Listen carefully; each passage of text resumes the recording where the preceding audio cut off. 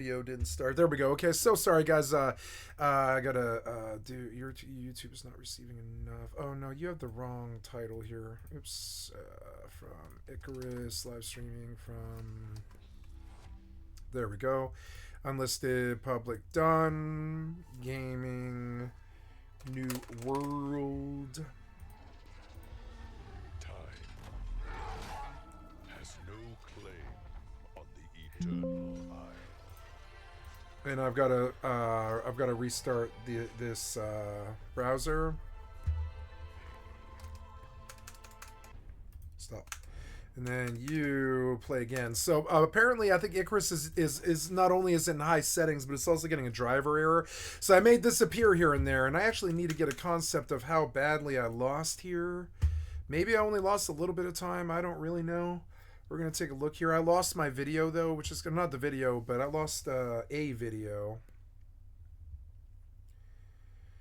Yeah, this one was 13.6, 30.4, and then I lost this one, which was only 122. No, never mind. It looks like it actually did finish. 9 gigs. Oh, yeah, no, I do have a glitched one, so, yeah. Or no, I don't know. Maybe it's glitched. Yeah, it looks like it might be glitched, yeah. So, I don't know. But, yeah, eh. There we go. Delete. So I don't know which is which, but I believe that this is a corrupted one. Yeah, that's the corrupted one. We're just gonna get rid of it. And there we go. We're back in order here. Just have to keep it all straight. I wish you would expand correctly. So Icarus, right? I believe that the settings are too high. Effects on medium, yeah. Okay, so good, and I want to exit before, or I can't remember if I already did, but I'm going to do it again if I didn't. Just going to make sure I got it right. We'll put the settings back down to something sane.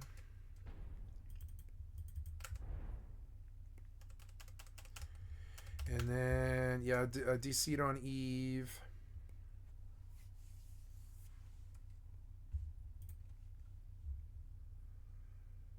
And then you are loading. Yeah, you're loading in, but it appears that New World died. No, New World did not die.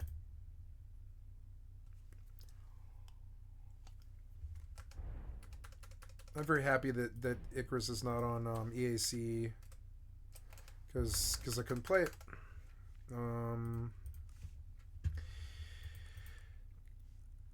Yeah, gameplay display, medium, all of it. Yeah, sharpness and all that stuff. Everything's on and all that stuff. But yeah, here we go.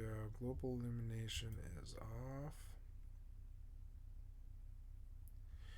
Oh, global illumination. Oh, so it's saying the global illumination is actually RTX, which I didn't know. Connecting.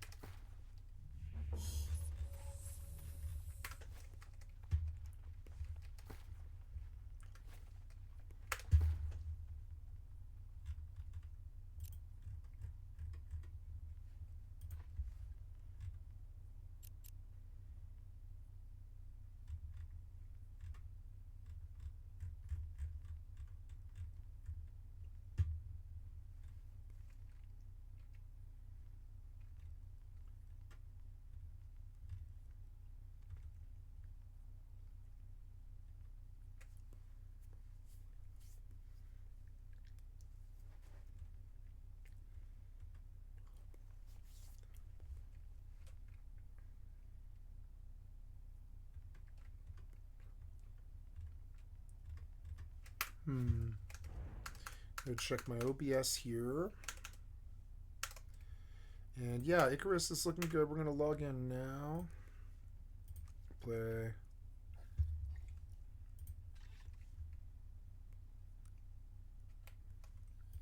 Zoom.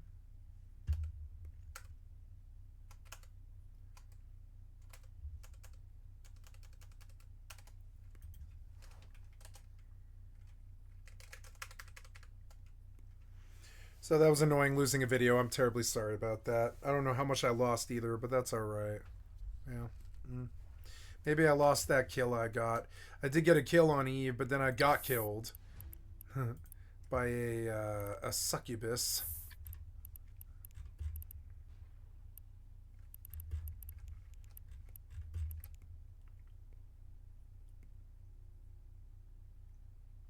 Yeah, that was a good fight.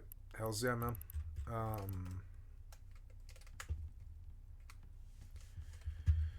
Yeah, so it's like the frames. Oh, there we go. The frames are back up where they should be, like 112 and stuff. And I realize now that I am kind of overstressing, or I don't know. Yeah, it looks good to me. It's actually sitting at 115 when it's caching. Yeah. So I was just the settings I chose were too high. The default that it thinks is good is not good. All right, what needs to happen? Oh, yeah. What? I need to tab to that client. I need to tab to this client. I don't know why you won't let me. This client is not acting too well, which is odd.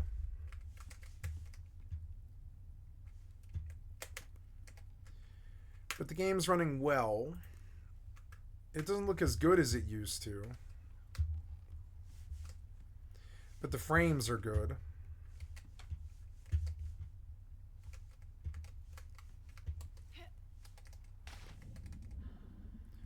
Awesome. Wow, there is so much fish, like endless fish. I'll go get some oxygen.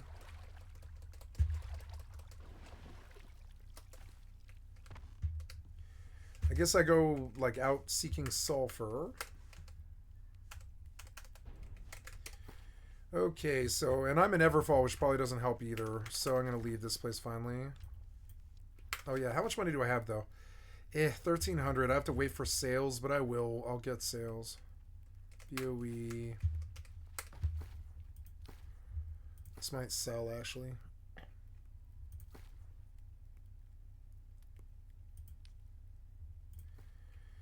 $610, 200, sure.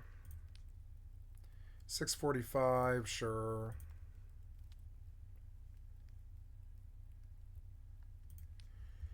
$674. Get 200 for this.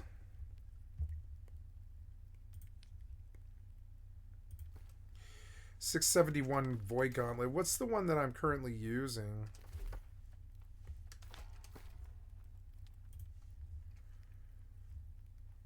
$699, excuse me.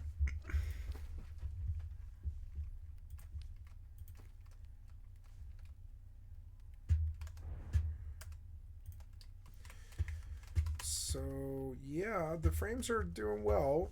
Game's playing better. I had the settings too high. Let's go see if there's anything I'm missing.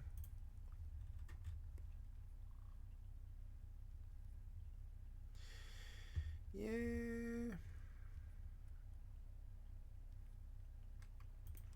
We could turn some... So we could take some stress off of it.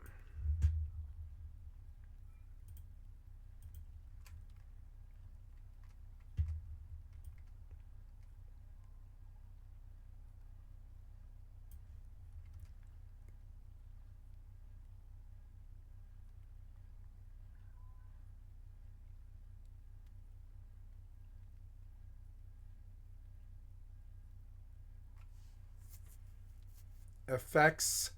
I want the foliage maybe on high, but all the rest of it can stay where it's at.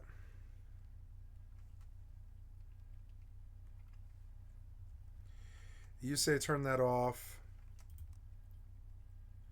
I don't like volumetric clouds at all, honestly. Skybox quality. Frame generation's on, and the RTX is off. Some changes cannot be applied. I've got to go back out again. But that's all right. You know, we're learning. I wish New World would stay resizable. It's fucking annoying.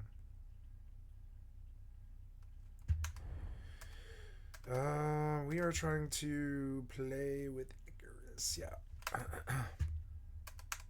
And minute. I lost what video I was watching. Oh, here we go. Whole This one, yeah. game? That is at least what he said. Yeah. Wow. Oh, this is so f***ing cool.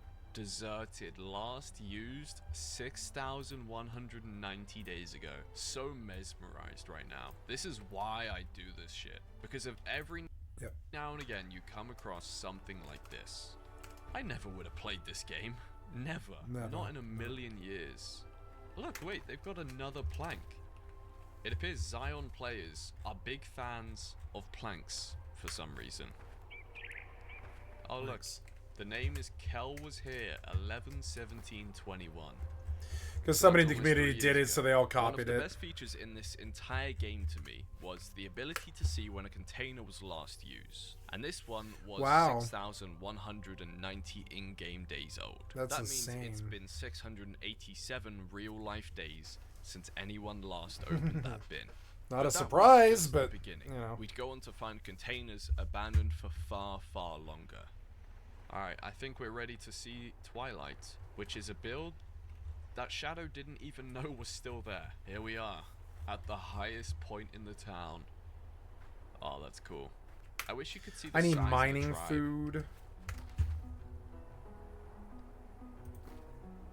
Wow.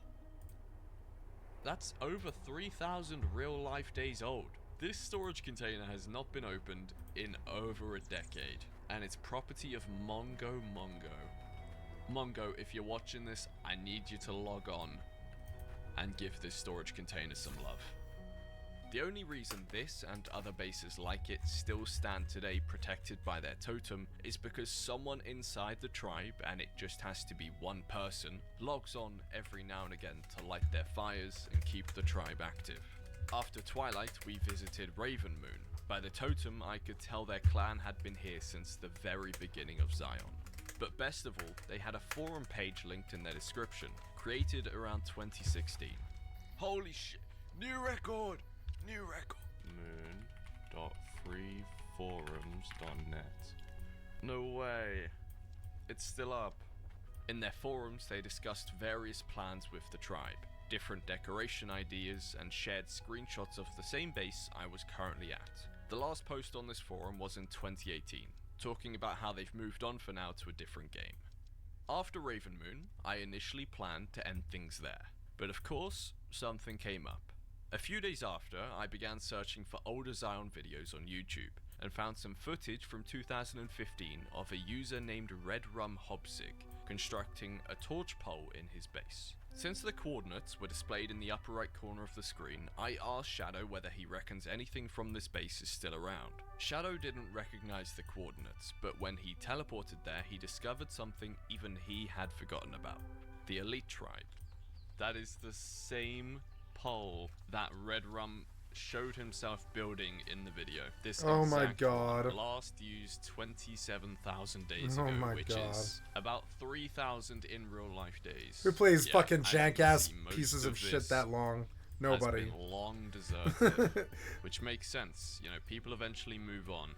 They're not going to play the same game forever. This tribe was well over a decade old and had clear of 100 members. The most impressive build was the hotel-like structure that featured 2 trees integrated as part of its design. Ah, this is so cool. The trees are fully integrated into the project on both sides. No, wait, I'm going to the wrong place with this, with these level of Well, let's weapons. see. Tribe info. Founded July 31st, 2022. Obviously, that is Zion Days in Memoriam Peen. Yeah, I think Peen was the original founder, but died at some point. That's really sad. But the build is still here. There's Peen. Oh, there you go. Property of Peen.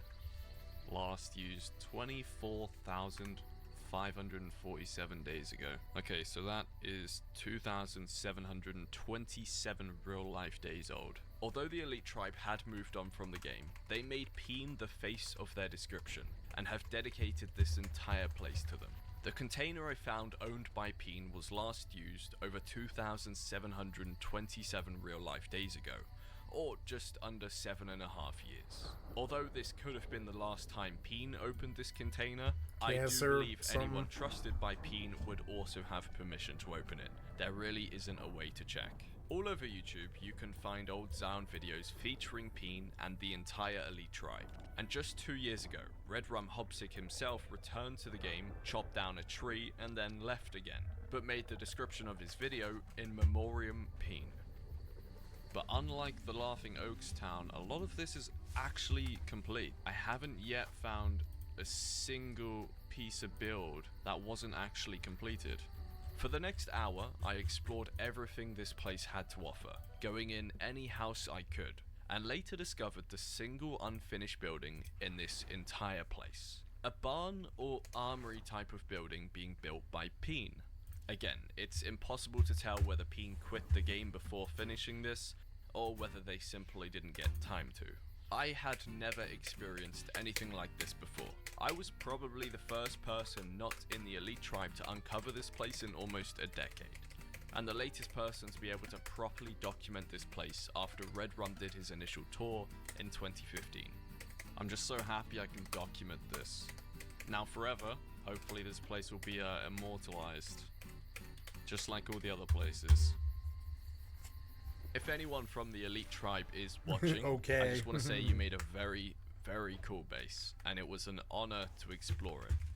After the Elite tribe debacle and everything else, Shadow even gave me a place to stay in his magic tribe, right on the edge of the map for no cost whatsoever. That's now where my account will probably stay for a very, very long time. I would just like to say I got this view for completely free. I didn't have to pay a penny. Feel free to look around the island. I own most of it.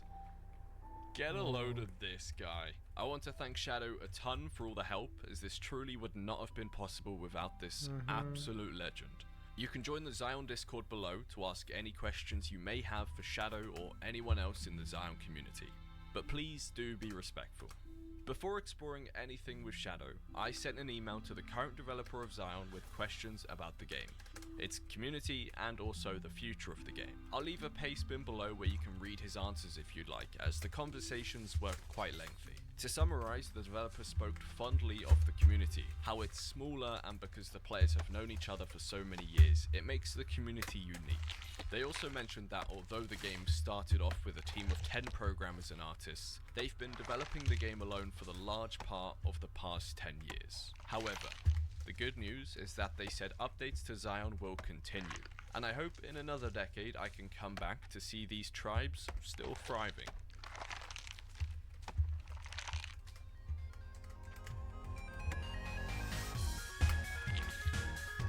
BF3 reality mod. Oh my god.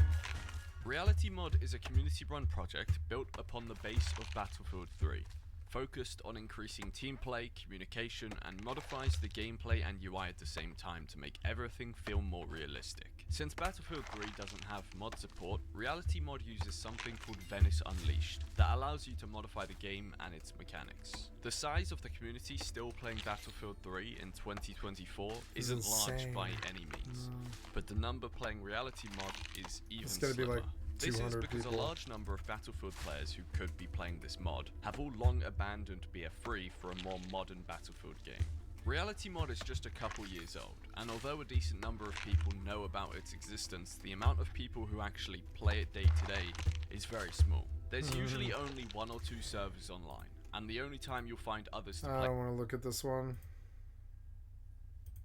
I think you just died. Graphics are good. Steve was a lovely guy. He spent most of his time giving everyone who wasn't familiar with certain aspects of the mod help, answering even the dumbest questions. He and was genuinely probably the being guy who very- made it, honestly. Oh yeah, this sad truth about Starfield, right? Melanie defies husband on major issue in new book. Woman assaulted while streaming at TwitchCon. TwitchCon. TW TitchCon.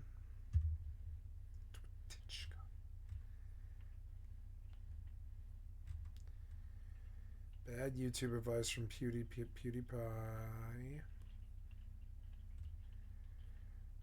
It's 20 survival games that are harder than your life. That looks actually like the most one that I'm most interested in. resource management, strategic thinking, and dealing with unpredictable threats, be they nature, monsters, or other players. Survival games, of course, aren't realistic in the literal sense, but they're designed to feel real. The way they test players actually feels like something you might have to kind of go through to survive some kind of constant struggle with very high stakes. And an authentic experience in a survival game is bound to push you to your limits. Hi folks, it's Falcon, and today on Game Ranks, 20 survival games that truly test you. Let's get started with number 20. It's Stranded Deep. Let's start off with as traditional as a survival game as you're going to get. Stranded Deep puts you on a randomly generated tropical island with the basic goal of surviving and eventually finding a way out of there. You got a beautiful tropical environment and an unforgiving world where death waits around every corner, especially early on. Like many survival games, the hardest part is right at the start when you're still learning the ropes and figuring out how the game works. Once you build a proper raft, the experience gets a lot easier, but until then, the game pulls no punches. In terms of survival simulation, it's not the most in-depth or hardcore. That might be part of it too. Counting calories and painstakingly crafting every stick for a fire, but it's not exactly easy either. You do need to find clean water, and you can get food poisoning that'll dehydrate you super fast. Clean water is at a premium, so dying of thirst is fairly common for first-time players. Oh, what's this? A coconut?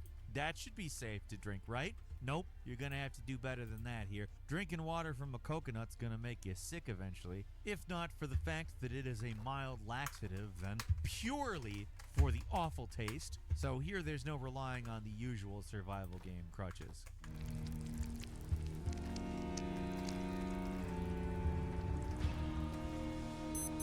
At number 19 is The Forest / Sons of the Forest. What starts off as your average survival game becomes something much more horrific. Once again, it's not the most realistic or in-depth survival experience. Just trying to stay alive in a hostile environment is actually the least of your concerns when you're stuck on an island inhabited by vicious cannibals and violent cave-dwelling mutants. So death rarely comes from starvation or sickness. You're mostly meeting your end from a serrated blade of a blood-soaked psycho, but there's still some challenging and realistic details in these games. Base construction is more hands-on than you usually get in a survival game. You actually have to cut down trees by hand. You cut those trees into logs and then boards, and all of a sudden it's a woodworking YouTube video. Building walls is not as simple as placing down a blueprint, and it just auto-filling. You actually have to put the wood in place to build it out. If you want to make a tent, you just lay down a tarp and add a stick, instant tent.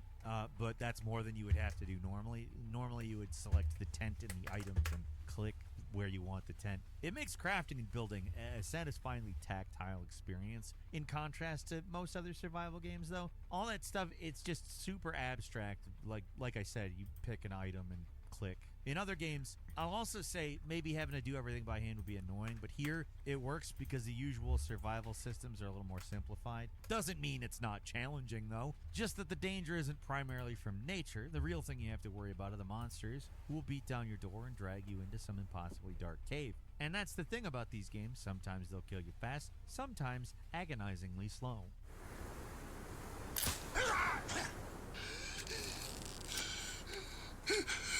Why would you have that crappy, totally, like, overly fucking, like, dramatic crossbow? Where would you get something like that on a crappy island like that? It's ridiculous. This game was so bad. Fucking cheesy. And what's with the racist fucking native thing? Like, come on, man. And number 18 is The Long Dark. Even though it's not technically complete, the story mode somehow still isn't actually finished yet. The Long Dark is a modern classic of the genre for good reason. While games like The Forest are more like monster mashes with survival elements, The Long Dark is about surviving the cold, harsh winter of northern Canada. There are dangers like wolves and bears stalking around. They're terrifying in their own right, don't get me wrong, but what you really have to worry about is the cold. Cold is the constant danger and the most consistent killer. Just being outside is dangerous in the long dark. How temperature works isn't exactly one-to-one with reality. It's gamified and abstracted, so you don't have to worry about your core temperature. And regardless of how cold it is outside, interiors are always the same temperature. Still, the game manages to do an admirable job of keeping the cold a constant concern. You have to dress up in multiple layers of clothing, all of which will eventually break down after extended use. They require repairs. Yes, you're generally safe inside, but the more time spent indoors, the more stir-crazy you get with the literal cabin fever affliction. So you always have to be on the move, and even places where you're safe can start to feel dangerous after a while. The toughest thing about the game is there's no sustainability. Your only means of survival is through scavenging, and once you've picked a location dry, all you can really do is move on to the next place. Eventually, resources are just gonna run out. You won't be able to repair your clothes and get food sources. Everything just gets more scarce as time passes. In survival mode, you're eventually gonna die no matter what. It's a matter of how long you manage to keep going.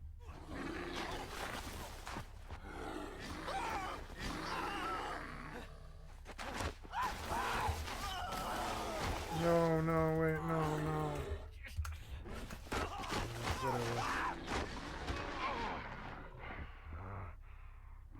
At number 17 is Ancestors, the Humankind Odyssey. The game isn't difficult in the traditional sense. It's not a super hardcore simulation, but rather it's a more linear survival adventure. But the basic act of just playing the game is obscured. Almost nothing beyond the bare minimum is ever explained. And this isn't just some standard survival game, it's unlike almost everything else out there. That makes an extremely frustrating game for people who don't just look up what you're supposed to do.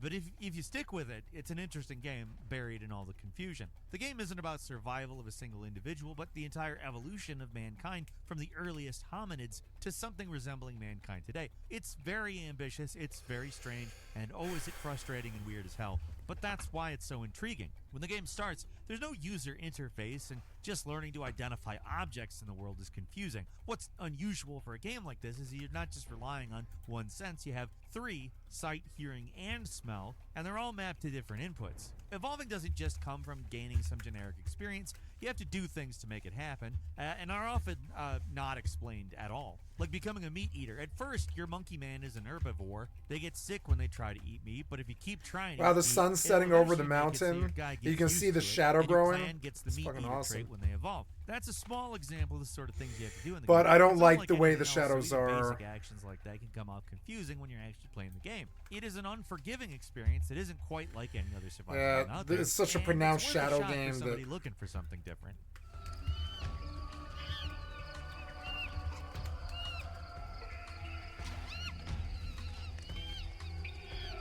And number 16 is Green Hell. Now here's where things start to get really hardcore. Green Hell it's a survival game set in the Amazon rainforest. It pulls no punches in survival simulation. Nothing is easy about this game. Your diet is complex. The various plants and animals all have special medicinal or dietary purposes. And eating is just one of the things you have to do to survive, and it's definitely not enough on its own. There's hostile creatures and natives, but the most dangerous thing out there is the environment itself. Walk through rivers and you get leeches on your limbs. Blast-storm weather Sleep on the event. ground, you get worms that tunnel under your skin. You have to remove them with a knife. Yikes. Getting food poisoning, super easy, and once you're sick or injured, it's very difficult to get healthy again. Just doing something simple like lighting a fire is difficult. You need sticks, an ignition tool, dry tinder. If it gets wet, then it's ruined. And most importantly, the stamina to actually use the tool. If you're too tired to rub a stick, then you're screwed. Once you eventually understand how the game's many systems work and what the various plants can and will do for you, it does get a lot easier, but even then you're still constantly on a knife's edge, carefully balancing your food sources. You will get sick, so you gotta worry about that. And oh yeah, the hostile creatures that want to ruin your day. Green Hell manages to effectively mix gameplay and more survival, hardcore type stuff to make one of the most challenging but still relatively accessible games in the entire survival genre. And number 15 is My Summer Car. Green Hell may be the quintessential survivor game. My Summer Car isn't. It's bizarre. And that on the surface doesn't sound like a survival game at all, but believe me, it is. You play as a Finnish teenager on a summer break who has one and only one goal: to build a car. You start off in a house, You have beer and snacks, so what's the problem? Well, the stuff in your kitchen is only going to last so long, and eventually you're going to need groceries, but there's one little problem. Your car isn't just a fixer-upper. It's a blank frame. That's it. That's what it is. To build the car, you have to attach literally every single possible piece of the car to the frame, piece by painstaking piece. Those parts need to be secured by bolts, which are all different sizes and require different spanners. Just building the car is a nightmare. It's incredibly realistic in the construction, but it's so precise you either have to be a mechanic in real life to figure it all out, or you have to look up what to do online. Even then, it's very tedious, and that's just the start of the game. You've got multiple meters you have to keep topped up. Why? Why would you do this? It's like being a mechanic in a crisis. Why would you want to do this? You have to keep an ample supply of booze and food, which requires a grocery store. You'd think that'd be simple, but in my summer car, your average Sunday drive is a life or death struggle. You got a long way to go, and the car is barely holding together. You're in constant danger of ending up in a ditch, and dangerous drivers will happily smash your car into tiny bits and drive away like it's no big deal. Inexplicably, the world of My Summer Car is one of the most deadly and difficult survival games out there. It is possible to inexplicably, but good luck lasting that long. Yep. And number 14 is This War of Mine, an unusual survival game that's less about... I played This War of Mine. It really was fairly depressing. More about the survival of a group. At the start of... Oh, I'm sorry. No, I didn't play this one. I played a different one that was a lot like this. Where you're all holed it was so good, though. It was on Xbox. Supplies are short. Safety nets are all broken.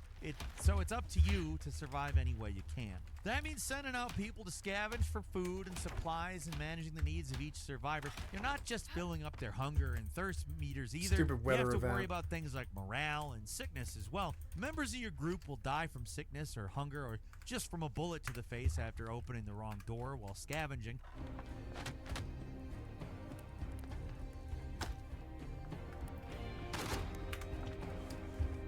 It's a brutal world out there, and often it's just up to the roll of the dice whether someone lives or dies. It's all mostly abstracted and plays closer to a management game than a full-on survival, but the unrelenting difficulty and the focus on trying to stay alive during a violent civil war really puts you in the headspace of a survivor, even if the presentation and premise is far removed from what you normally see in the genre. Oh, there we go. And number 13 is DayZ, one of the granddaddies of the survival game genre. This game started out as an Arma 2 mod before becoming a standalone product in 2013, and it's still going strong today. This multiplayer game is mercilessly difficult. If the erratic zombies don't kill you, then other players absolutely will, and if you die, it's all over. You lose everything after death. Even if you try to stash things away in something like a tent, other players can still find it. The survival mechanics are just as merciless as anything else. The game thrives on realism in many large and small ways, and if you don't know just how detailed the game can get, you're gonna be surprised.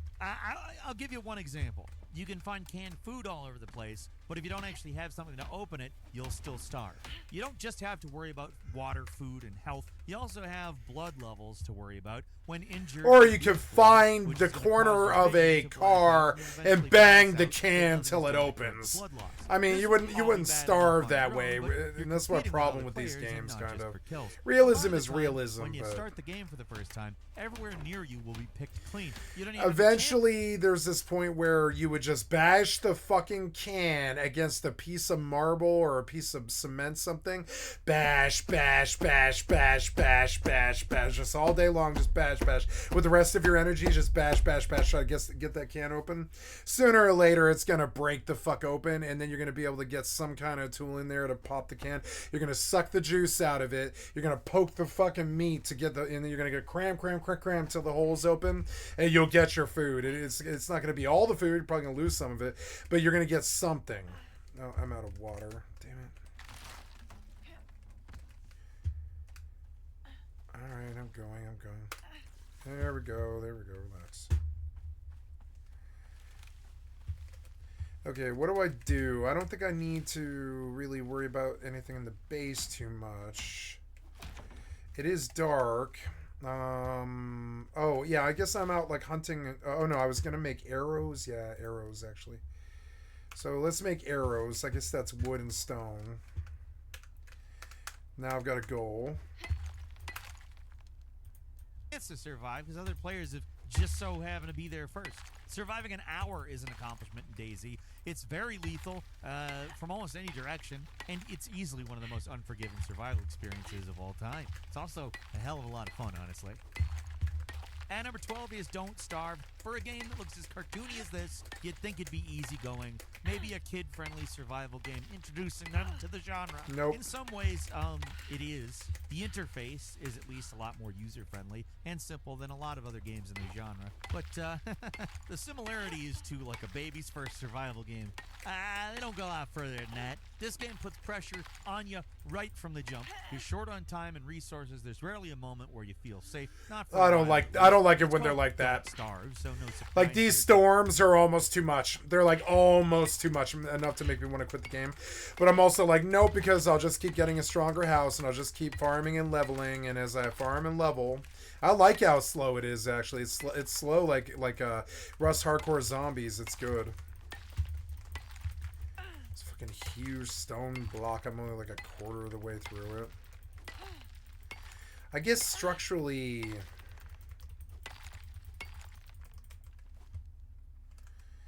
Now I'm out, so I'll go... Oh, I logged on the wrong character again. So something happened here, I think, where it's, like, not as bright as it should be. Hell, since I'm on her, I'm gonna fucking farm these. I like this character. I don't know when I'll next play her, but...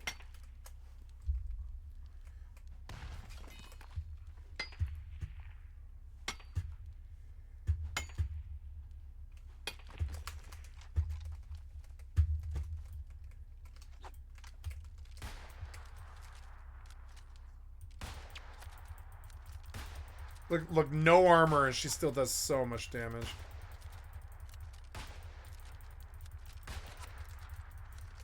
Like, that's even a lot by, like, level 60 standards, which is sort of weird. Gear does not matter in this game.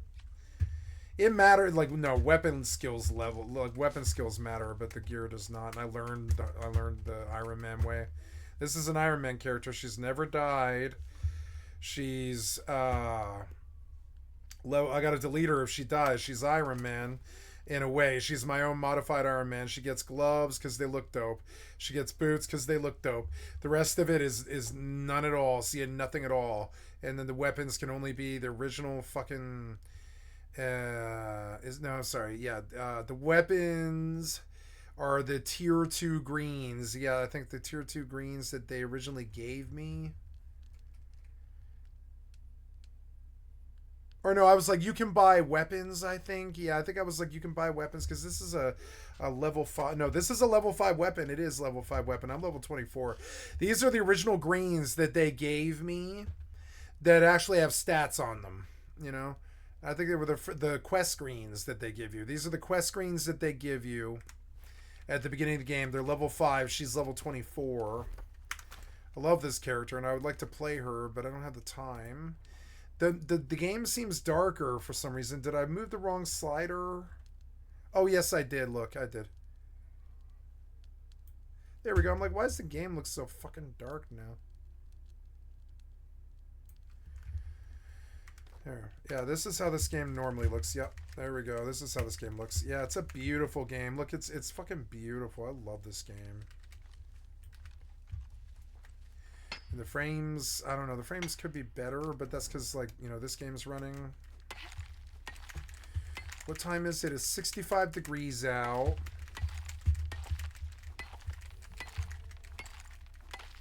What's this now?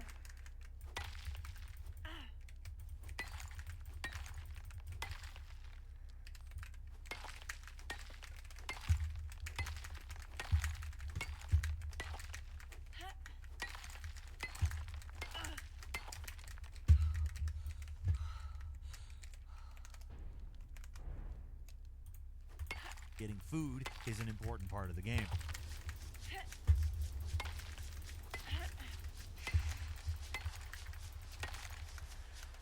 Oh, yep, gotta do the vendor. Oh, no. But I'm at 51 out of... Oh, no, did I die? Nope. Getting food means exploring, which puts you in the path of deadly monsters and an even deadlier night, which is not something you want to be caught out in. The survival elements are straightforward, to be fair, but it's how they're implemented into the game that makes it so challenging. Of course, with all the right knowledge, the game is a lot easier, but that doesn't mean it makes it easy, just less lethal.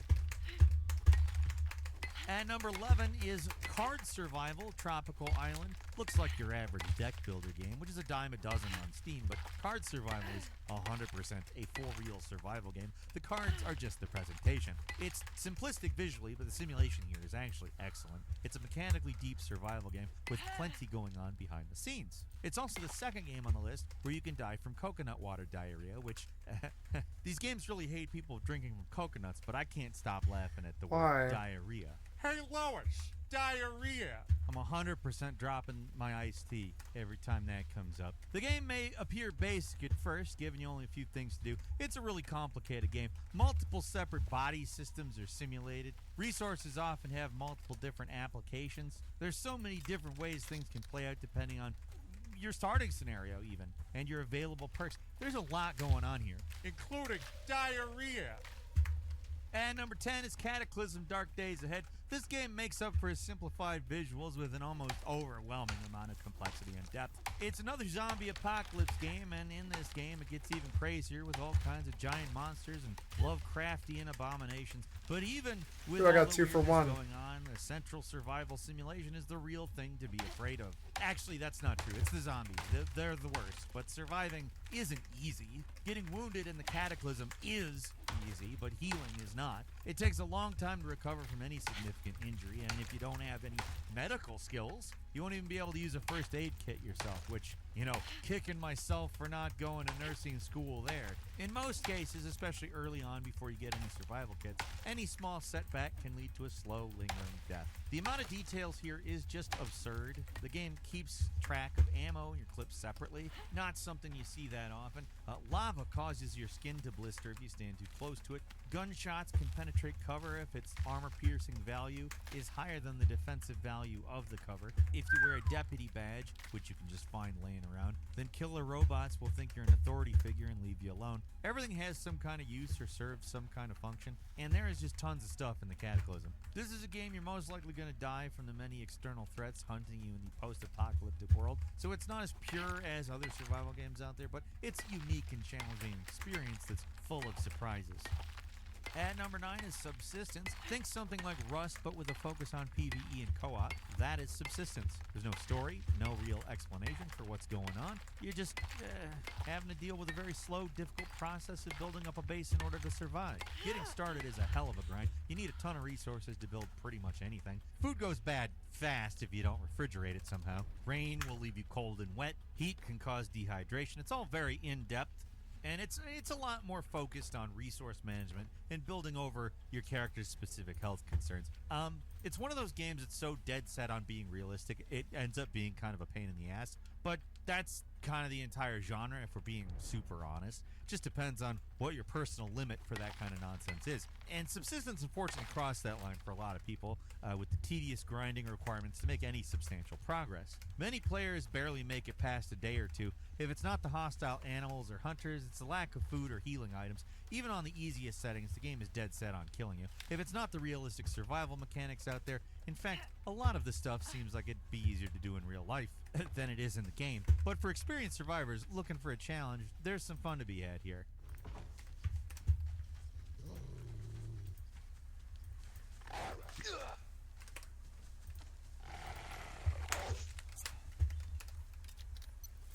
And number 8 is Oxygen Not Included. Take some of the My friend Dogdraft said this was a really good game. complex chemical simulations going on in Kerbal Space Program. Throw them into a survival game and make everything even more absurdly complicated, and you got Oxygen Not Included. Like Don't Starve, this game looks kid-friendly and approachable, but looks are deceiving here as well. This is actually one of the most in-depth physics and chemistry simulations in any game ever, period. The central gimmick of the game is that oxygen is at a premium. The little colonists start off in a relatively safe pocket of this randomly generated asteroid with a little bit of O2 to keep them alive, But beyond that, you're on your own. As your little guys breathe in air, that O2 becomes deadly CO2. Machines that do anything at all generate heat, and because you're in a closed environment, that heat has to be transferred somewhere, or all your little guys are going to cook in their own juices. Gases spread realistically, so it's possible to have oxygen spread too thin to be usable. Certain gases you need for crafting or action, moving them around to change their state, or just getting rid of them. It's all required depending on the circumstances.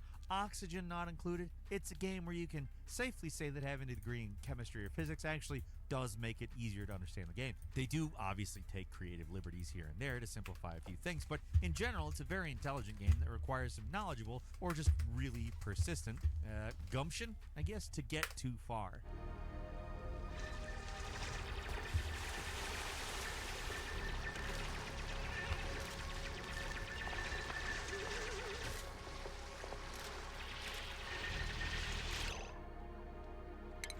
Oh, it's 7 a.m. Okay, oops.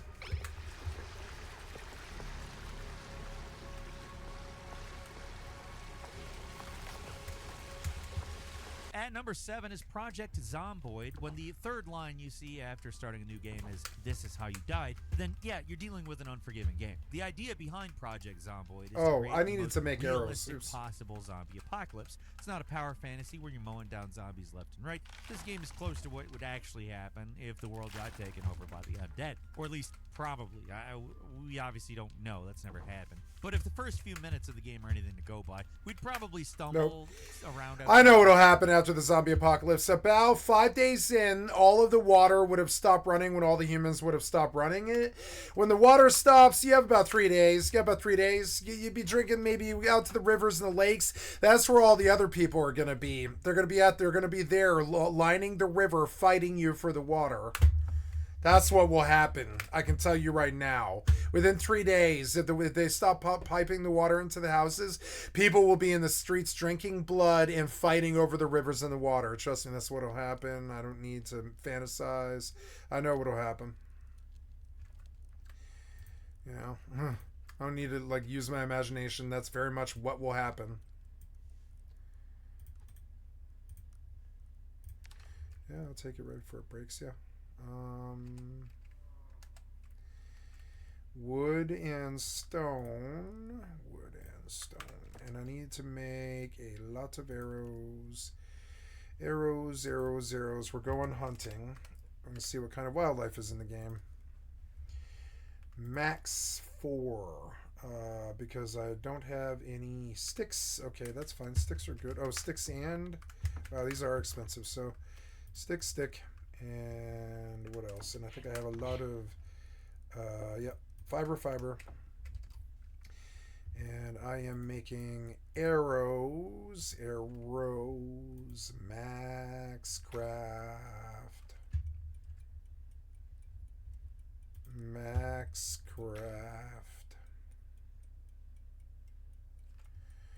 Oh yeah, tick up that XP, baby. Keep it coming. This will be what, 10 seconds? Yeah. No, about 30. For a few minutes, draw the attention of every zombie in a 3-mile radius, and then die unceremoniously. That's generally how your first few runs this game go. If only it wasn't isometric, and if only the I don't know, something about it. I don't know. You know, I liked a game that was really good, but it wasn't too polished yet, but it's on its way slowly. I forget the name. It's on my Steam list. It's no.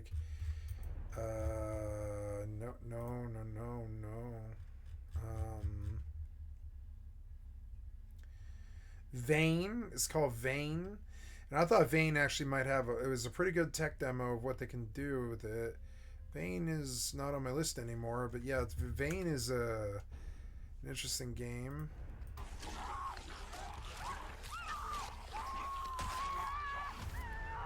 The start of the game is once again the hardest part. Just surviving the early days of the apocalypse is extremely difficult because any small cuts or sprains can spiral out into long-term injuries if they're not treated. Your character's mental state is just as important as their physical condition. It's easy to fall into depression if needs are not properly met.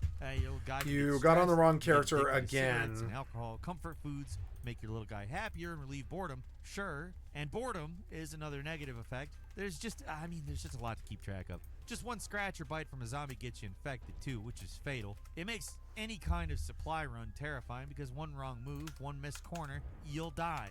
It's a very unforgiving game at times. It can feel almost random whether you live or die, but that's the goal of the game. Life isn't fair. Sometimes you'll be able to build a self-sufficient base that's all but impenetrable. Sometimes you cut your hand on some glass.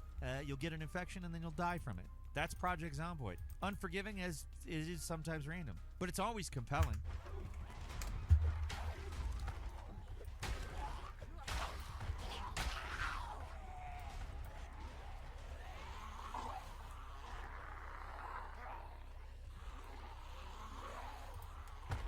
Ad number 6 is Neo Scavenger. This turn-based survival roguelike is unique.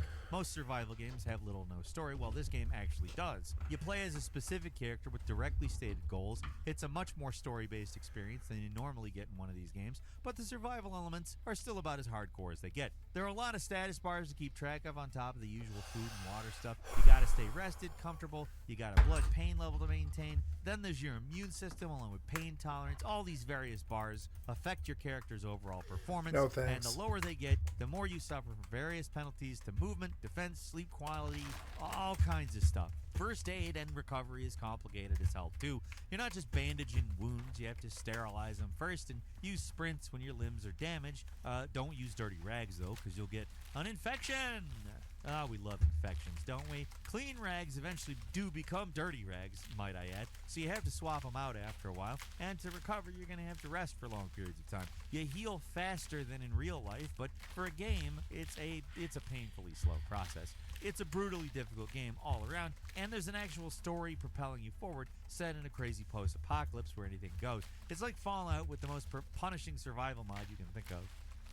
At number 5, it's Stationeers, a space-based survival game at its most unforgiving, and I'm not exaggerating by saying without a coding or engineering background, this is going to be a tough game. However, the works of Stationeers is extremely in-depth. There's very little in the way of abstraction, so even basic systems like electrical wiring and oxygen management, they're tough.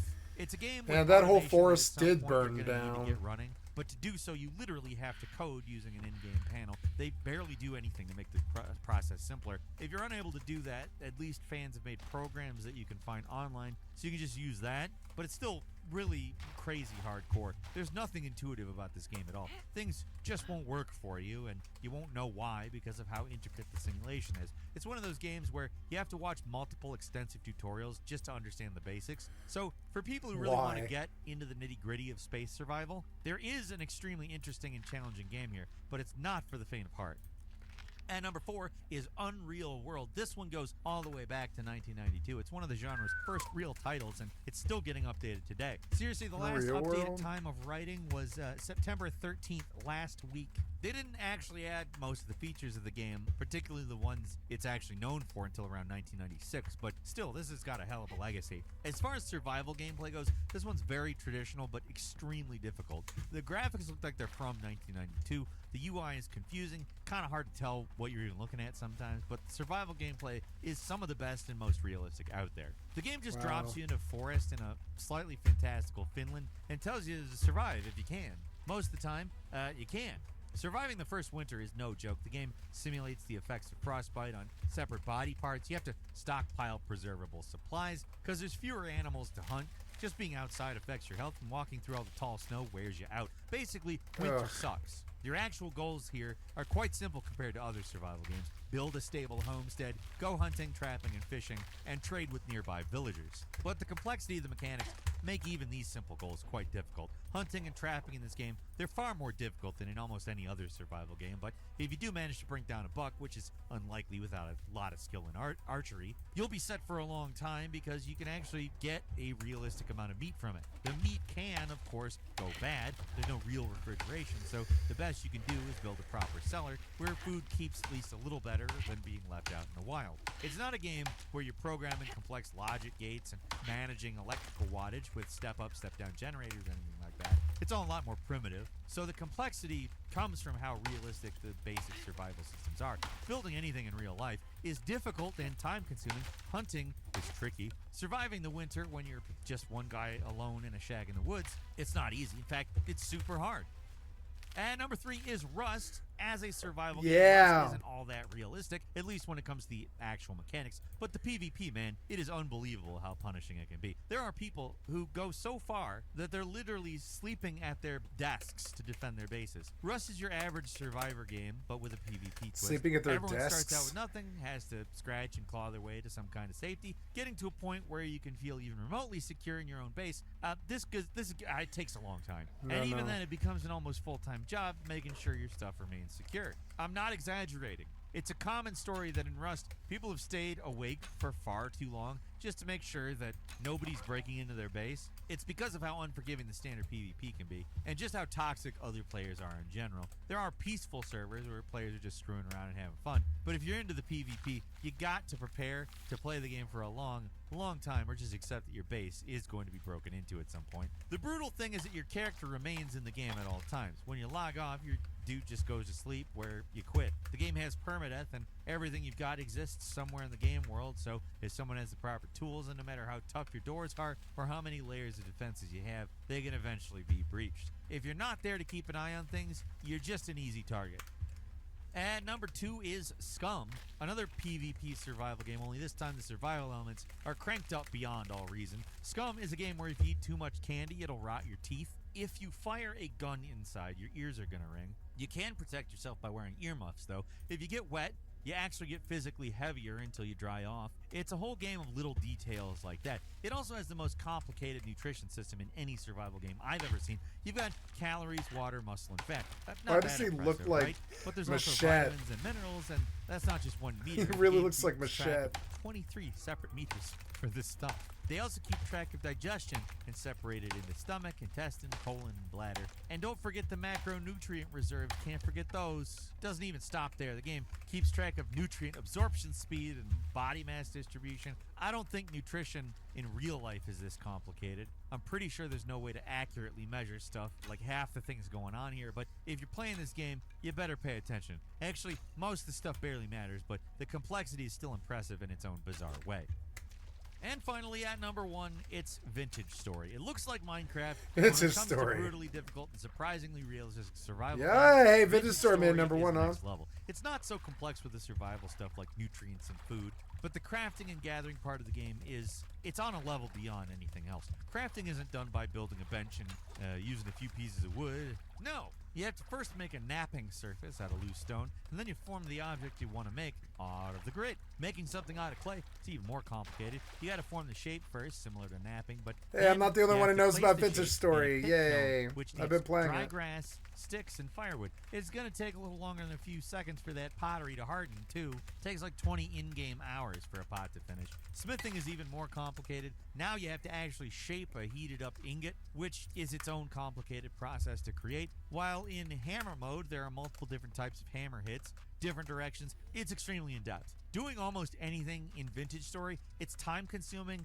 difficult, and it tends to require about 3 more resources than you probably used in other crafting games. It's a game that requires patience and diligence to get anywhere. It's not unusually punishing or anything to play like, most of these games. There aren't a million ways to die out of nowhere, but it requires Crash. so much work to do even the most basic things. This one is only for the most dedicated survivalists out there. It's unforgiving and challenging not because it's so brutal, but because it's almost as slow, tedious, and exhausting as real life. And that's all for today. Leave us a comment. Let us know what you think. If you like this video, click like. If you're not subscribed, now's a great time to do so. We upload brand new videos every day of the week. Best way to see them first is, of course, a subscription, so click subscribe. Don't forget to enable notifications. And as always, we thank you very much for watching this video. I'm Falcon. You can follow me on Twitter at Falcon the Hero. We'll see you next time right here on Game Ranks.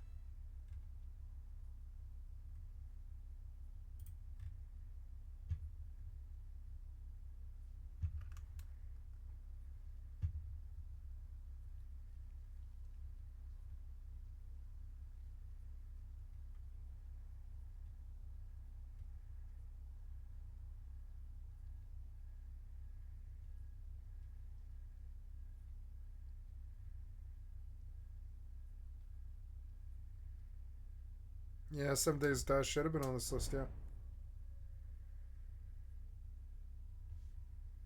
Hey, other people that like Vintage Vintage Story. Just bought it.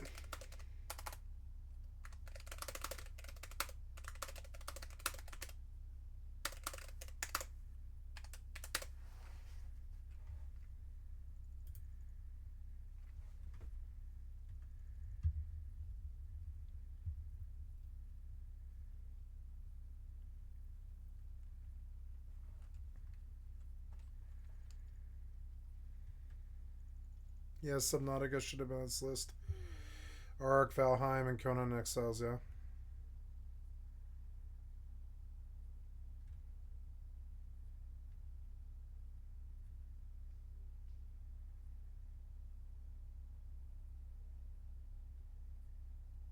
Yeah, but the mods aren't updated, though.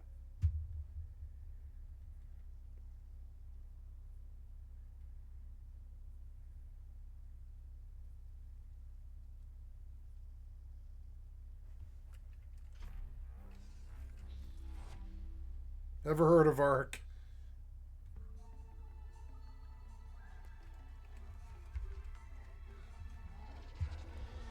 Time has no claim. I really wish I wouldn't play that. Zenless Zone Zero version 1.2. No, thank you.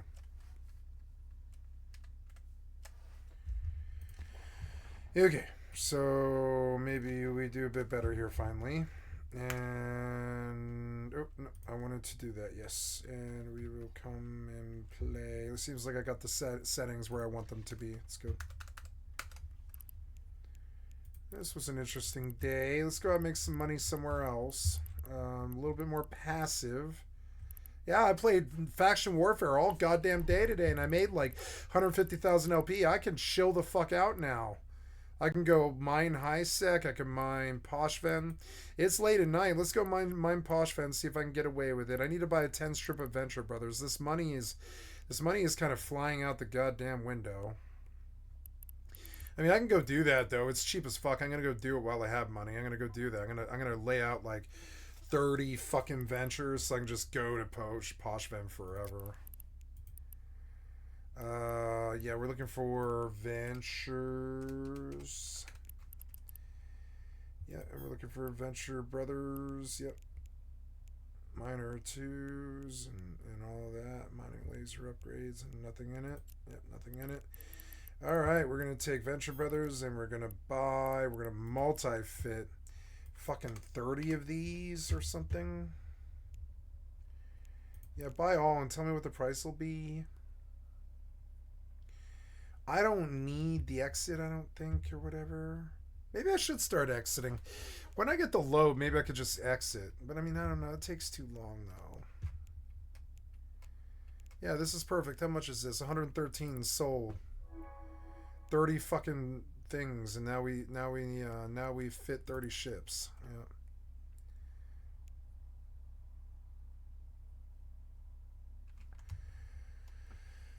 Resume.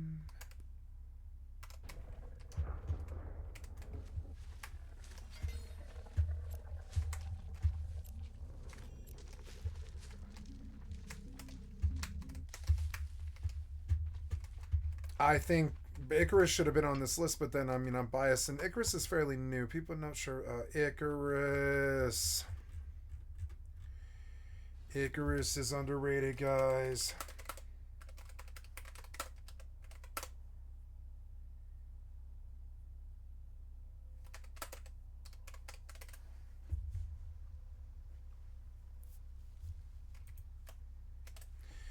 Get Icarus fell in love instantly.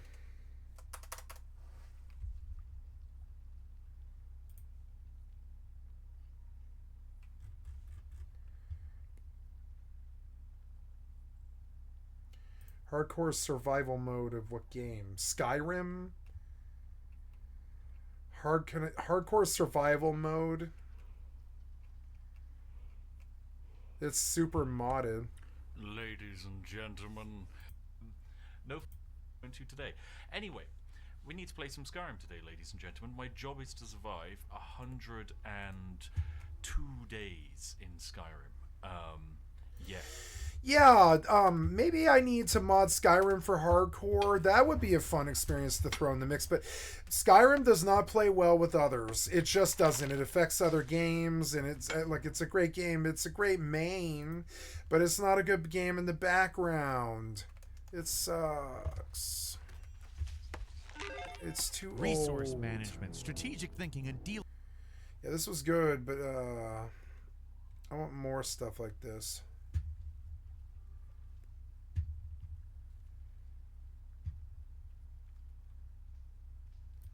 Here, try this Hey guy. guys, welcome back to the channel. Thank you, Are Games you on a search Explorer. for that next survival game? I am. Or maybe you and your friends want to try some shenanigans while fighting for your lives.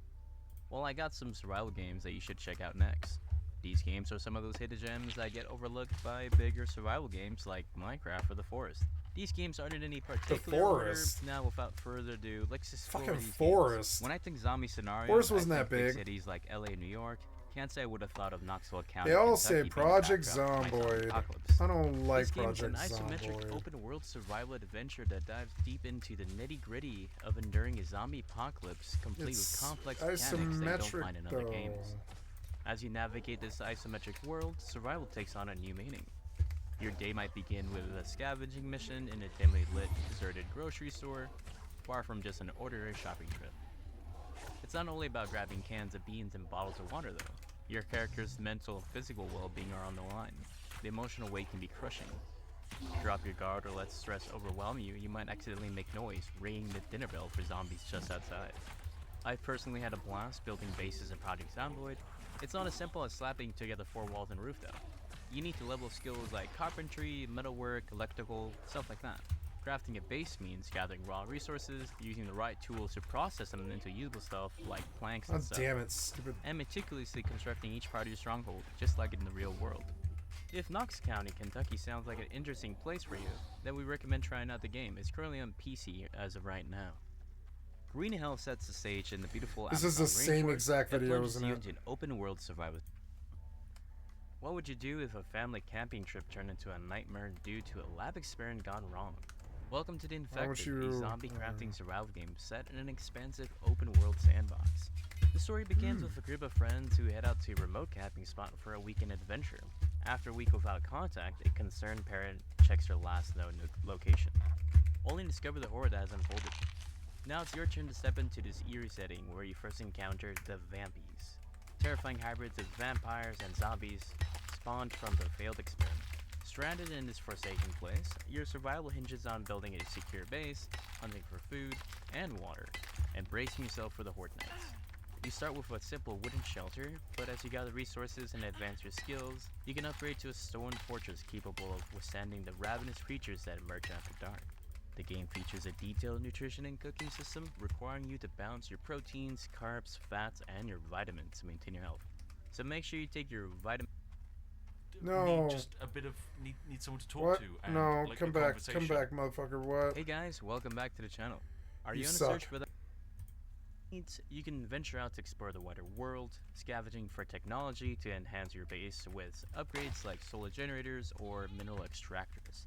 Nighttime brings in its own Level set of 28 horrors. rabbit? Alongside the regular hordes of infected, mini bosses can spawn. Larger, more formidable enemies that will test the strength of your defenses. I found these nights particularly intense. The fear of being overwhelmed is constant, and preparation is key to survival. The Infected is a thrill ride of survival and horror, exclusively available on Steam for now. So better luck next time, console players. Imagine your city transformed overnight. He really into doesn't a like war zone. console This players. war of mine plunges you into a besieged city where survival means more than just fighting enemies. It's about protecting what you have left after the war. Inspired by the siege of Sarajevo, amongst other conflicts, this game shifts focus from the I battle. own all Viper these loading. games. This sucks.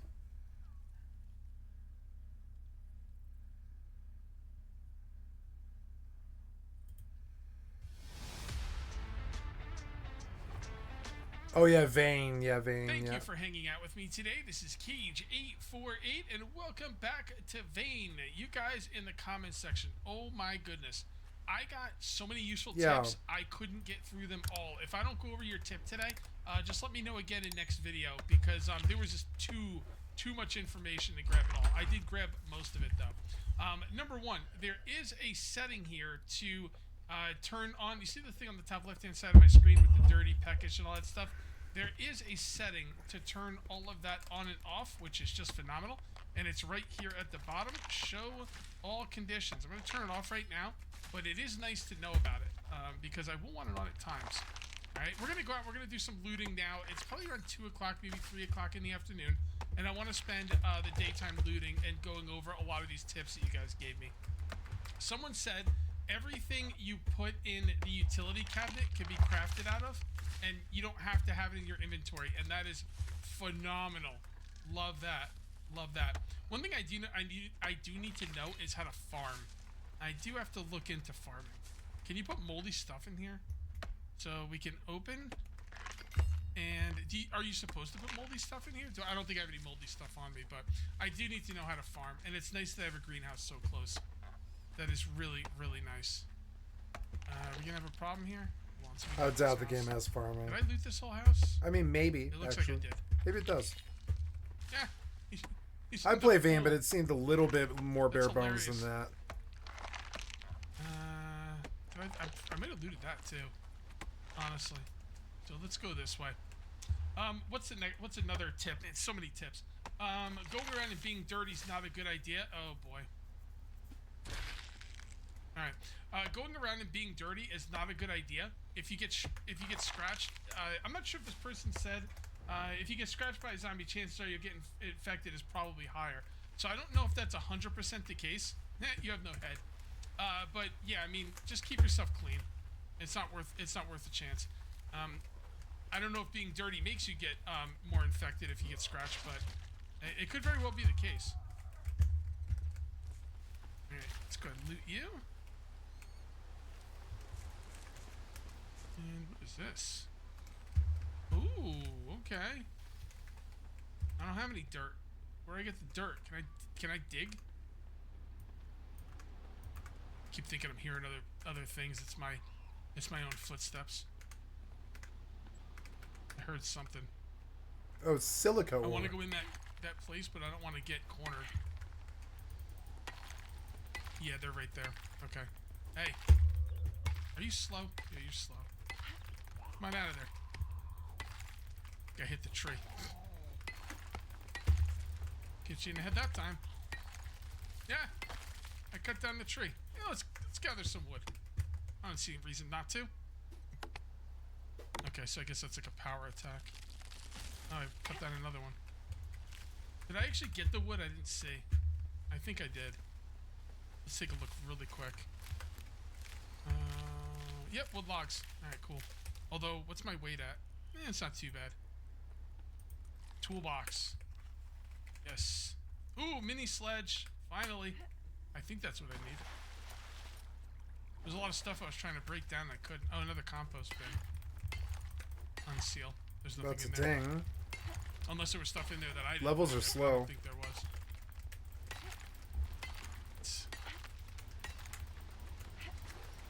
Whoa. Oh no. What the fudge Hopefully is he this? falls. Oh, the fall. Can they doesn't all do hit. that, or is it special zombie? No, it's just a really ghetto game in terms of how much money they Would have. have been a special zombie. That's $6. Still really good for what they have. More professional than it Alright. should be. I don't think I'm gonna loot too much in the garage right now, because what I'd really like to get is food. Although, do I have a lot? Oh, here we go. By the way, there's a repair bench that I can make that I can repair my my axe with. So that will be very nice. Yeah, so try and stay clean. Alright. Also, mouse over the top window to put down the blinds. I didn't realize. I thought there wasn't any blinds on the windows in my house, but there was. See how this, like... First of all, what I was trying to do is I was trying to move the curtains. But you can't move the curtains. But if you look up, you could put down the blinds. See, when they were open, I didn't know they were actually there. Dustpan for... Oh yeah, that's right. I need a pot. I need a pot real bad, man. And I can't believe how rare the pots are. Are they normally this rare, or am I just getting special luck? Okay. Is that a bagel? Hold on, I could go for a bagel. Oh, hell yeah. 4%? There's no way. A bagel should be much higher than that. Trust me, I used to make them. Yep, me too. Search. A very dense bread. Search. Bean soup, orange marmalade, cast. Another pan. Too many pans, not enough pots. Hazelnut spread. Ugh, gross. I'd have to be really hungry to eat that. Oh shit. See, like right here? Okay. Just clean yourself. I don't even know what I'm at. I'll just clean myself a couple times. Alright, so that is it for all that stuff. Did I search this person? Yes, I did. They're in their underwear. At least they looked like they were. No, okay. I'll probably get stuff in the garage, but not ooh. Oh, it's a TV, okay. Oh, okay, so someone told me that you can watch Night of the Living Dead. Remember I got the Night of the Living Dead DVD? Yeah, you could watch it. And then you might be asking, really? They're going to let you watch a movie? The whole movie. Yeah, because it's weird because I caught a DMCA on YouTube for that. Like it was because I restreamed Night of the Living Dead, which apparently is some kind of like scams and deceptive practices or whatever this they got me for. I forget what it was. But in the game, they're legally allowed to do that because they're not like doing it live. They're not doing it live. They're not like borrowing somebody else's material to do live and stuff. It's interesting. Oh no, I didn't get any watermelons because I'm full. Yeah, I'm full. So let's drop 3 wood over watermelons because they're more valuable. Nope. Try again.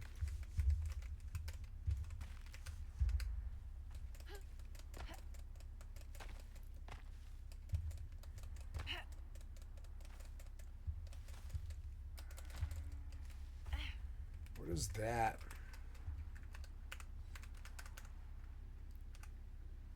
Oh, it's salt. We're good, but I don't have room.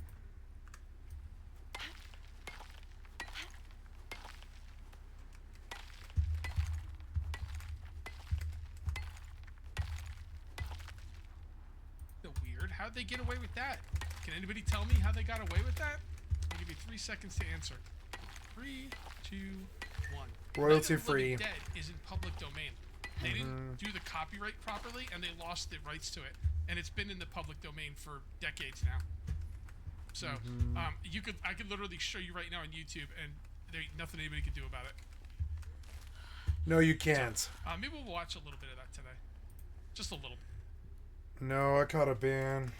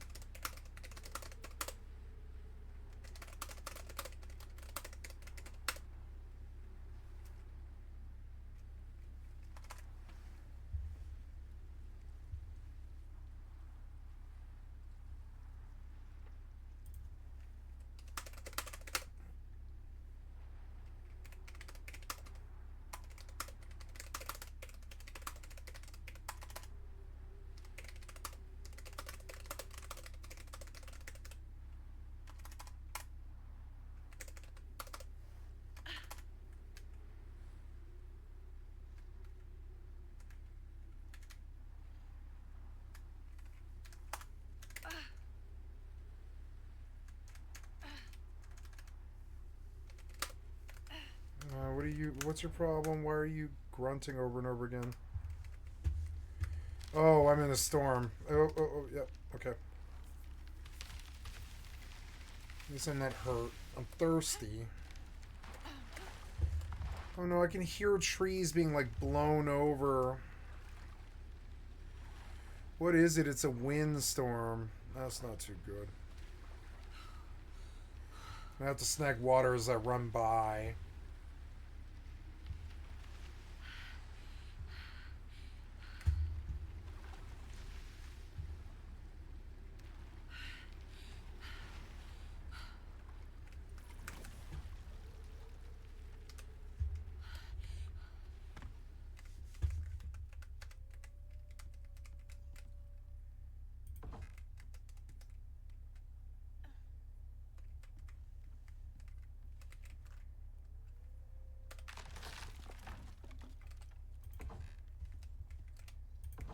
Ah.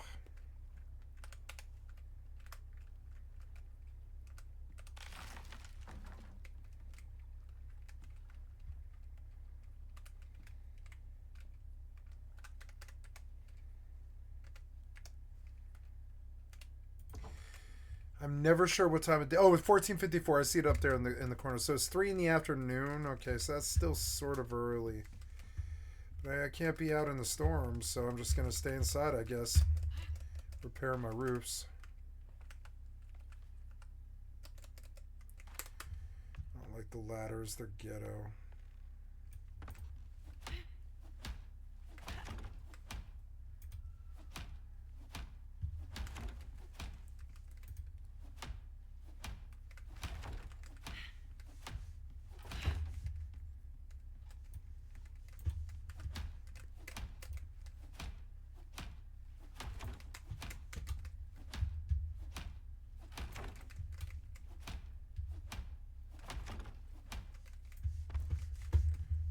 Oopsies. Oh, storms or windstorm, huh? Yeah.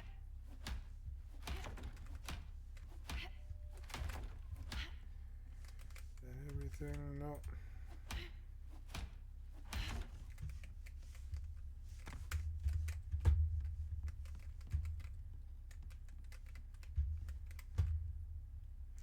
Ah, yes, that would do it.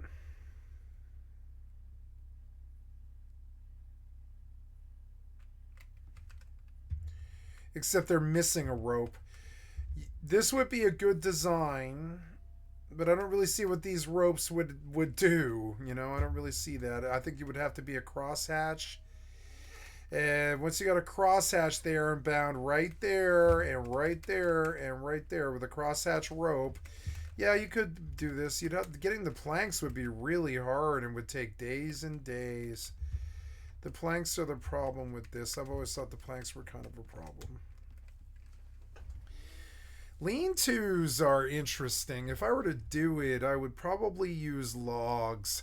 I would build a log cabin. That might be a fun video game, or sorry, fun video to watch on YouTube. How to build your own log cabin, right? How to build a log cabin fast and easy, right? Yep. Let's go look at how you do this fast, right? So I've decided to shift gears a little bit. I was originally going to do a saddle notch log cabin. That's how I've always built mine. I think they look saddle sweet, notch. and I've gotten pretty efficient at it, but I want to kind of try something different, and I'm going to go with a method.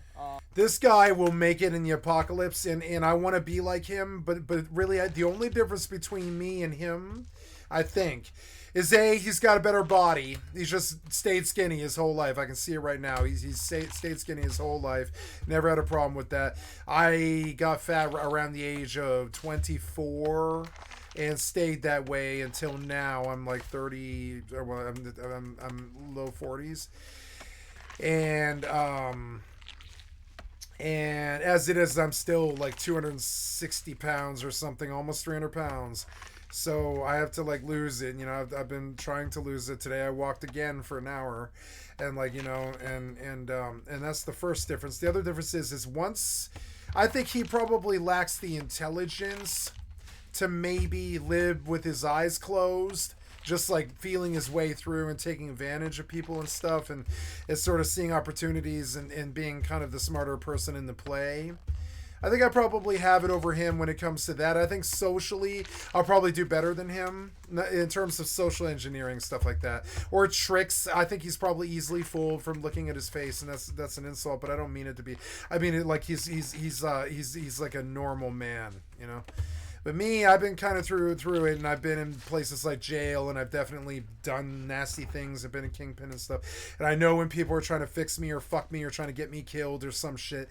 That's the difference, right? But other than that, I would say if I had the same knowledge, which he's about to impart to me, I don't really see the difference between me and him. The only difference is I don't know how to build a log cabin because I've just never looked. You know, this man seemed to really want that for some reason. I don't want to live in a log cabin, so I never looked, right? But when you think about when I play games like Icarus and I build a log cabin like this, basically, I'm like, A, it would never look this clean and uniform. B, this is kind of a worthless house that would fall apart. C, logs are much better, as you're about to see. So I go and look for the first time how to make a fucking log cabin, right? Which is something I never thought I'd ever do before. But yeah, how to make a log cabin. And yeah, kind of an interesting thing.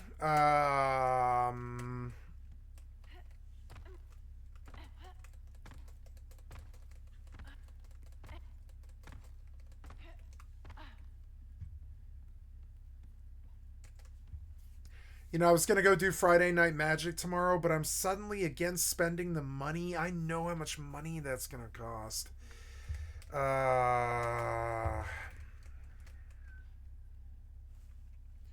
I'll just cancel tomorrow. I'll just cancel. It's fun. I know that I would prefer to work. I know I would. It's stupid, but I do. I know I want to work. I'm pretending that I don't want to work. I do. I want to work. I know I do. It's annoying, but I do. Ladder's stupid. I don't need it. It doesn't go anywhere. I want to remove it. You to pick up. Yeah. Inventory full. Oh yeah, that's why I came back here. Yeah. So add to stacks. Add to stacks. Add to stacks. Good.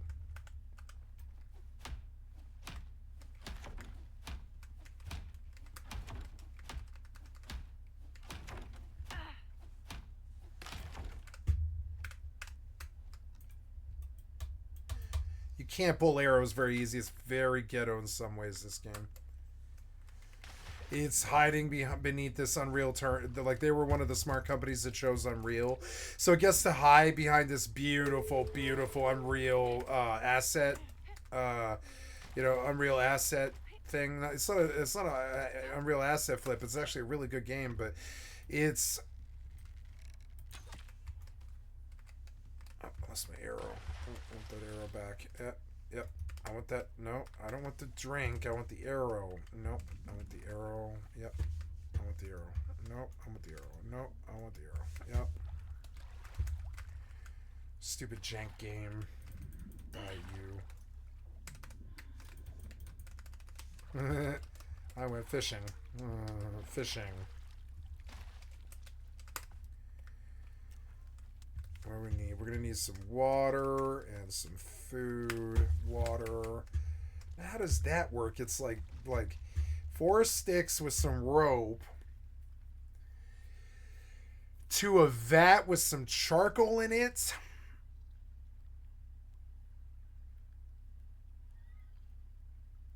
I guess I should go learn this too. It's a great little game. How to build a log cabin. How to build this little basic water purifier out of wood. You have to you have to burn wood. You get charcoal. You place the charcoal in there with some kind of with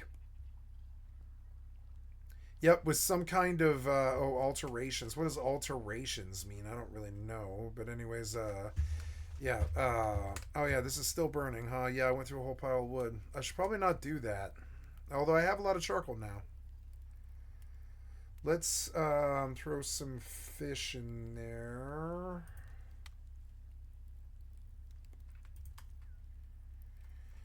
Yep. And, oh, I'm going to need some oxygen.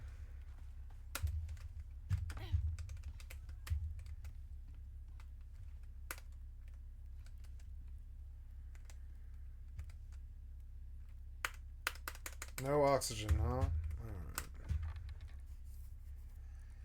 Where did this other oxygen go? What did I do with it? Here we are. 35, right?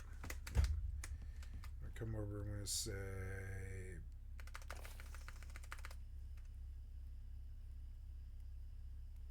0.05, 0.06, 0.1 liter of oxygen. Yeah, and that gave me half a thing. So 2 liters of oxygen fills up your lungs. Okay. I do love this game. I'm really glad I bought it.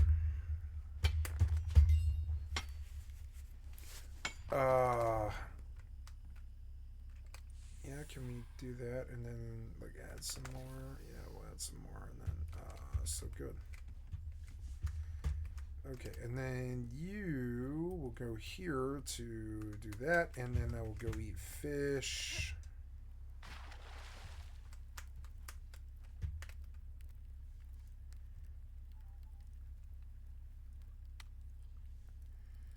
Fish. Consume. Consume. Good.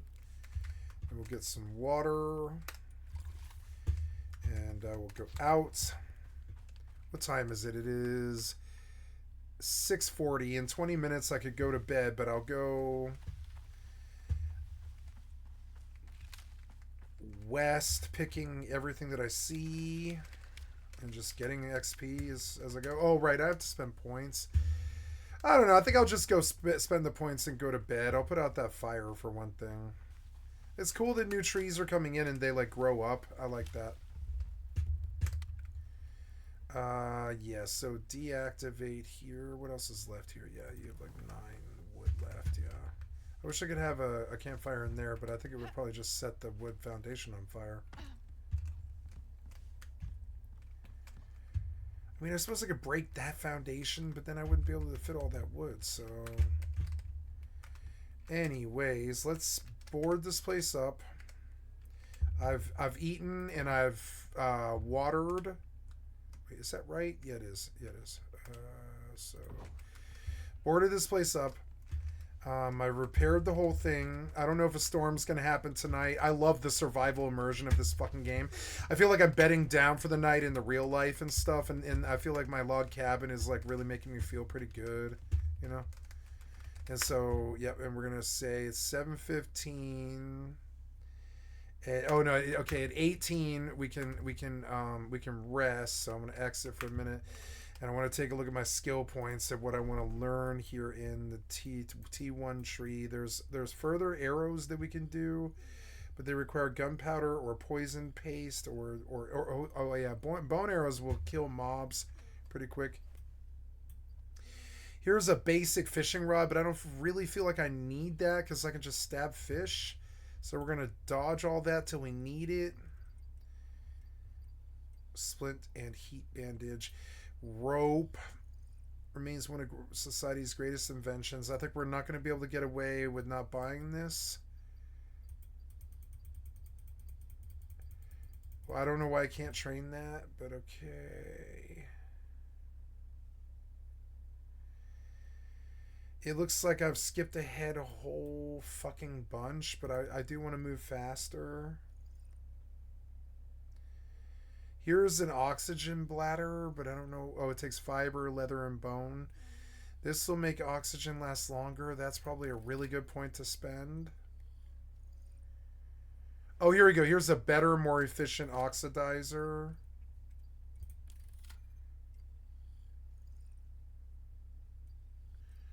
And I'll probably get the water skin next. Yeah, and then I want to get anything... like the orbital exchange thing, the contact device. That's what I want next.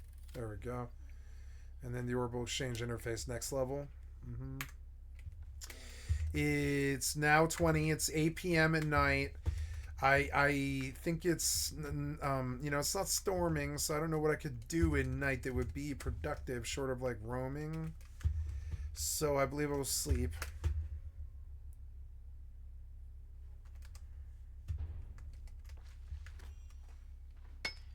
Getting tired. It's been, I started today at noon and it's been 13 hours and 45 minutes. So yeah, the session's kind of coming to an end here.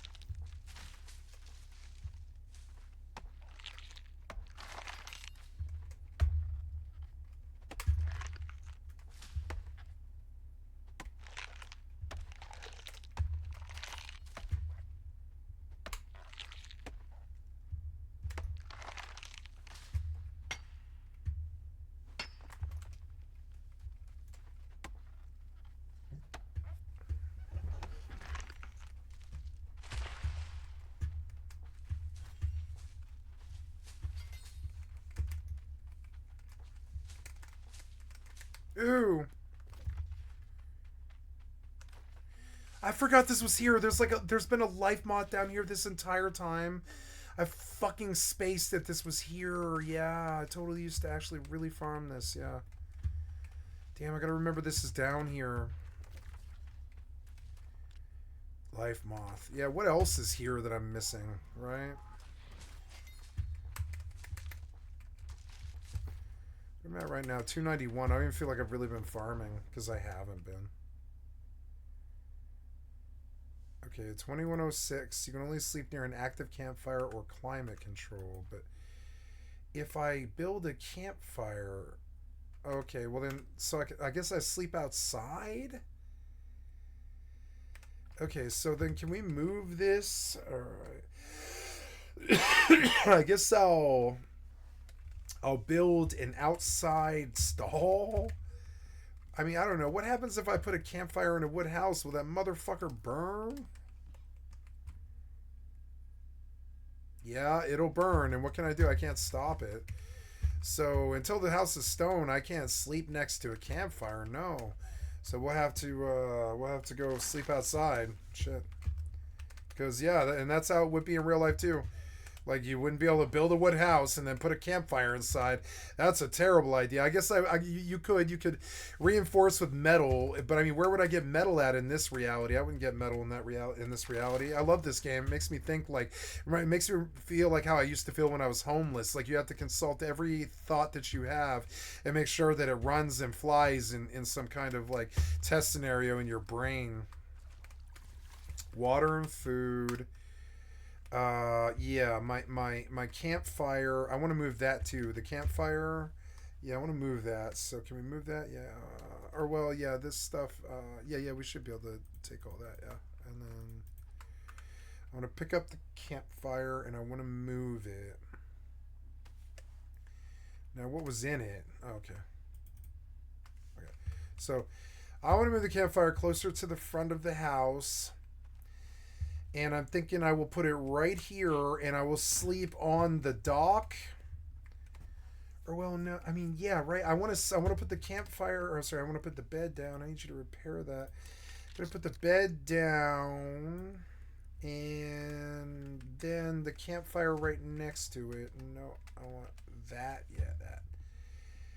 And right here. I don't want to sleep on the ground because the moisture from the ground will soak upwards, right? Yep, that works. It's weird looking, but it works, you know? I don't care. That it's a video game, whatever. So, and then I won't burn the house down, I don't think, if I keep the fire away from me enough. Or the dock. Yeah, if I have to keep it far enough away, like maybe that. Yeah. And then we put like enough wood in there that I don't have to worry. So I guess I'll go chop some wood. Oh, I'm over encumbered for some reason. Why am I over encumbered? That's dumb. Go dump all this. Existing.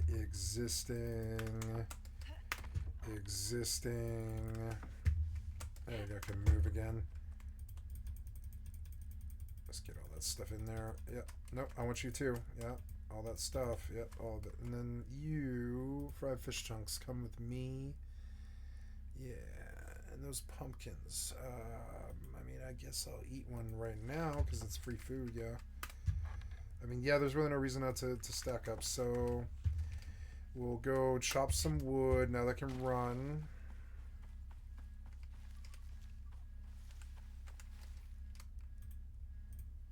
I can't repair. No.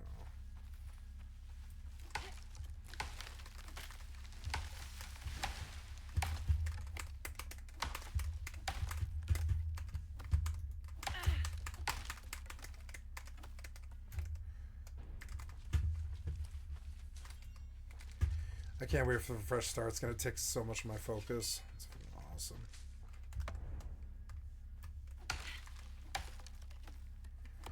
I'm very excited to have something to look forward to. Don't really have much of a life that has, you know, after the humans got done with me, I don't really live a life where I have much to look forward to, I would say.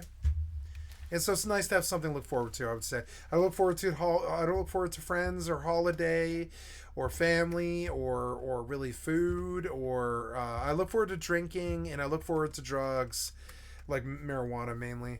And you know, and that's it. Now what was that sound? What did I just hear? Okay, I don't know. And so it's nice to be looking forward to the New World Fresh Start server launch because I almost never get to look forward to things. The last few times this year that I look forward to something, I really got my heart broke. Like I was really looking forward to Starfield. Nope. I was really looking forward to fucking Elden Ring DLC. Fuck no. I was really looking forward to, oh god, there was a whole bunch of stuff this year that really broke my heart. Dragon's Dogma 2 broke my heart. Final Fantasy 16 broke my heart. It's nice to have New World to look forward to. This game is so fucking far superior to any of those games. Probably all of them combined, honestly. It's fucking sad. Like, sooner or later, I'm going to have to acknowledge that this is, like, my favorite game now. It's fucking stupid. I don't, for some reason. I don't want to acknowledge that this game is my favorite game because nobody will play the game. It's so stupid. I like bad games. It's annoying. I thought that, you know, I guess that doesn't matter. It doesn't really matter in the large scheme of things. Not if I do this for 50 years. I don't think it matters. I don't care. It's nice to have a career. That's something that really makes me want to get up in the morning. I get up in the morning. I'm like, I gotta go do my day. I get to go online and play video games for a living now. I'm so happy. Yeah. You know, I'm like, woo. But then I'm also like, oh, I don't know. Like, is it going to end? I'm not looking forward to it ending, which I'm sure it will. All good things come to an end, you know, fucking stupid. Okay, this bed requires more shelter, so we'll have to give it a roof, I guess. Yeah, if I give it a roof, does that fix it all? I don't know. Let's find out. Roof, the roof is on fire. Please don't burn down this fucking wooden fucking house. Please don't burn down my wooden house. I built a giant building-sized campfire that hasn't burned. This whole fucking campfire thing could burn. This bed requires more shelter. Can you pick it up and put it under? Or I'm sorry, oops, not under. But can you put it over where it'll be okay? Yeah, like that. Yeah, like that. No shelter. No shelter. Oh no, I can't do this, can I? I can't. Okay, so this bed needs more shelter. Yeah, I'm aware of it, but I mean, once placed in a shelter, a bed can set as a respawn can also be used to sleep through the night. This bed requires more shelter, but okay. Well, let's see if we can cheat by putting a wall Right? Oh no, I guess I'll have to put like those stupid pillars. Yeah. Those pillars are cool, but they're kind of annoying too. Just another extra step. Slavery with extra steps. Alright, we are reinforced. I think... Yeah, I mean, I don't know. Will the campfire set this on fire? I think it will. Well, let's see if the walls work and it lets me cheat, maybe. I don't think it will, though. Nope, I doubt it. So, but let's try. If we sleep near a campfire but through the wall... No shelter. How is this no shelter? Oh, because there's no wall. Yeah. So, gotta make a wall. Oops. Yeah, I don't really care how that goes, but yeah, like that there. And I gotta go get some wood and make a wall. Make a wall. Tech tree crafting wall. We'll craft two. Like 2 of those or whatever. Yeah, and then. Okay, so 9, and finally we want to make a wall that's right there. And my total coziness 7, duration effectiveness, sleep 2, game well rested buff. Time of day is 7 a.m. Wait, did that work? I don't know. Or was it just 7 a.m. naturally? I think it did work, so I think we're good. We're Gucci. So, get good. Okay.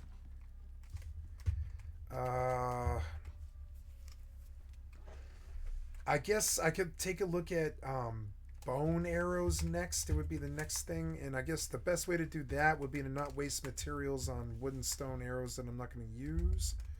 Or no, I guess it would be to use these arrows to get bone is what I need. So, repair. Fish don't give you bone.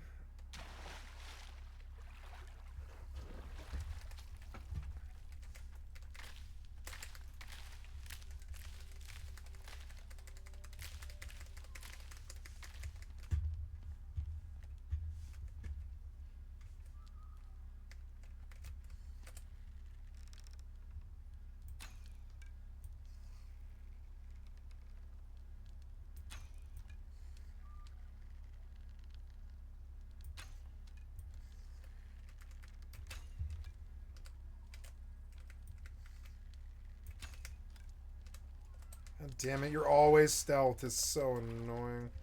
I need you to untoggle the stealth. It's driving me crazy.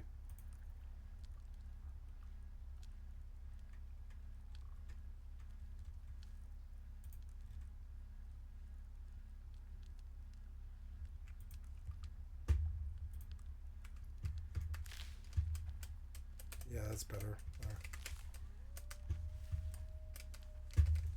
Ooh.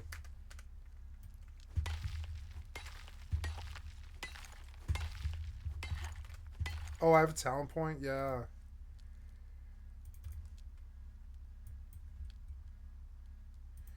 Chopped wood is automatically added to your inventory. Nice. Yeah, that's good.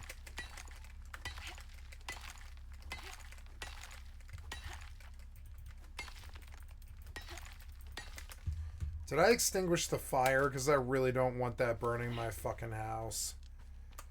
That fire, I don't know. Is it safe where it's at? I don't know. Let's find out.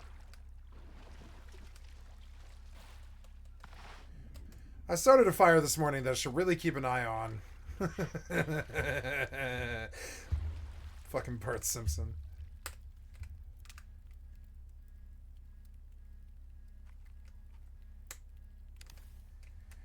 Yeah, right, there we go.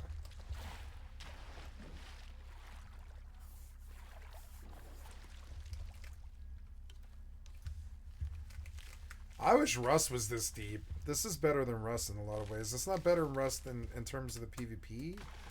It's better than Rust in terms of the PvE. It's good to see a game that actually outdoes Rust in the PvE. You know, Nightingale outdoes Rust with the PvE, but it doesn't really have good combat like this. I mean, it does, but it's not really that fun. It has that enshrouded feel to it. This combat actually does feel a little polished, at least. So over here we have corn. Can I make markers on the map and stuff? You would definitely be able to. Oh, add remove marker. Never mind, you can. But you can't zoom in? No, you can't zoom in. So... Okay, so how do... Oh, is it right click you're saying? Right click or no, zoom and pan. No, add remove marker, but I can't if it's... Oh, yeah, add remove marker. Oh, I see. I see what it's saying by add remove marker. You can't leave fucking markers on this map. That's so dumb. That's kind of interesting.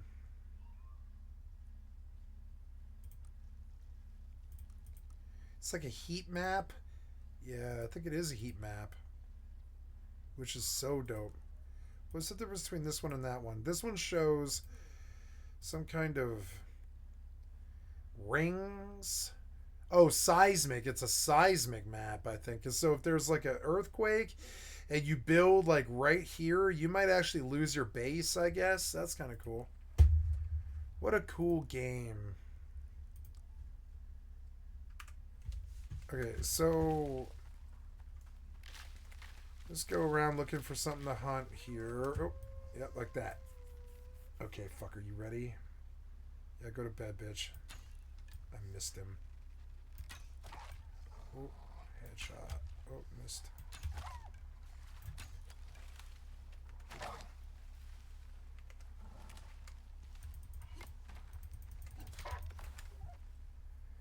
Fun. I like the combat. It's good. It's better than Nightingale. Actually, Nightingale's combat's good. Nightingale's problem is that it's too much walking. It's like a walking sim. This is like a walking sim too, but it's I don't know. I don't think they alleviated Nightingale. The umbrella's not good enough. It's not enough stam.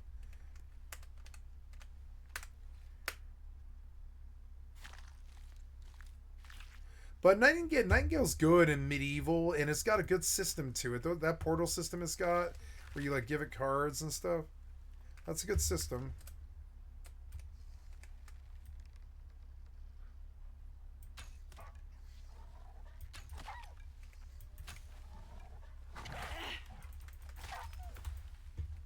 Nice, that worked too.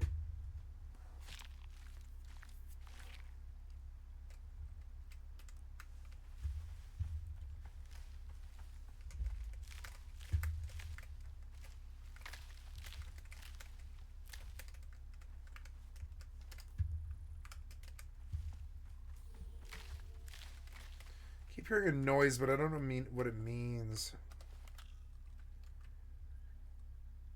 Field guide, Beachery, fishing record, items.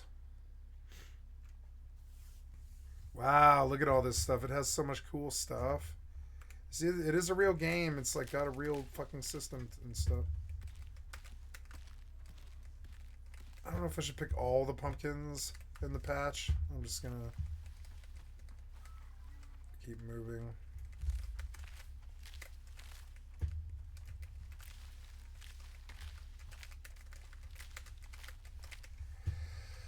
That was yeast.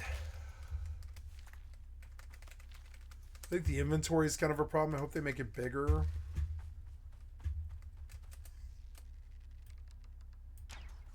Oh, it was a good shot. Yeah. My first kill cam. Oh, did I hit him? I did. I hit him in the head too. I did. I hit him in the head too. Oh, shit. Ah. Yeah, you nasty fucker. Ah.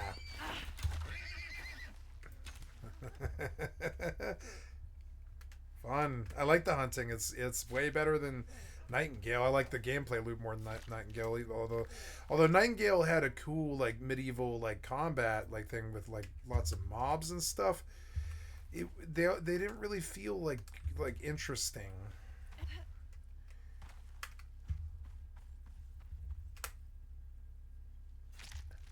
Getting a lot of deer. It's good. Okay, purple flowers and Cocoa seeds. A spear and a knife. Oh. Salt. Salt is the healing stuff. Oh, I suppose I'll listen to this guy talk about how to make a log cabin, and once he teaches me how to do this, I will be a better survival person than him. That's I bet I know it's more. the easiest method that there is, and it's also very fast. So it's going to be the Yeah, button pass it's the easiest method that there is, and it's very fast. Really nice, I think, and like I said, anybody can do Yeah, them. anybody can do them. No yeah. notching. It's just cut your just logs to length and spike them on. So spike 'em on, regardless of yeah. what your construction experience is, you'll be able to build this. Yep. So you just get a bunch of logs that all seem the same size. Why are there chickens there? Why are there chickens and a dog? I guess he's at his barn. Yeah, he's probably at his barn. Like right out the back of his barn, I guess. Hello, good morning, chickens. I like that you have chickens. The chickens are like his friends. They're like, so here's how easy this method is. yeah, you just tie a little cross out. See, I was looking at the design in this game, right? Let's go back to the base. No, I need that. Never mind. But yeah, I was looking at how they did walls in this game, and I was like, well, yeah, but there's no cross tie at the joints. So I mean, why design the wall if you didn't get the cross ties correct? Because the only visual thing about the wall that like stood out was that the rope wasn't there, and I was like, where's the rope to hold this all together? It's not there. And and he's about to say all you have to do is get a piece of rope or some twine. I don't know how you would do this in the wild. That's the hard part that intimidates me, is how to get rope or twine in the wild. But really, you would just get a bunch of grass and then you tie it together, and tie it together, and eventually you're going to have enough tension to build a rope. Oh, item broken. And, yep, and food and water is not a problem now, so standing in the forest is fine as long as they don't get attacked. It's actually like a good game, even if you do starve. It runs the storms, which stresses my house. But, I mean, I'm leveling. I'm getting towards what I need. I need stone upgrade pretty much immediately.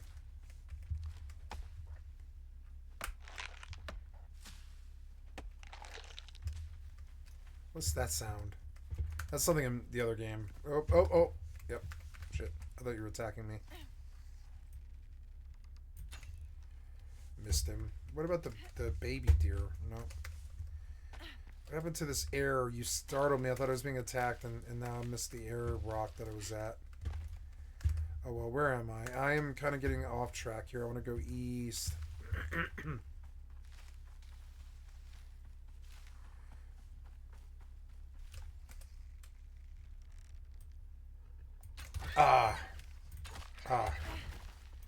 Yep, get those crits. I need them. Oh. God damn it. Don't kill me. Okay, good. I like the battle. It's good. Repair.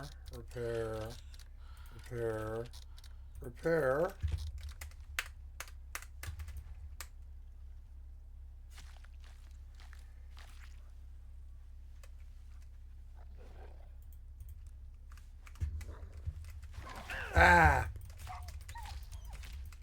Oh god, die. I'll take the free... Oh, it's not really a free ride, is it? No. I should have pulled out the spear. I'm stupid. I could have ran from him. I was just learning their combat system and what I can and can't get away with. Set up here. I'm gonna spike them. Anybody could do this, honestly. On the corners. Then. Yeah, so like I guess you chop down a tree, and then he's not talking about everything that you need to do to make it look good though. Like I guess you would chop down the tree, you would chop the top and the bottom off, where it began to thin, and then you would I don't know how you would get the. I guess you would take a knife and drag it backwards and skin all the bark off the fucking log. This is not easy and fast. That is not easy and fast. That would take days and days and days. A single person, that would take days, maybe not days, but it would take like hours and hours. It would take like 12 hours of just shuck. Maybe it would be a little bit faster, like 4 or 5 hours, but still, it would be like 4 or 5 hours, and it's not worked out with relish. And so I want to know from him, how did you get the goddamn bark off the tree so easily and fast and so really uniform like that? How did you do it? Tools or what? We are going to cut a log to length to fit in between these two on both sides. So you just make a square. Spike that down. Just make a fucking square, right? Yep, and then you lay one, and then another, and then another, and another, and another, and they all eventually equal out. Into this log. Yep. To fasten them in place. Then our next one is going to go on this wall, and I'm going to spike it down into this log. And this log, and that'll tie the corners together and make. Oh, okay. So I guess you do have to drill like a. I guess you would need tools to do this. You would have to worry about the tools. Okay, you took me to a random. Oh, why did you take me to a random? That bed doesn't work or what? You're stupid. Come on, man. Fucking dumb. What was wrong with that bed? Oh, because because it's not sealed. It's not inside of a room or whatever. Yeah, I think so. Dumb.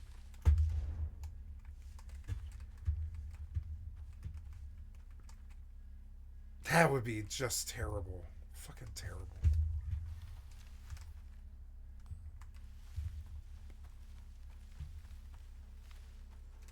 Bees. Bees. Oh, no. Water is a good place to get away from bees. Down, down. The bees can't get me here. Go away.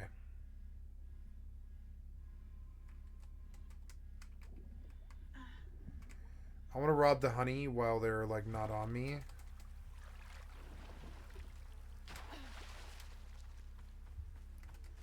Let's take a look at this nest. Yeah, but okay, so what do I do to like, let's just do this first beehive that I find. Or well, no, I don't know. I'm not gonna mess with it. I'm gonna acknowledge that it's there. And I'll preserve and use it. But I'll have to watch the videos and read on what to do. I wonder if there's a wiki for this game.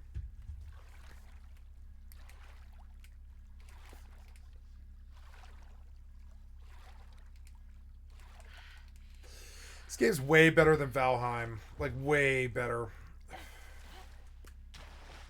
In so many different ways. It's both 3D and first person. It's, you know, it's better. I died, but I didn't loot my corpse. Oh yeah, no, I didn't. My corpse is way over there, so.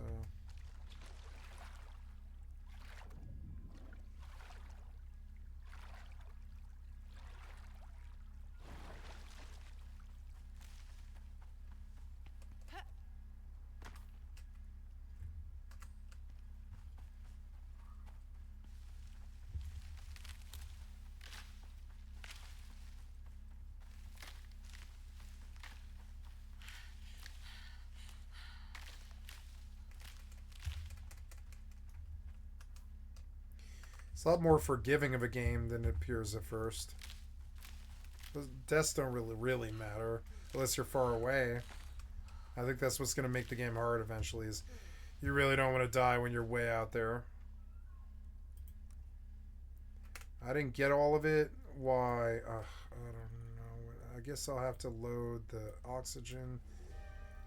Weather event incoming. I'm going to drop this twine for something better. Oh, I have a lot of wild berries, but I don't need to eat them. What's easy to replace? The yeast seed. No, yeast seed is valuable. Lilies. Lilies are replaceable, but salt isn't.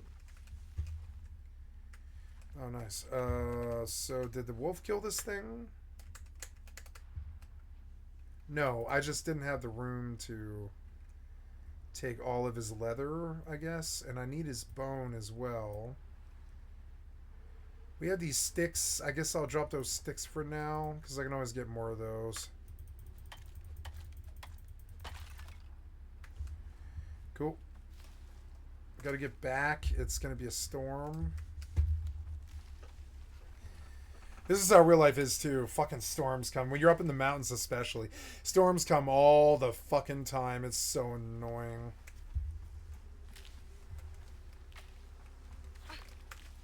What was this now? I'm being attacked by bees again? I am. They didn't like that I came and looked at their queen, I think.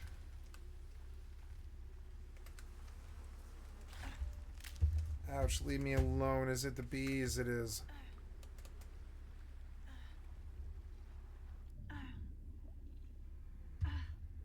Why am I being hurt? It's the storm exposure.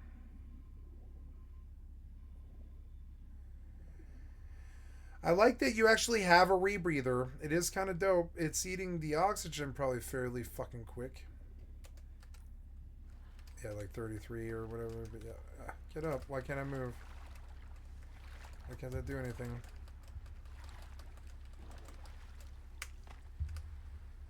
Go. I like that he's wearing the knife. He's holding the knife the correct way. It's cool.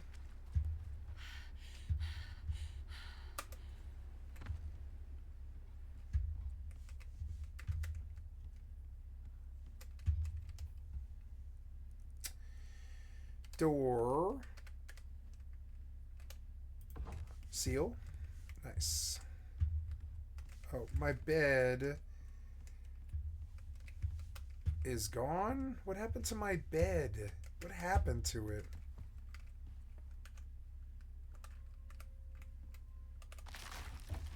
What happened to that bed? It's like gone. Why is the bed gone? That's dumb. You're dumb. I mean, what? Whatever. You glitched. Maybe I'll make a bedroll, I guess. Oh, no. I think I picked the bed up and put it away is what I did, actually. Is that what I did? I don't remember anymore. No, I lost this bed.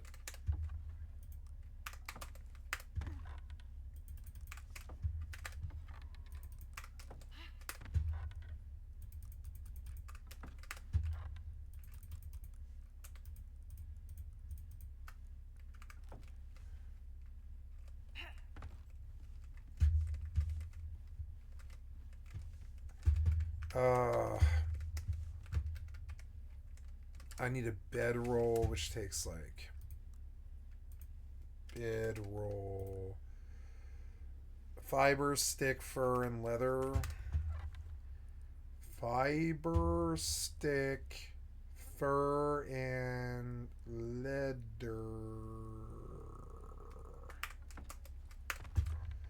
There we go. I want to make a bedroll. Craft. Get rid of it. What else can I make? I can make wood javelins and bedrolls and wood torches and wood spears and stuff. Yeah. So existing.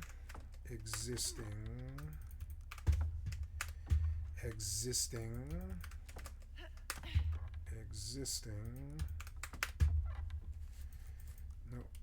And then I'll put the bed down. Oh, no, I'm going to put you... No, I'm going to put you that way. Yep. And there we go. And I want you to put this down here.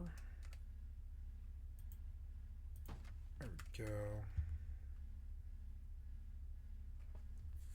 There is a well-rested buff in this game. I wondered about it. Nice.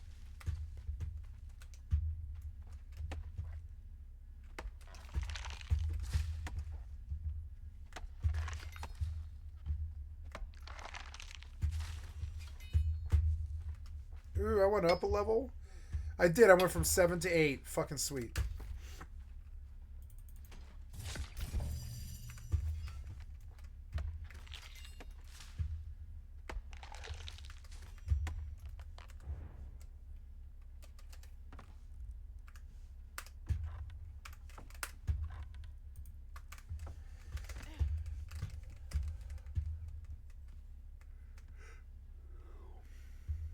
It is 1 p.m.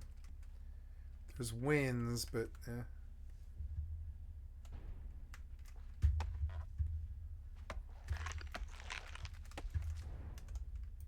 Make it really solid. That'll make more sense as we get going here. Yeah, it makes more sense. Yeah, because you wouldn't necessarily need, but he's right. The smart way to do it would be to drive a stake down the bottom of it, just like a nail or something like that. I don't know what you would be able to do in the wild. You wouldn't be able to do it in the wild.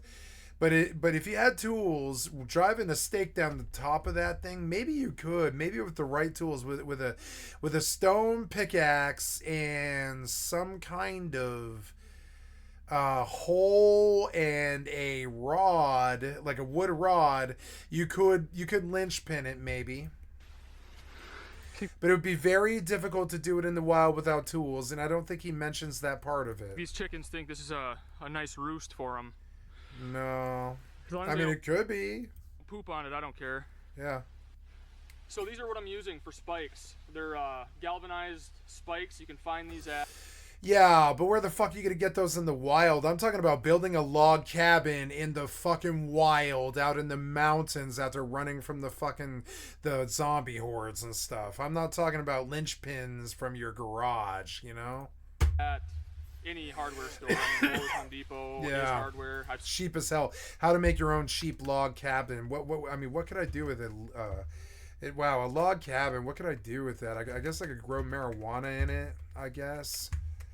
I mean, like, what would I do with a log cabin? The three things that I can think of are gambling shack, marijuana shack, or distillery. One of those three things. I'm such a city boy. Everywhere I go, pretty much. They come in different lengths. There's like 6 inch, 8 inch, 10 inch, 12 inch. My penis, yeah, it's 12 inches, yeah. Pretty much 6 inch diameter, so that's yeah, plenty yours to go is through the 6. log, Yeah. into the log, I'm kidding. below it. But these are insanely strong. I'm insanely strong. Yeah, those fucking metal spikes, they are insanely strong. They're not gonna fucking go anywhere. Yep. All he needed was 8 metal spikes and a hammer, and like, I don't know, a chainsaw. Well, not a chainsaw. You probably need a giant lathe or whatever the fuck they call those, like a you know, a peel. You would need a peel, giant wood peel. With the right wood peel, it wouldn't be hard to strip this thing. How did you strip this bark so well? He wants to hog the credit and become rich by himself. What he doesn't mention is all the teenage kids that he hires in the neighborhood and all the people at the labor ready that he hires on a Saturday. You can see it right away. This is that thing about I'm better at social engineering. He wants you to believe that he did this all himself, but no, it shows signs of many people working for several days. And he wants you to believe that he could just do this all by himself, but no. Where would you get the tools? Where would you get the linchpins? Where would you get the work? How would you be able to skin these logs like this out in the wild? You wouldn't. Did Abe Lincoln's log? You've seen Lincoln logs. They never show skinned logs like this. They show logs. Yeah. They show normal wood logs with brown wood showing, like not the wood, but the you know, how would you scale the bark? They like most log cabins, you leave the bark on. I think. It would just be more. It would just be more insulation. It wouldn't be less. It would be more. This to me seems like more uniform and beautiful for some dude who needs to build a cheap structure on his barn or farm or something like that. But like, I'm talking about survival log cabin, and he's teaching me the principles really well. But I mean, I don't think a lot of this is so YouTube fucking like processed for a huge audience that it's hard for me to buy this, you know. This is at my other log cabin, so I'm using a framing hammer. It works. It just takes you a couple more whacks. Now the framing hammer would be annoying in the wild. That's another thing that would really annoy me. How the fuck do you make a hammer in the wild? You would need twine that wouldn't break, which would be very difficult to do. You'd have to sit there and weave all day. You'd have to sit there and weave leaves for like 2 hours to make the twine strong enough to bind a rock to a wood, like tight enough for you to go whack whack whack whack with it, you know? It'd be fucking hard. It would take hours and hours. And that's the part of it that really bothers me. Is why I never did survival. I mean, I did, but I did it like as like an urban kind of person living on the streets. And I did it out in the mountains for 3 weeks one time, and several times I lived in a tent. And I definitely went out to the mountains with my friends that lived up there for weeks and stuff like that. And there was a time when we almost died in a blizzard one time climbing Hell's Hole. But like, you know, it's not that you know, it's not that's not what I'm worried about. I'm like, how would you do this on a short survival? Like, to me, a survival is like, okay, something bad happens, you crash in the mountains, or the city dies, and now you're out in the mountains by yourself, and your car runs out of gas, and you're out here in the woods. And so how do you build a fucking cabin this fast without linchpins? You're not going to get those in the wild. I want to see a log cabin without tools. How to build a log cabin without tools, right? Is what I would say, because the smart man's going to say, well, get some tools. So I'm like, I guess the next videos that I would watch is how do you make a hammer and how do you make a fucking pickaxe out of nothing but stone and wood? It would be very difficult. You'd have to fucking weave twine, which would be very difficult to do out there. You'd have to grab grass, you'd have to roll it, and then you'd have to tie it, and then you'd have to tie it again, and it would be this crappy coarse grass that would really suck really bad to use. It would be not very fun to use, but it would probably work enough to bind a stone to a rock enough to make a hammer. But then what? You know? But then what? You don't have linchpins. You don't have an axe. You don't have an axe that can fell trees. Not really. I mean, I guess if you use the right stone, yeah. If you found the right stone down by the river that seemed really fucking tough and it had a nice sharp edge that you chipped and worked on so that it was nice and sharp and would actually bite into wood, yeah, I suppose you could, after probably 6 or 8 hours, make a single stone axe, you know? Before I spike the next one on. But to chop wood like this uniformly, no. All of this is like, he has a chainsaw, he has linchpins, his barn is right next door with power tools and stuff. And that's not really what I came for. So we're going to go look for something a little bit harder than this. How to log cabin with no tools, right? And that's what I'm after, right? Simple off-grade log cabin, easy wall construction, right? Right, and so here's him, the same guy again, but he kind of disappointed me. So yeah, you could build a log cabin with hand tools, bushcraft build with hand tools, reciprocal roof, shelter, fire cabin. This is more what I'm looking for, I think. Yep, reciprocal roof and all that. Yeah, this is the stuff that I was trained to do, but the problem is I've never seen somebody actually do it. We just bought tents, you know. I never see somebody do this, but I mean, I was taught to live and think like this. How do you do it out in the wild with nothing but hand tools, you know?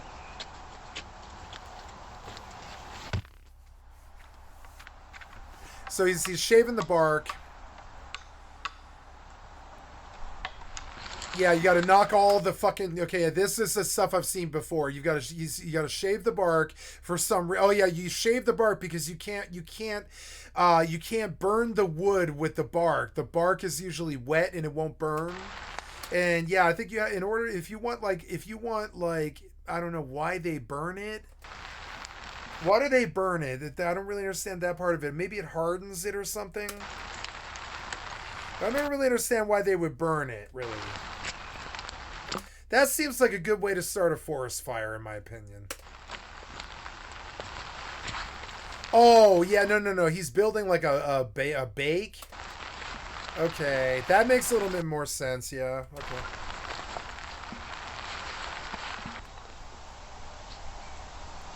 That would take 2 days. It would be like 2 days of digging. What are you going to do for food and water? And this is my problem with survival in the fucking wild. My theory is that sooner or later we basically just found fire and berries and water in the same place, and that's how we ended up with civilization. But my thing is, it's like, how do you do this without weeks and weeks and weeks of work for like one thing to show? But if you think about like having a shelter that you own, that you live in, that's not that much work to have something of that much value. But I'm still like, these videos make it look easy, but I mean, digging that pit would take like all goddamn day. If you were out of shape, it might take like 3 days, you know? Like, this guy's in shape and he does shit like this all the time. So you can tell he like power drove through digging this pit for like probably 5 hours or something like that. Digging a grave isn't fast. It's not. It's really not. It's like he dug a grave, basically, like a big old dugout. That's all day. That's all day. What are you gonna do for food and water and all that? I mean, you're gonna trap. Like I would build bird traps and stuff in the morning, and fish traps if I'm by water. But I mean, like, it depends on where you're at. Maybe you're in the inner city. How the fuck do you deal with that? And that's my problem with real survival. There's almost always this insurmountable odds that you see pretty much in the first 5 hours, where you're like, without outside help, without a fire or without a lighter or something like that, I'm fucked, right? And that's my problem with modern survival is it's like, yeah, okay, so you work for 2 solid days to dig a pit and begin to build a recessed reciprocal roof shelter, you know? But I mean, where did the food and the water, if you're spending all this time digging a pit, and this is my problem with all of this shit. I think the real secret to survival is 50 people get together and they're like, you know, okay, the kids do this, we do this all day, you do that all day, you guys shave logs, you guys burn logs, you guys make arrowheads, you guys gather sticks to make arrows, and you guys make bows, and you guys go hunting. Right? And that's my theory about true survival. I think it's actually Zerg, believe it or not. I believe that Zerg is how you actually truly survive. If you try to do it like this guy's trying to tell you you can do it, I think you die out in the wild like Christopher McCandless, which is the whole lesson about the tramp that I don't think people wanted to learn. But yeah, if you go out there alone, your chances, in my estimation, are 0 unless you have hand tools, a lighter, a tent, a pot, a day's rations, and like, you know, and honestly, and it's like that, you might be able to do the work that would be needed to do something like this. But honestly, I want to lean-to from a fucking tree that I can just knock over and then turn into a lean-to. I believe in lean-tos because you can do those in like 2 or 3 hours, you know. But I've actually done the work of living in the wild, and it's always 2 or 3 hours of work. It's 2 or 3 hours of work to break the camp.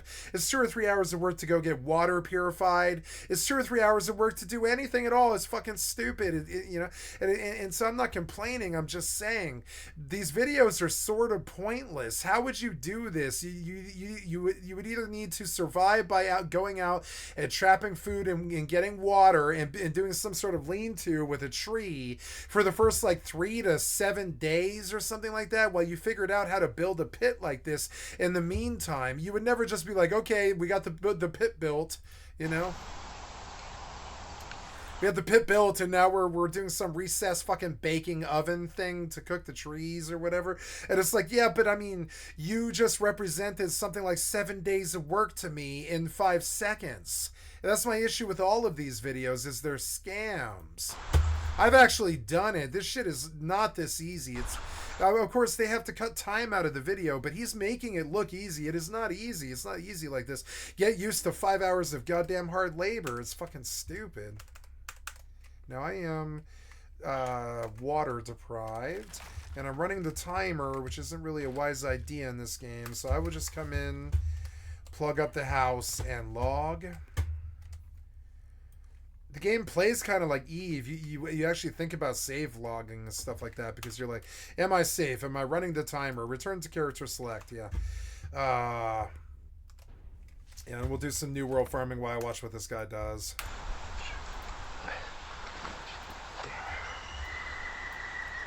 Where'd you get the knife at?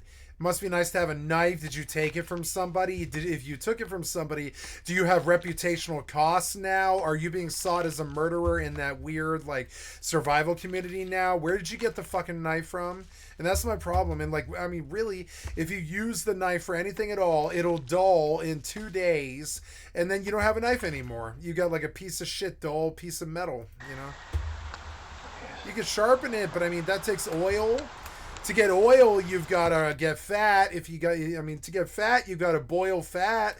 To get fat, you've got to kill an animal. If you kill an animal, that'll probably take a couple of hours, and then you got to skin it, and then you got to boil that fat, get some kind of adhesive and stuff. And it's just weird. It's like, you know, it's weird. And then ship that knife till it's sharp again.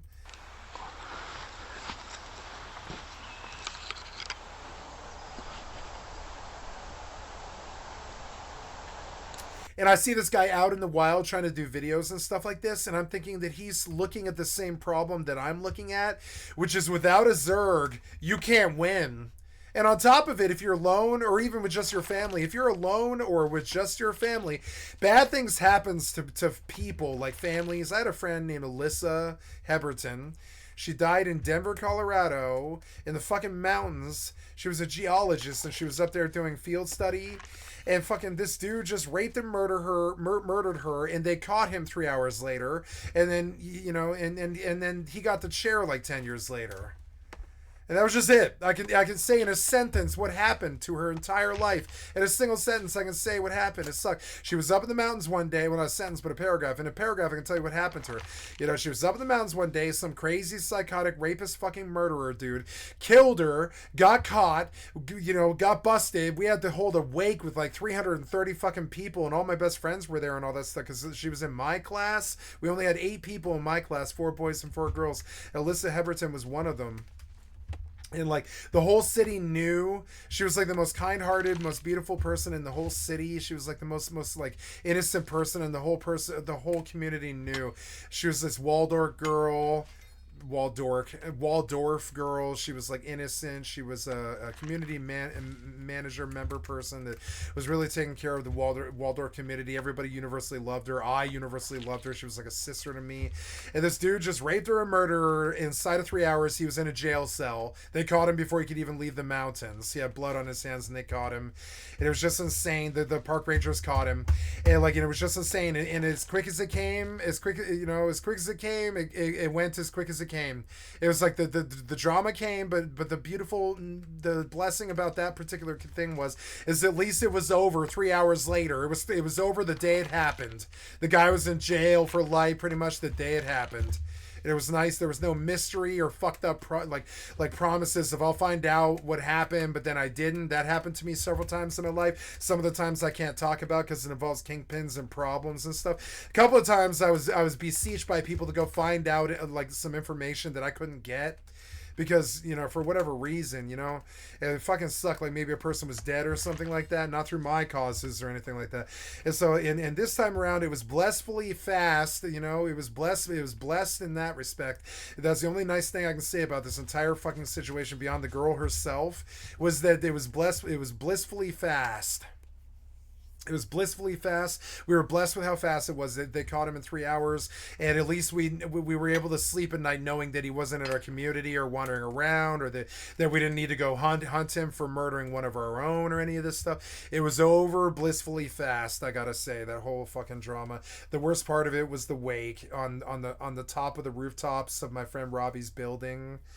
And I haven't seen Robbie now in fucking 30 years, so I don't really think it really matters that I say his name. But yeah, Robbie's building, we went to the top, and all the parents came, and there was like 350 fucking people there. It was such a fucking nightmare. It was like I was just crying all fucking night. It was so fucking terrible. It was like the worst night of my life, basically. That wake was like the worst night of my life. It was like the most innocent thing that any of us could ever think of. She was the most innocent girl that I could think of. She was still probably a virgin when she died. She was like 23 or something like that. I swear to God. And she was beautiful, and she was smart, and she was a genius math student. She was like a really smart girl, like really like off the chart, smarter than me. And then she was just raped and murdered and taken away from us in 3 fucking hours. It was like from the start of when he did it to when they caught his ass to when it was resolved. It was just insane. And it was like somebody snuffed out the brightest, most beautiful, most innocent flame I had ever known.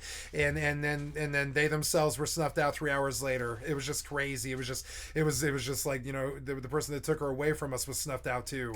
It was fucking crazy. It was just, not that I knew the person or anything about him, but it was just, you know, fucking nuts. And that whole mess, that was just such a fucking mess, you know. And so when I think of that, I'm like, the only way that she wouldn't, and that's what I think of when I think of being up in the mountains alone trying to do this with a set of hand tools, is if you build something like this and anybody ever finds out about it, which they will, because everybody finds everything, they will take it from you. If they find that you have a cabin in the woods and nobody knows about, they will do something to you and take it from you. This is how mankind works.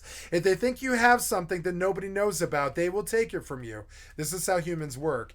And so this is why my lesson is if you want to survive in the apocalypse, you know what I think about all the time? I was thinking about it when I looked at that dude try to do that log cabin with all those tools and everything, make it look simple and easy. The first thought in my head is, yeah, right. When I hit the streets after the zombie apocalypse starts and it's the third day and the water's dried up and it's doggy dog now, I'm taking the first 50 people that I meet, and only 50 people. I think I can manage about 50 people, I'd say.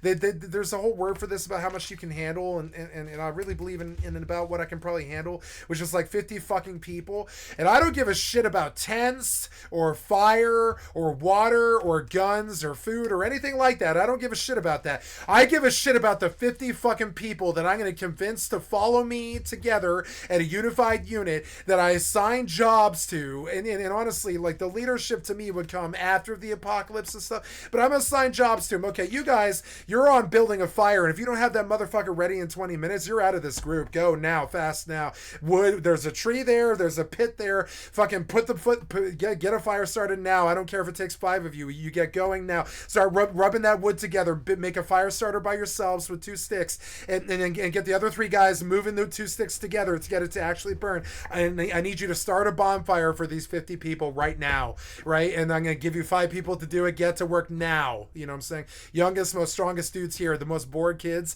Start a fire, guys. Right? And then I'm going to be like, okay, you guys, you're setting up 50 fucking beds. I don't know how you're doing it, but it's going to have something to do with leaves, probably. You're probably going to have to stuff leaves.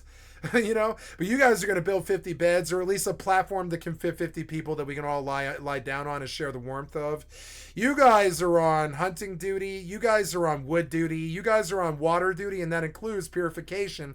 I don't know how you're going to purify the water, so that goes to all 50 people. How are we going to purify the water? And I'm going to tell you what the principle is, which is charcoal. But how you do that in the motherfucking wild is the next video that we're going to watch, right? There's 2 things that I need to know in that situation. Is how to build the log cabin that the 50 people can sleep in. You got to make it big. You know, but build a log cabin that the 50 people can fucking sleep in. Separate the parts of the cabin by man, woman, relations, etc.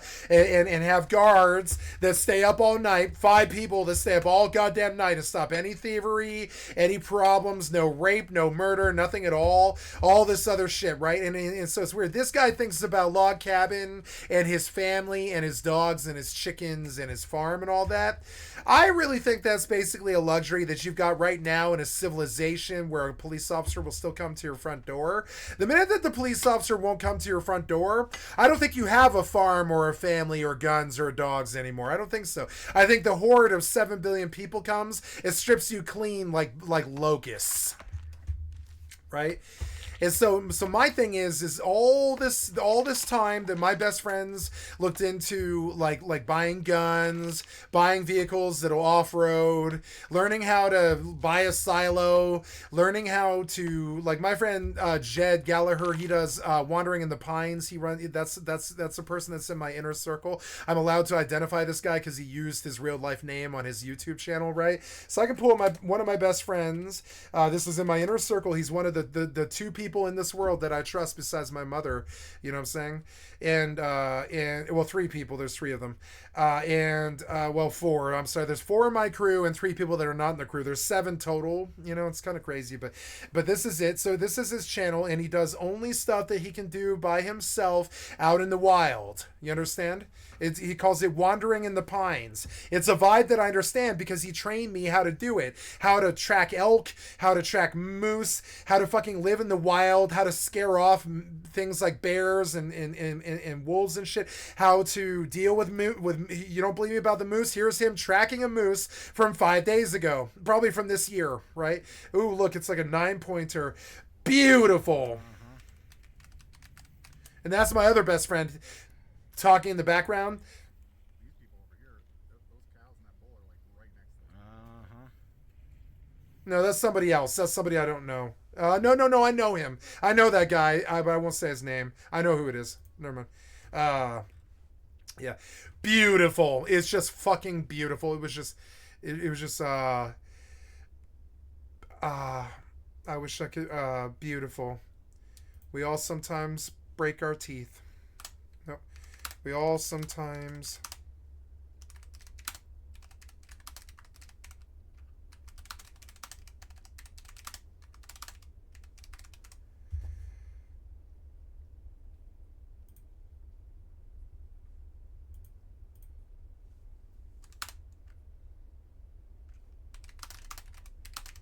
It's wabi sabi.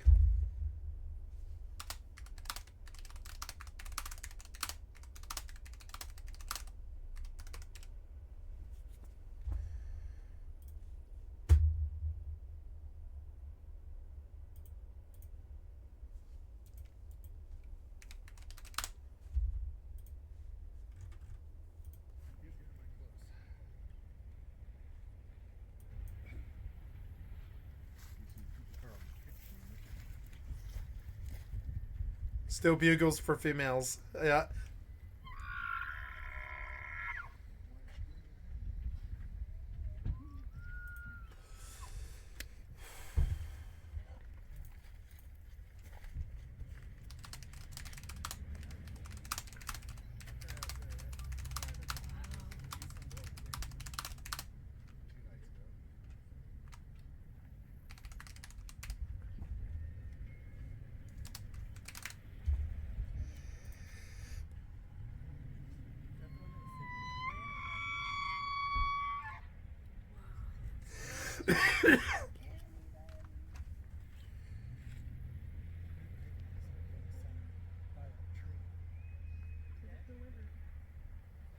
My friend here, Jack Gallagher, he's a tour guide in the Rocky Mountains, which is why you hear all these people talking. This was this summer. He decided not to use this until now, I believe. Either that or it's cold fall, but no, this doesn't look like cold fall to me. It looks like summer in Colorado, right about June. He waited to post this one until he found it. Yeah, it's June in Colorado color. You can tell it right away. I miss my fucking home. Bushcraft, bitch. I was raised bushcraft, right? But to me, the bushcraft is social engineering. If you think you're going to do this with just your family, you won't. And in the minute that you do, some other humans are going to come take it from you. And it's an important lesson that you must learn from me.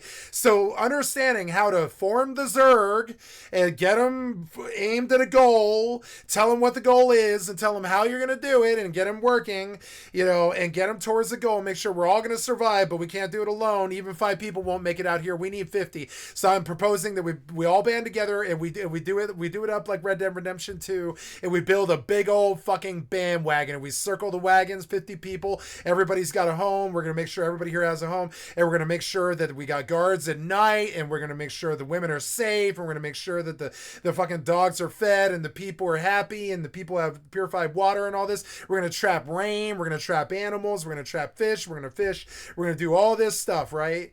But understand, we're not doing it with 1 to 5 people, not in the zombie apocalypse, not in the mountains. Zerg is your actual survival tool, in my opinion. The more people, the better.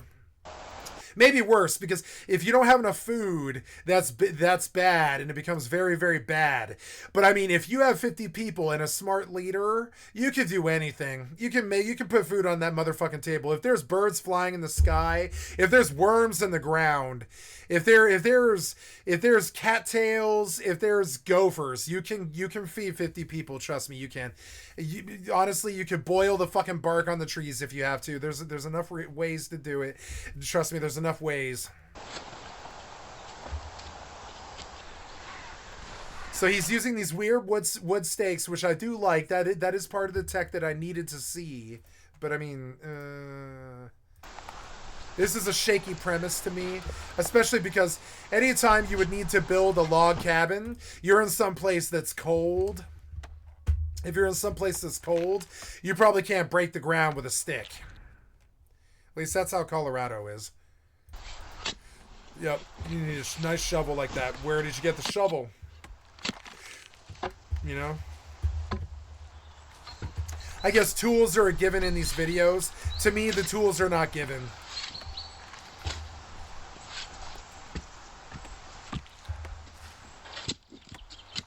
Interesting. I like the idea. Okay, okay. So you put up posts by digging a hole in the ground and sticking up the logs. Okay. Yeah, good lean-to plan. I like it. Or recessed, whatever they call this. Reciprocal, I think it is. Reciprocal, they call this, I think. Yeah, reciprocal. A reciprocal roof. Yeah, I've heard about this. It's a certain design philosophy. I don't really know the premise, but yeah. Fuck, it's 4 in the morning, but see, I can stay up late. I don't have any goddamn responsibilities. All I have is a Magic the Gathering thing tomorrow at 5. Or whatever it is. No, is it 7? No, it's 7. Yeah, it's 7. I think I changed my mind because I realized how much money it's going to cost. And I don't have it. I don't really have it. I don't know.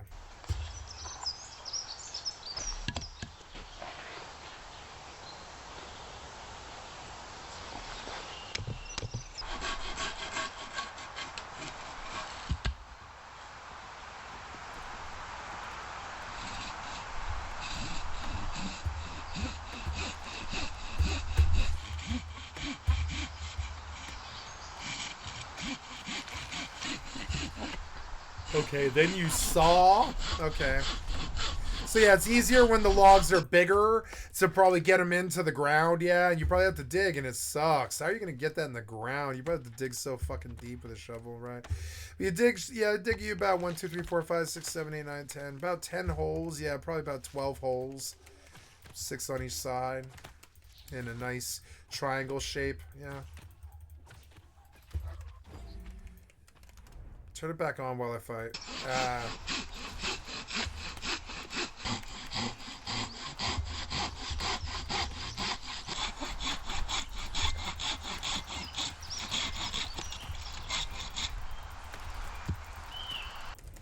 I need you to move. Oh,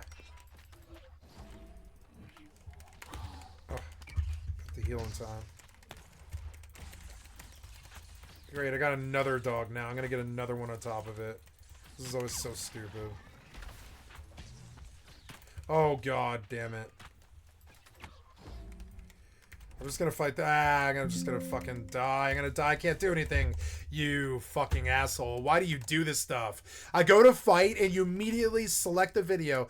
And what are the chances that the mouse is up in this little block? It's not very likely. You know, and it's like stupid, but you do it to me constantly.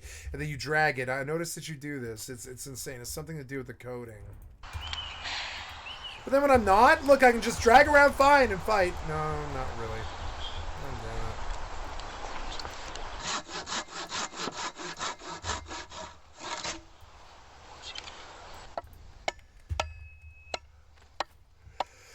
it. Gotta knock the lumps off it, but I don't really see why that matters. Does it matter? I think he's trying to make it look nice, but honestly, I don't care about that. Oh, no, I guess they do need to be smooth because they rest on each other, huh? Yeah, I guess they do. Yeah, never mind. So I guess you do. Yeah. Look how much work this is. He makes it look fast, but it's not. It's hours and hours and hours of work. Annoying work like what he's trying to do. Yeah.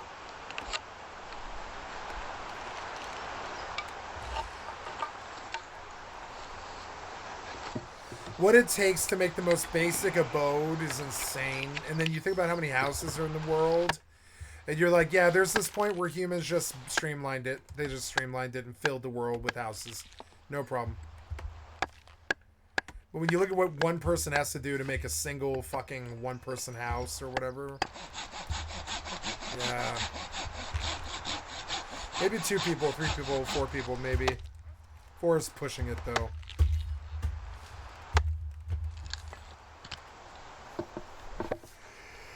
It has to be a mother, a father, and kids. It wouldn't be like four adults. It would be miserable.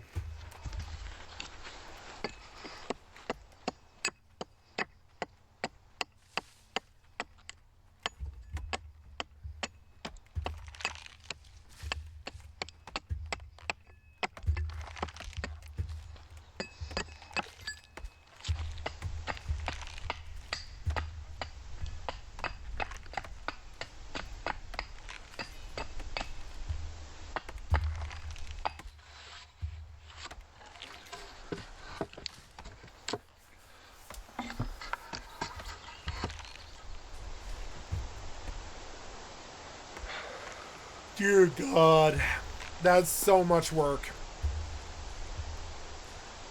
for like a survival push.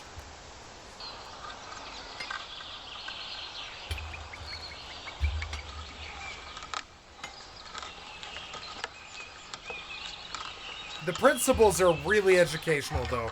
Like the drill, that makes sense. That's something I need to see. That would be so hard to do in the wild. I'm on the wrong tip. Now, this is interesting stuff, and I'm learning. But I mean, I don't think I need to see this. I think I know how to do this.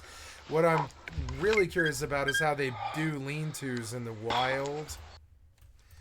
Fast lean-to guide, right? What? No. Fast lean-to. You know what a lean-to is? Yep, there we go.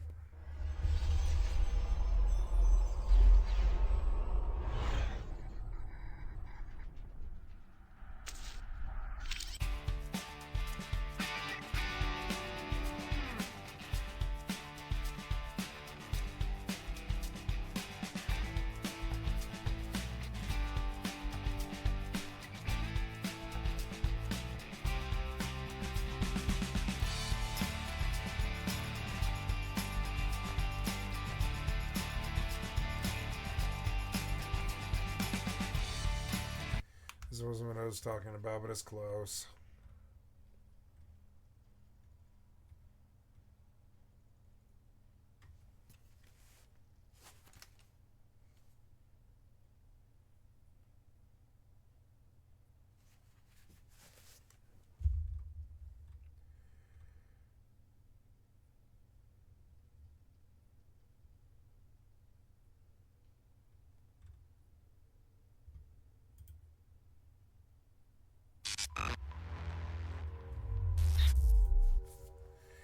Yeah, this is more my tip.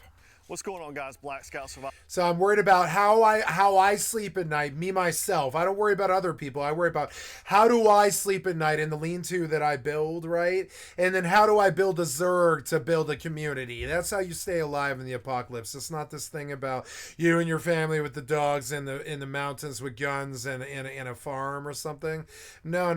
The people will come and take everything that you have. You need the Zerg if you want anything. You need the Zerg, and you need to make sure that they get all part of it too.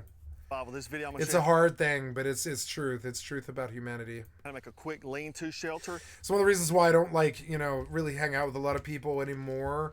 Is I'm like, I don't know. I use them for survival for so much of my life. Not use them in some bad way, but I mean not use them like as in like took advantage of them. I'm talking about like I needed them in my life to get by the last like 25 years. It was that like fucking hard. And now I'm just like I like not being a burden to them, and I like not being like this person that they have to help all the time because people just try to destroy me all the time for no reason, and I don't really I don't know. And this is something I learned from Dave a few years ago, and it's a quick way to set up a shelter. And so I have my shelter kit here that you've probably seen a video before. This is from I've seen these. Systems. I want one. Oh my god. But basically what you need for this is a couple of stakes. Yep, that's it. Yep. Some paracord. Yep, paracord. And a All Steaks, with a blanket, like we paracord, and a blanket. had That's in the it. back. Steaks, paracord, and a blanket. This sort of logical approach is something that appeals to me so much more than all of that log cabin prep or anything like that. That's nice long-term stuff that if you have like, you know, a couple of days or a couple of weeks or whatever to spend time doing something like that, that's a good long-term solution. But I'm looking for what do I do when I'm in trouble right now, you know? home system. If And what do you do when you're out in the woods and you don't have this? you don't know what I'm talking And about, so and I'm looking for some approximation of what I would need to do in the wild, because what I would have done is knock a small tree over, use the leaves for cover against the rain, and then burrow up underneath it, right? But this is, you know, this is the person with money before they go out into the wilderness's approach to it. I want to see what I would need to do in the wild to reach this reality and survive in the first day. Because my biggest concern is how do you not freeze to death or get robbed or murdered in the first day? And I think that's a lean-to shelter, I'm fairly sure. I'll click the video below on the back home. I've always been certain of it, because everybody I've ever respected talks about it. That's why. Tom Brown and fucking, you know, Carlos Castaneda, The Tramp,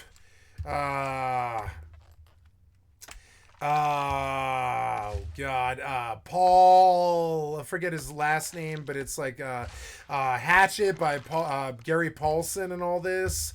And it's like, you know, and lean-tos are something that the survival boys talk about all the time. That's the concept of something that you take in the wild and you lean it up against something to use as cover against rain or cold, or it encompasses you so you can contain your body heat or that kind of thing. And they're very tricky. It's hard to learn how to do this without going out into the mountains and having somebody show you. System. I talk about now this boy's gonna teach you how to do this. I don't really care about this. I'm gonna buy something like this eventually, but I don't really care about this. I'm gonna you know, I care about how to move a tree into another tree and create a quick lean-to shelter without this.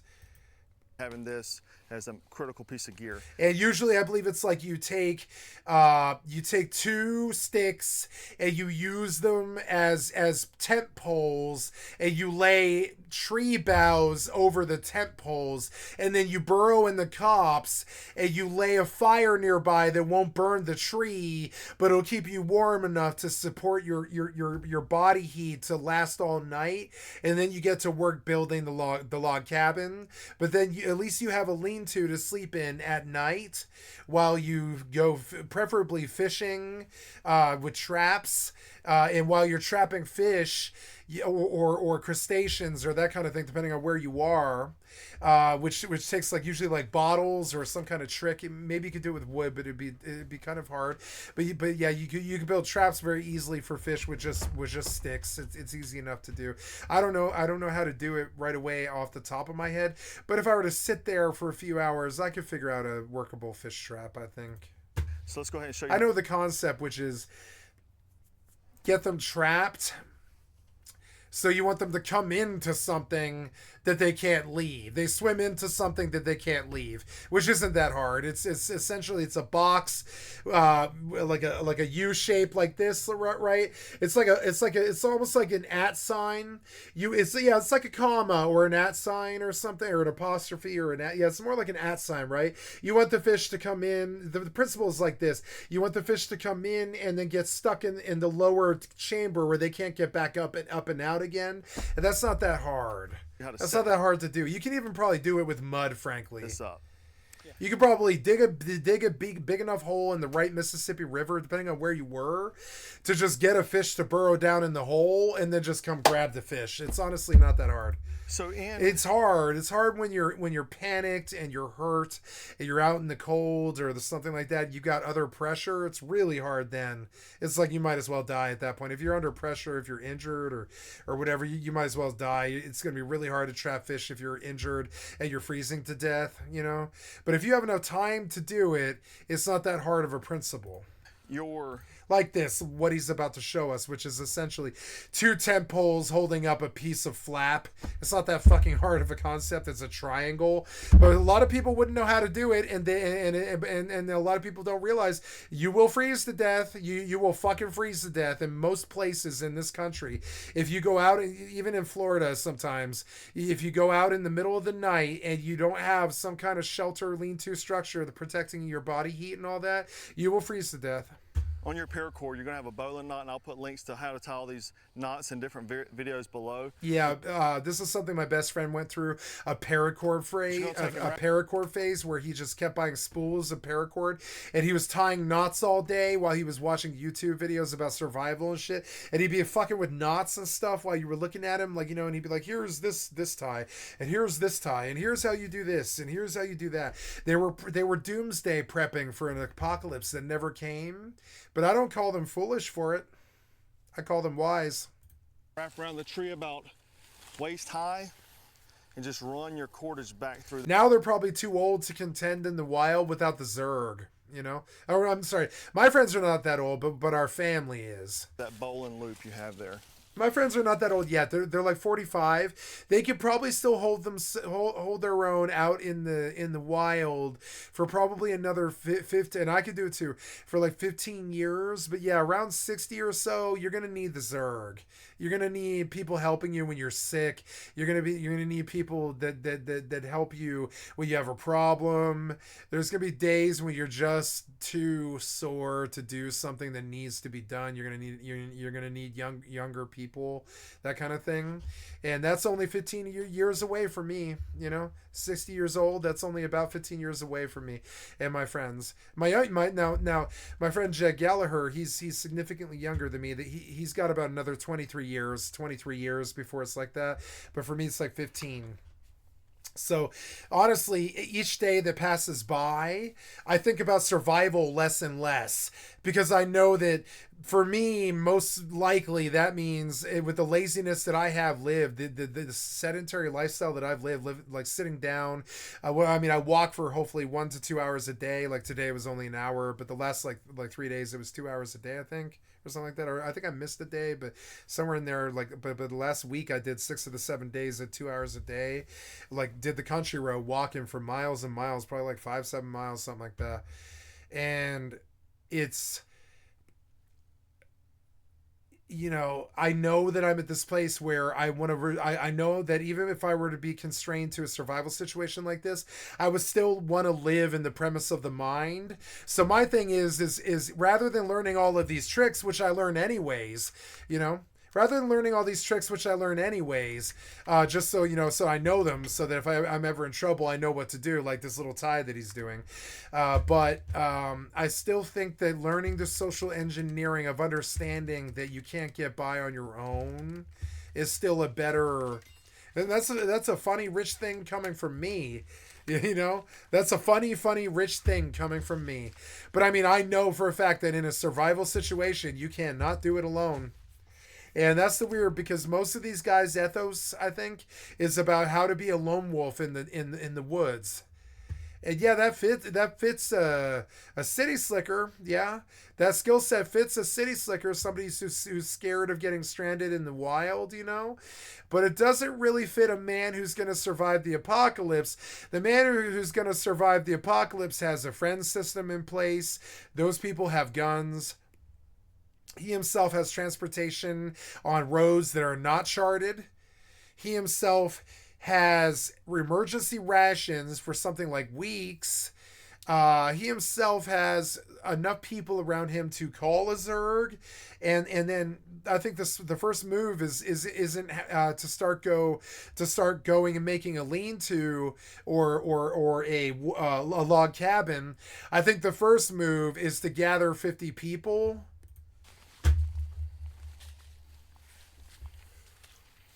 And I think, okay, all of this information is extremely valuable, but would I ever use it in an apocalypse situation? And honestly, I believe I would use a lot of the survival skills, yes. But when it comes to lean-tos and all that, I don't ever want it getting that far. I want people building shelters for me long before that. You understand?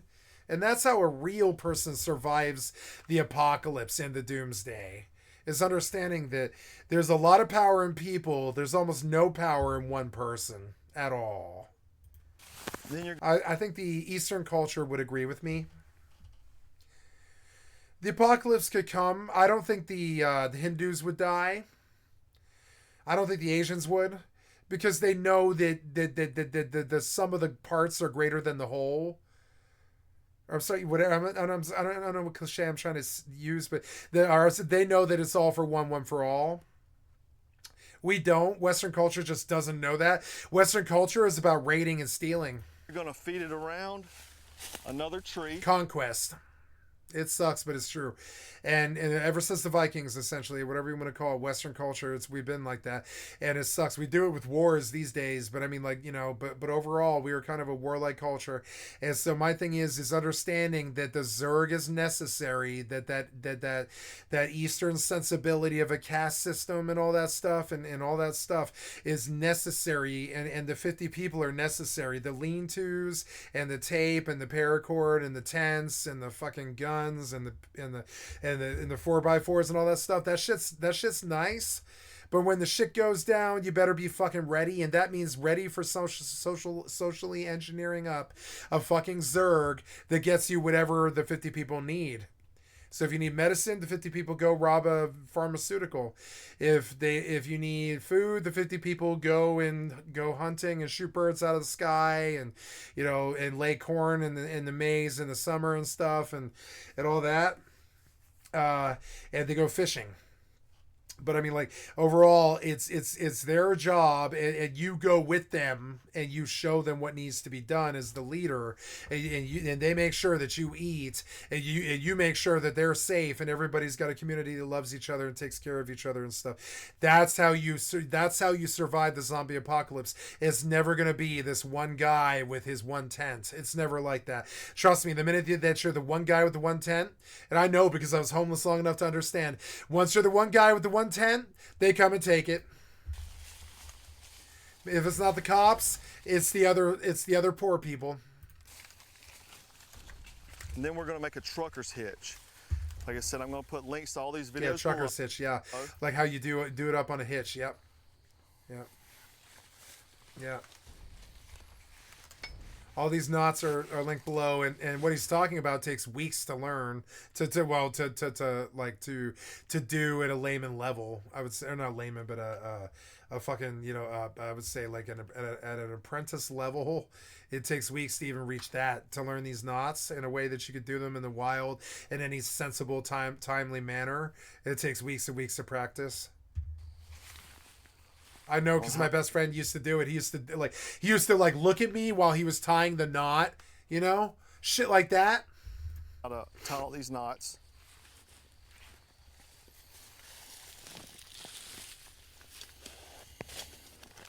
So we have our all-weather blanket here, and this is what we're going to use. Now on 3 of the grommets here, out of the 4, we have just a little loop knot, double fisherman's, and then 1 open one.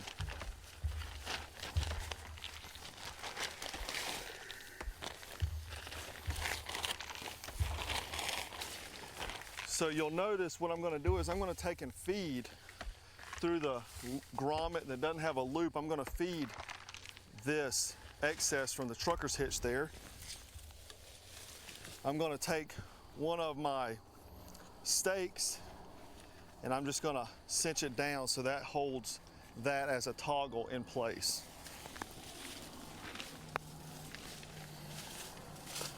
Look how much time, practice, and effort and memorization it would take to do this in a really quick manner in under pressure. And that's what most survivalists end up trying to do, is understanding how to do all this stuff under pressure, maybe a blizzard or something like that. But I mean, in my experience, getting the people to work with each other is a much more viable approach to survival than... That's how I lived on the streets anyways, than trying to do all this stuff. That's all I have to say about this. Now for this lot, I'm not trying to discourage it. I'm saying learning the stuff is really good, but also if you're planning on this saving you and not the people around you, you need to re-examine that assumption. It's the people around you that will save you. It sucks that humanity's power is actually numbers, but it is. Humanity's power is numbers. Anything is easy with enough people. Anything. We can build the Great Pyramids with what we still can't do today. They did with people. Back then, slaves, they did it with the Great Pyramids, right? They built up with their bare hands what we still can't do today with fucking cranes and tools and hooks and stuff. And I'm going to feed that. And how did they do this? They marched 30,000 people into the desert to a pyramid and told them to lift the pyramid into the sky, and that's exactly what they did. Excess through this grommet as well. Now, that was for religious reasons and country reasons, but I don't really see the difference between that and the Zerg. You have to promise them survival. You tell them how you're going to get it, which is planning and leadership. And the minute that there's a rudderless ship in a human community, even if it's yourself, if you think you and your family are gonna somehow live through the apocalypse through just your own sheer determination, nope. Your first lesson is to embrace the Zerg. You must embrace the Zerg. Or the Zerg embraces you. And when you stare into the abyss stares right back at you as well. It sucks. When you join the Zerg, you become the Zerg. Yeah. And place another stake in there. You lose the sense of self. Now I'll slide my Prusik loop over.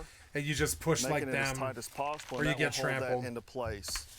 So now with my other two stakes, I'm just going to stake out the back portion and have a good. Yep, there it is. It's essentially like a hang down. What do they call those? Hammock. It's like It's like an upside down hammock. Or good angle on it as a. It's a good principle, but only if you have good material. Otherwise, it's worthless. Otherwise, you're using a tree. And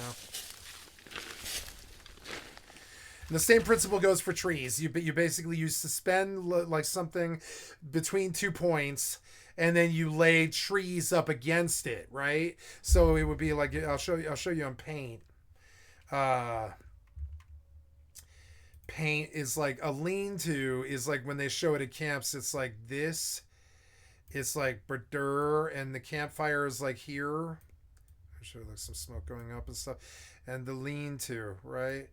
And this looks like a tent, but what it actually is a stick with a tarp leaning downwards that shields you from the wind, and the heat is contained inside of this little pocket because the heat rises, and this keeps you alive during the cold winter night. Now, if you're and I want to start like a new image, how you would do this is you would cut a whole bunch of smaller trees and use their boughs as a wall.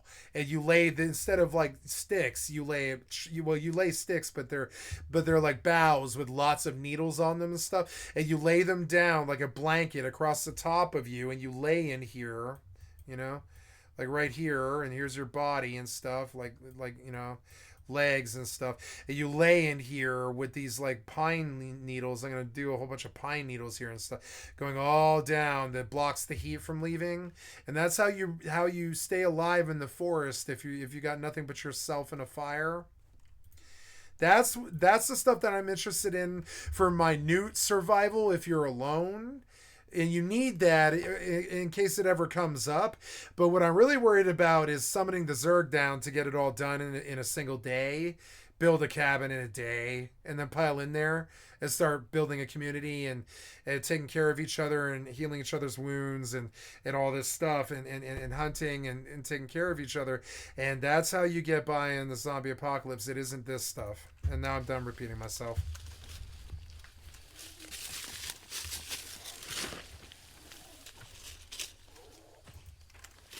Well, it's a combination of this stuff and that. So now we have a very good angle to make a camp right This here. is only half So of it, though. Bed roll up or whatever. If you got another Mercy blanket or trash bag, make a bum bag here. And I'll put a video how to make a bum bag, fill the garbage bag up with leaves and lay on top of it, insulate yourself. You have this mylar here to reflect heat. Put your fire here, a few feet away, and it'll reflect heat and create a microclimate in this position here. So anyhow, guys, that's how to make a quick lean-to shelter. And as always, thanks for watching Black Scout Survival. The tarpaulin, or tarp, is one of the most versatile forms of shelter that you can have in your pack. They are lightweight, compact, and generally very waterproof. You can use them to set up quick shelters if there is a storm coming, or with a little more time, you can set up a more extravagant shelter that will be comfortable to sleep under for multiple days. In this video, I'm going to show you 15 different ways to set up a tarp. Some setups will be... This is what I came for. And this stuff, I know most of it because I've seen it all before.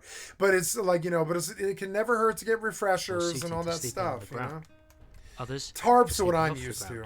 In a hammock. I used to do a lot of tarp tents. In the future, yeah. I will add chapter markers to each setup in the video description. String and tarp. Before we start, I would like to thank Skillshare for sponsoring this episode.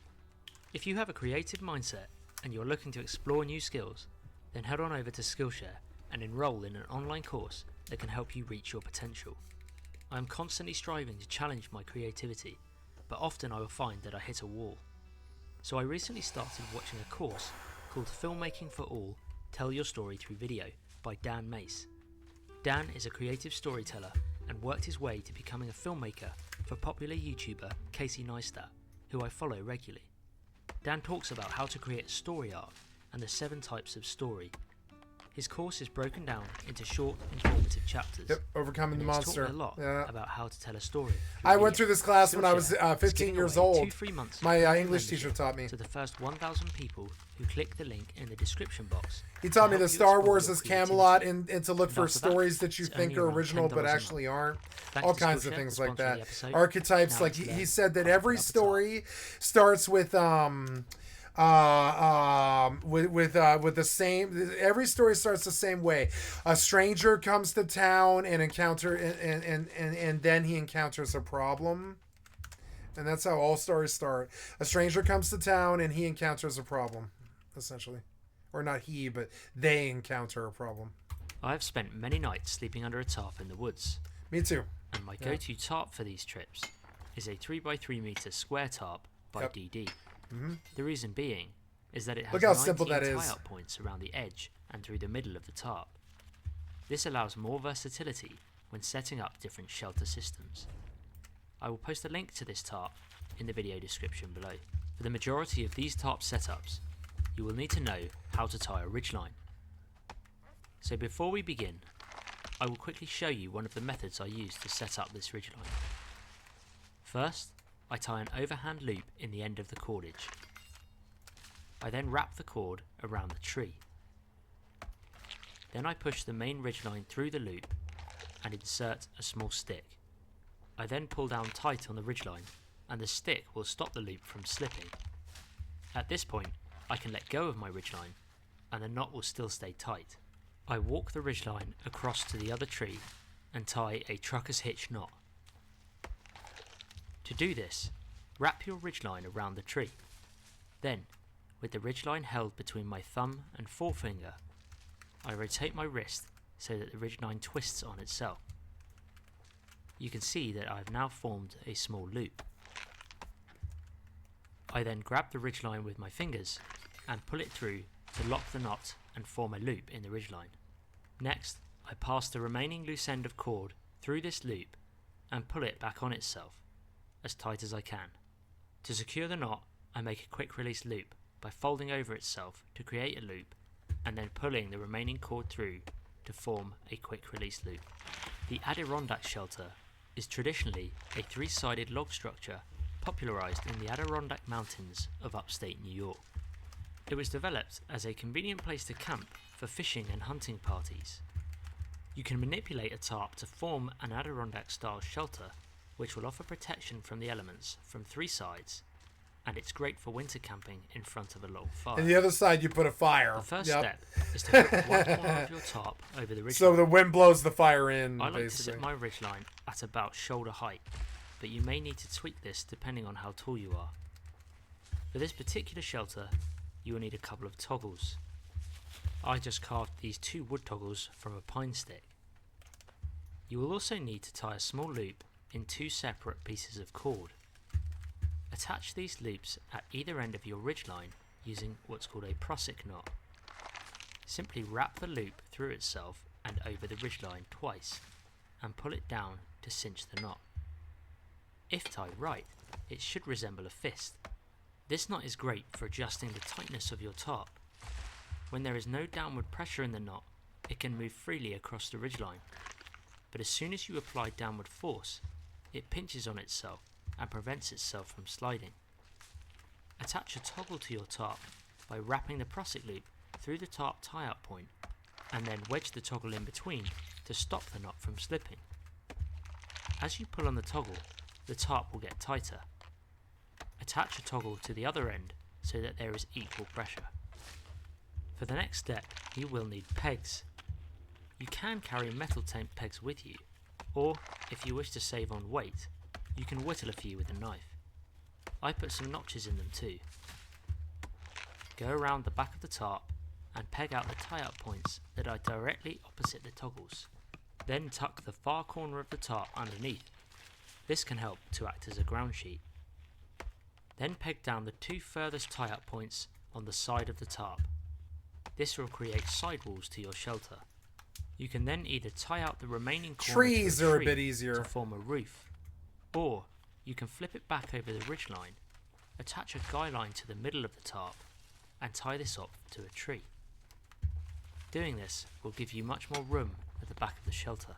The advantages of this type of shelter is that it reflects heat towards your body if you have a fire in front of you. There is plenty of room in the shelter to lie down and sit up, and you have the option of having an extendable roof. The disadvantages are that it takes a while to set up. You are not left with much material to form a ground sheet, and you aren't able to stand up inside the shelter. The next tarp shelter This man is knows by his far stuff. one of the easiest to set up. This is Using what the same everybody two toggles does. in The previous basic shelter, lean-to. Yeah. tie out the two endpoints of the tarp. For a more secure tarp, you could thread the ridgeline through all of the tie-up points on the edge of the tarp, but that involves having to take down your ridgeline and retie it. Now all you need to do is peg down the remaining tie-up points at the back of the tarp, and you have yourself a simple lean-to shelter. The advantages of this type of shelter is that it's super fast and easy to set up. There's also plenty of room underneath for you to store your gear, and there is plenty of airflow, so if you have a fire, you won't get smoked out. However, it's not so effective if there are strong winds, and in winter, you will be exposed to the elements much more. Plus, there is no ground sheet with this type of shelter. Despite these disadvantages, you can actually rearrange this shelter into 3 different types of setup.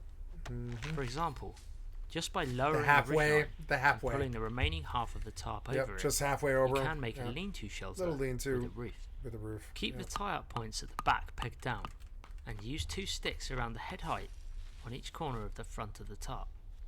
As these support sticks are not pushed into the ground, you will need to peg them down using some cord.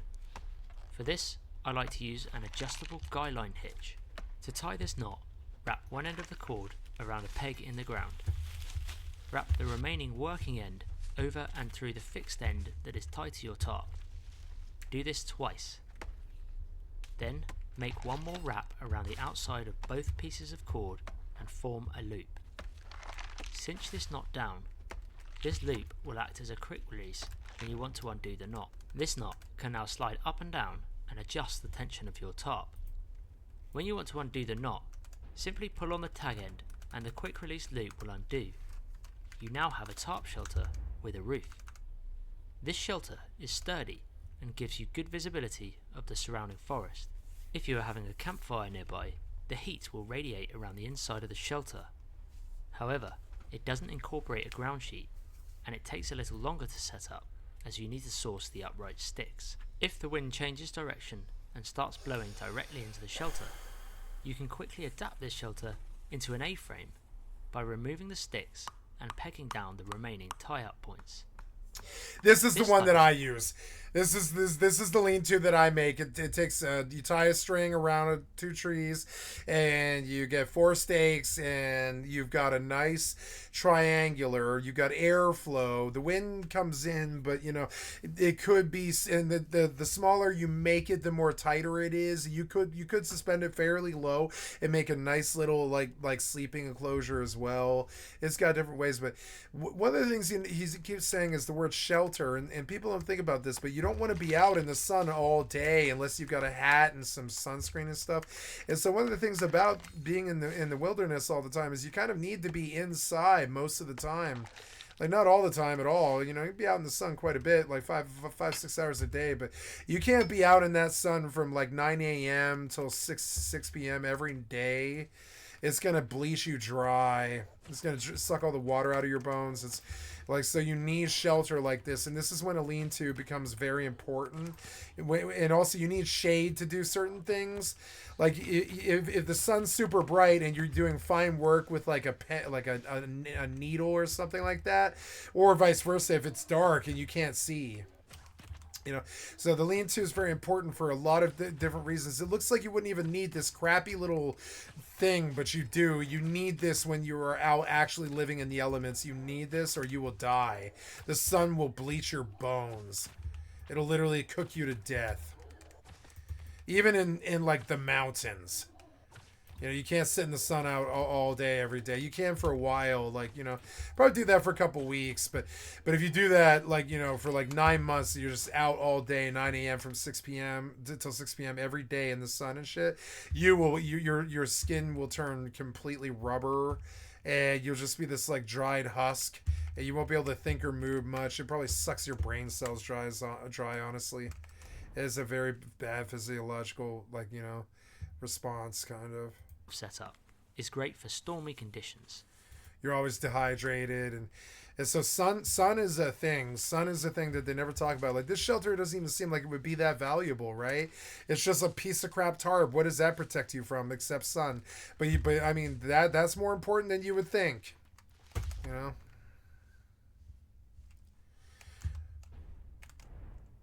And you still sun have will plenty kill of you. room for your gear. However, you won't be able to stand up in it. Nope. But fear not, that can quickly be changed. All you need to do is undo all of the pegs and tie 4 guy lines to the tie-up points in each corner of the tarp. Then, loosen your ridgeline knots and raise the ridgeline above your head. Tie out each guy line to a peg in the ground using your adjustable guy line hitch. Now, why would you want to stand up? Oh, I guess because I guess if you needed shade, these 2 toggles remained in this place you were doing fine work, shelters. like maybe surgery or something like that. You could raise it. You could raise it, and then you would be able to stand up and do the surgery. The doctor could stand up and put you on a table and do your surgery and stuff, and still be sheltered from the sun. It is important for emergency situations. I don't know when this would be very useful, but I'm sure he says something about it. This guy is really good. I like this guy. TA Outdoors. Yes, he's got 3 million subs. It doesn't surprise me. He's probably the top bushcraft guy. He knows everything there is to know about this stuff. He's probably so autistic. Now you have a flying... My friend Jed is exactly like this. He knows everything there is to know about all of this stuff, exactly like this guy does. A-frame. The term flying... I'm not sure. I believe he could teach exactly like this, yeah. Tarp. I don't really see a difference between this guy. I think my friend Jed could pull 3 million subs. I do. He's even got the aesthetic looks.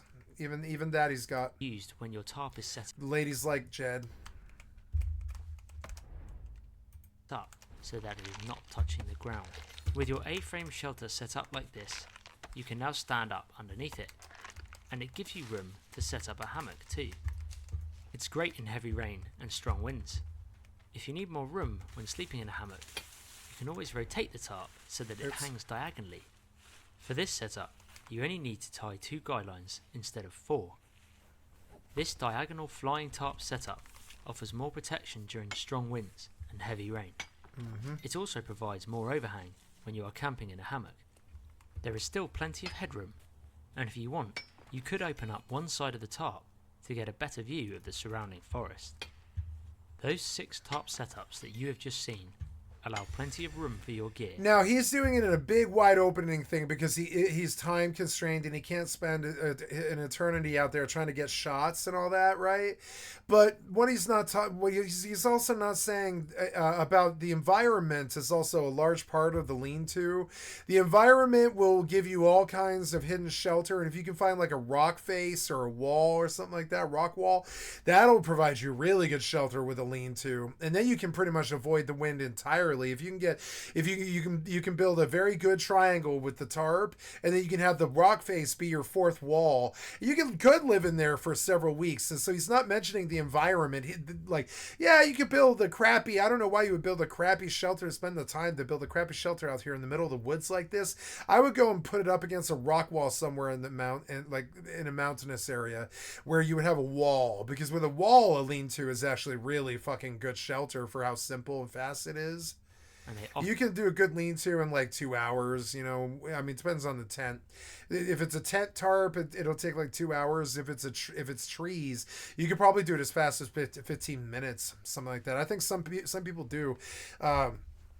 I remember reading as a child in many different survival books and manuals and Nat Geo and stuff that there were many people in the mountains who had managed to just survive in freezing cold weather, like 0-degree weather and stuff. They'll survive by just building a fire and chopping down a few small trees and just using them essentially as like a blanket. They tuck themselves in a corner somewhere against a rock wall, and they'll build a fire and they'll lay all these little tree boughs over them so they have coverage from the cold wind and the exposure of the wind blowing over them.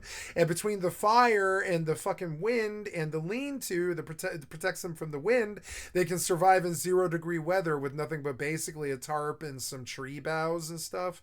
And that's what I kind of came looking for, and I hope he talks about it, because the environment is a large part of the lean-to. It's not always going to be this ideal, like in the summer you might need shade because you don't want to be out in the sun. You know, you're going to fucking, like, it uses up all of your energy in your body. You get hungrier and thirstier, and you have to do more work to survive and stuff. You don't want to be out in the sun during the summer. It's okay to be in the shade during the summer. You might want, if you're moving and traveling, it's okay, but you don't really want to be in the sun in the summer. It saps all the energy out of your fucking blood, and it doesn't really leave it in your body, and you just end up being more thirsty, more hungry, which requires more work to survive, more carbs, and all that stuff. Offer good protection from the elements. Or calories, excuse me. Is it carbs? Oh, sorry, calories. They are also relatively easy to set up. However, they are quite obvious and can be seen quite easily in the woods. So what if you need I always to get carbs and calories messed up, but they're not the same thing at all. Where you're not supposed to be, and keeping a low profile is your #1 priority. Yeah. In which case, you are going to need to be stealthy.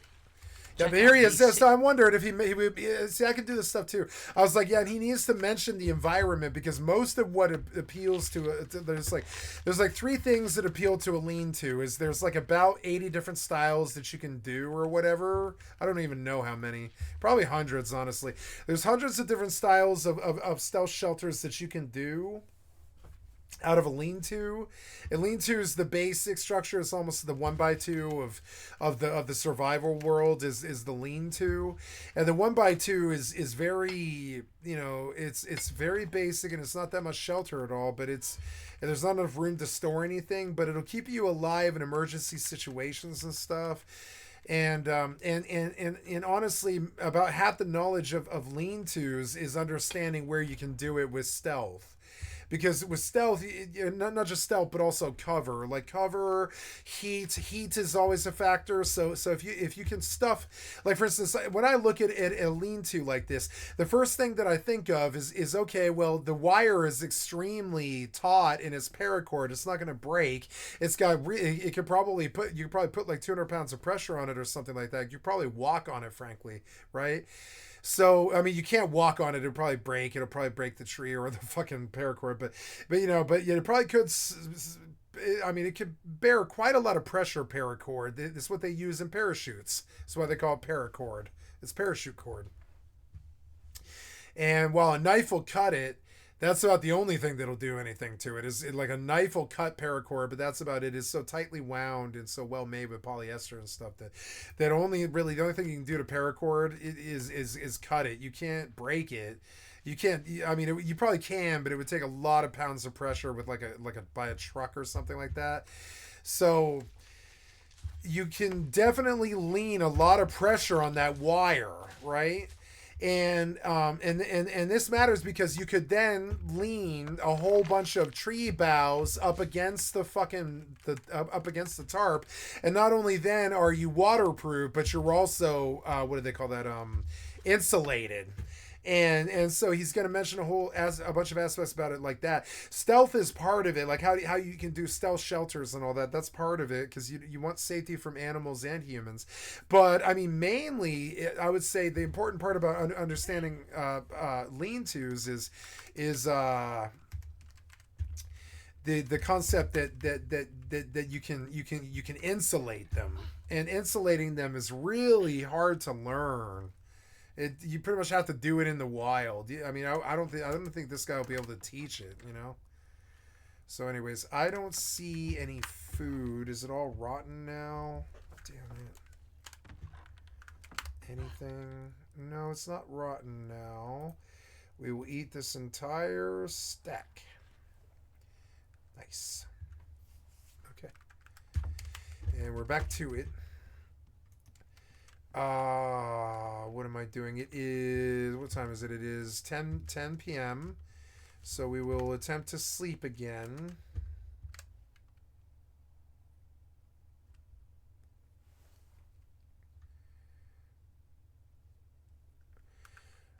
Okay, you can only sleep near an active campfire. Okay, so let's see if I could get this to work like I did last time.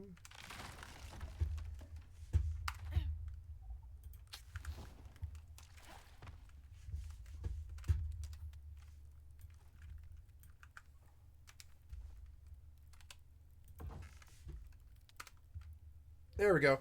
Got the campfire. But it's not 18 to 7. Oh, it is now because it moved me to 7 a.m. Nice. Okay.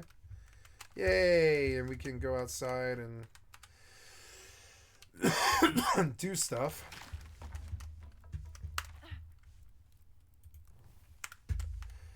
Okay. I don't know what to do. I guess I'll go explore. Except I should get food and water, or no, oxygen maybe. Yeah. No, my oxygen's okay, I think. That's what I'll do. I'll go hunt for oxygen. I feel like this dock was longer before, but I don't know, maybe not. I like going under the water. Fucking awesome. This game's a lot better than it has credit to, you know, than it's getting credit for. Looks like these are fresh pops, which is good for me.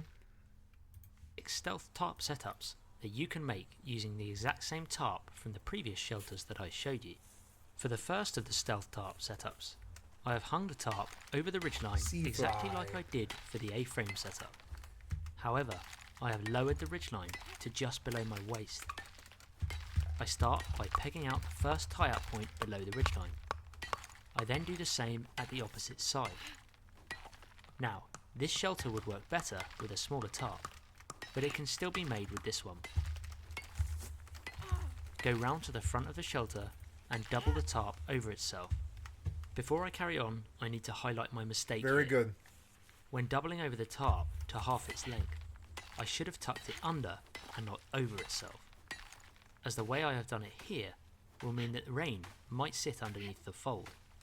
So take care if you are doing this setup to not make my mistake. Secure this part of the tarp to the toggle on the ridgeline and do the same at the other end. And then all you need to do is untuck the remaining tarp to form yourself a ground sheet. This low profile shelter is sometimes called the C fly, as from the side it looks like the letter C. If the weather turns bad and you are in a storm, you can lower the roof of the shelter to allow greater runoff from rain. Yep, and this is the design that I favor. I was trying to look for some amalgamation of it. That's it. That's what I would normally use. See it? You from strong winds. Yeah. This type of shelter is known as the sea fly wedge. The sea fly wedge. Yeah, the sea fly wedge. Created a wedge-like shape. you can further adapt this shelter into what is known as the body bag. You will see why in a minute. I must apologise for the drop in quality in the video. My main camera ran out of battery, so I had to switch to my phone for the filming. To construct the body bag shelter, simply take out the vertical support sticks and peg out each corner of the tarp. Tuck the leftover part of the tarp underneath the shelter and do the same to the opposite side. Now you have created a mini A-frame shelter with a ground sheet. I think you can guess why it's called the body bag. This is probably the strongest stealth shelter to have during a storm, as you are protected from many sides, including the ground. However, as you can see, it's extremely restricted. You can further modify the body bag to give He got you in a it little wrong. more You room would always put the head at the smaller side. To do this, just unpeg the 2 pegs on one side and pull out what you used for the ground. Lean-tos are how Repeg you this survive in the Doomsday Apocalypse when it sets off. Lean-tos are really good information, but mainly the Zerg. Zerg's how you're going to live. It sucks. Gotta reiterate it until people get it. And you will see that you created a more slanted A-frame, which should give you more room for your gear. The next now, if you're low-profile this guy, shelter you can probably is do one it. that I have used on a number of occasions. I don't really have a name for it, so I just call it the stealth shelter. Original, I know. For this shelter, you need the 3 center tie-up points at one end of your tarp to be near the ridgeline. I use the wood toggles to secure 2 ends of these to this ridgeline. Then peg out the 2 remaining corners at an angle. Go around the back of the shelter and tuck half of the tarp underneath itself. Find the next 3 tie-up points that are opposite these on the ridgeline and peg them down. If there are any tie-up points remaining, peg these down too. Remember to keep the tarp tight. Go back around the front of the shelter and pull out the remaining piece of loose tarp to form your ground sheet. This shelter offers full protection to the back, from the ground and from the sides, and it allows you an open view of the forest in front of you. You can also adapt the shelter to create even more space inside. Rather than tuck the loose tarp underneath it to form your ground sheet, you can actually raise it up to form a ground bivvy. Lift up the tie-up points that you had pegged down at the back and raise them up using a stick and a diamond. Do the same on the opposite side and make sure there is a slight downward slope from your ridgeline so that rain can be shed. You will still have some spare tarp remaining to use as a ground sheet. The great thing about the ground bivvy shelter is that you have more space behind you to store your gear. Those past 5 stealth shelters are really useful if you need to keep a low profile when camping, but they all lack one thing: headroom. If you need more headroom but still need to keep a relatively low profile, you can make yourself a tarp teepee. To do this, tie out the front middle point of your tarp to your ridgeline. You can either undo the ridgeline and thread it through the tie-up point, or you can attach it with a toggle like I have done here. You will need to raise your ridgeline slightly just to allow more headroom. Find the second tie-up point down from the centre and peg it in. Do the same to the opposite side. Then head round to the back and peg down the rest of the tie-up points. But don't do the very end ones, as this will allow you to tuck under the loose tarp again to create your ground sheet. Now you have a teepee style tarp which has more headroom than the lower profile ones. All of the tarp setups that you have just seen involve the use of a ridgeline. But what if you find yourself needing to set up camp and there are no trees, you're running out of time and you can't see any woodland or forest nearby? For this next setup, all you will need is a stick or an adjustable trekking pole, or I've even used a camera tripod to set this up. To start with, lay your tarp out flat on the ground. Go to the back corners of the tarp and peg out the 2 tie-up points that are immediately next to the corner tie-up points. Remember, this is going to be the back of your shelter, so take note of which direction the wind is coming from. Tuck the loose corner of the end of the tarp underneath and do the same on the opposite side. Next, go to the front corner tie-out point and find the tie-out loop next to it. Keep your hand on this tie-out loop and bring the corner tie-out point to where it was. Peg that corner tie-up point in. Then go to the opposite side of the tarp and do the same thing. Now grab your stick or hiking pole and tuck this underneath and into the middle of the tarp. Make sure that if you are using a stick, that the top of it is not too sharp. You might need to round off the edges. Attach 2 guy lines to the front tie-up points and fold these back on themselves. Tie it around the back corner pegs. Once complete, your shelter should look like this. The great advantage of this shelter is that it acts like a tent, so it has plenty of space inside for you to store your gear and keep dry from the rain. Because the tarp tent has a number of angles to it, it holds up really well in strong winds, as it deflects it away from the shelter. However, the centre pole inside can be a little restrictive.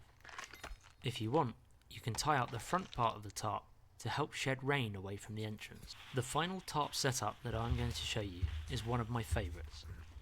It's very easy to set up and you don't need a ridgeline to support it. It's called a plough point shelter, and all you really need is one tree. Emerald gypsum. Typically, you don't need any guy lines for this shelter. You can just tie the corner of your tarp up to a tree and peg out the rest of your tie-up points. But because I am having a fire, I don't want to have the fire near the tree where it might burn it. So I used a guy line to extend my shelter further away from the tree. I also tied a guy line at the back middle tie-up point to create more space inside. Any tie-up points that were close to the ground, I pegged down. I use a separate ground sheet with this setup, but you can incorporate a ground sheet by setting up the shelter nearer the tree and tucking under any remaining tarp. So that's it. 15 different tarp setups that you can do when out camping in the woods. Remember,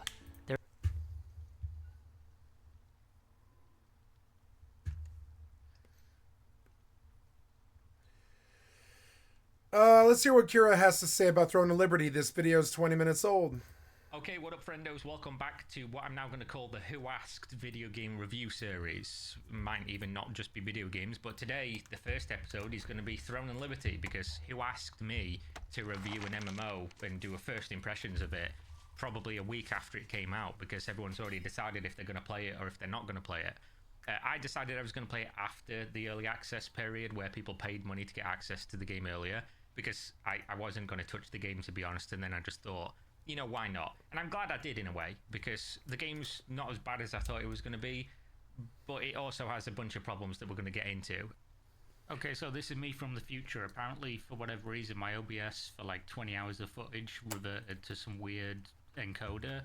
So unfortunately, all the footage is very blurry whenever there's motion on screen, so it just is what it is. The game actually looks great. It's just unfortunately I can't go back and re-record the footage, so there you go. I did write out a list of pros, middle ground, you know, like double-edged sword points, and cons. Look, this guy, he's made like $20 million doing this, right? And he can't even get the display adapters on OBS to work. He can't even do it. See it? Towards the end. This guy is right there. That fucking mic is worth $600. You know what I'm saying? This guy has a platinum plaque on the back wall, and he still can't get the fucking... I got the game to run better than he did. I'm just going to try and like pick off... See, that's why I sit here and fuck with the settings all day. Right? The top of my brain... The things that I can tell you most important to I can tell you why he's getting this. The blurriness is because you're not in windowed. You're not in windowed. Yeah. Well, you're starting an MMO and trying to enjoy the game. Important to remember, this is just my opinion. I'm somebody who's played MMOs for a long time, but my thoughts and feelings are going to vary compared to yours. And what I think might be a pro or a con might be, you know, the opposite for you. It depends on what you enjoy.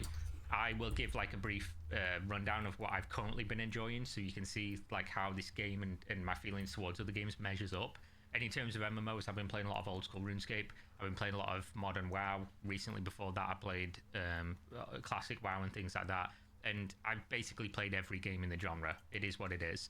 I'm a fan of South Korean MMOs because of the aesthetic and the sense of scale in the world that they do usually. And I don't hate grinders, so that's where I'm coming at this from. Somebody who's played thousands of hours of Black Desert Online, even though it's pay to win and there's a bunch of problems with it. Thousands of hours of Lineage 2 and games like that, Legends of Mer. So the fact that this is like a Korean game and it's overly monetized, probably, we'll get to it, and it's a grind. I think this kid would fit in with my crew so well. My best friend is so much like this kid. It's weird. Game, and not negatives to me, but they might be for you. So that's how I view that stuff. Going into this game, I will just say that it is basically like what you'd expect from a South Korean MMO that's currently not doing well in South Korea. This game is not even in the top 50 games played in South Korean PC Bang data, which means that the game is not even big. It's not. It might not belong for this world based on that, unless they can have like a huge recovery.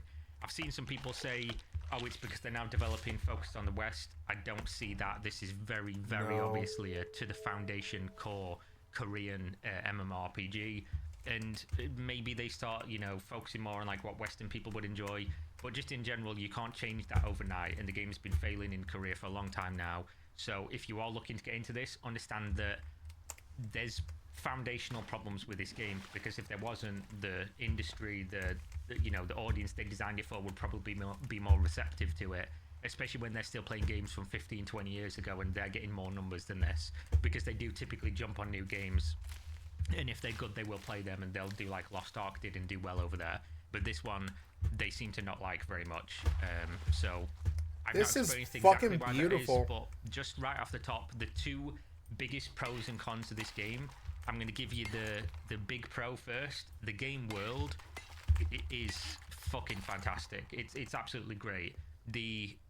Everything that goes into the world, I'm talking the technical aspect of how the game runs, with hundreds of people on screen with very little to no lag, no latency issues, instant teleporting around the world, the actual graphics, the aesthetic of armors and things like that within the game, how you feel within the game world, all things relating to actually being in the game and in the world are great.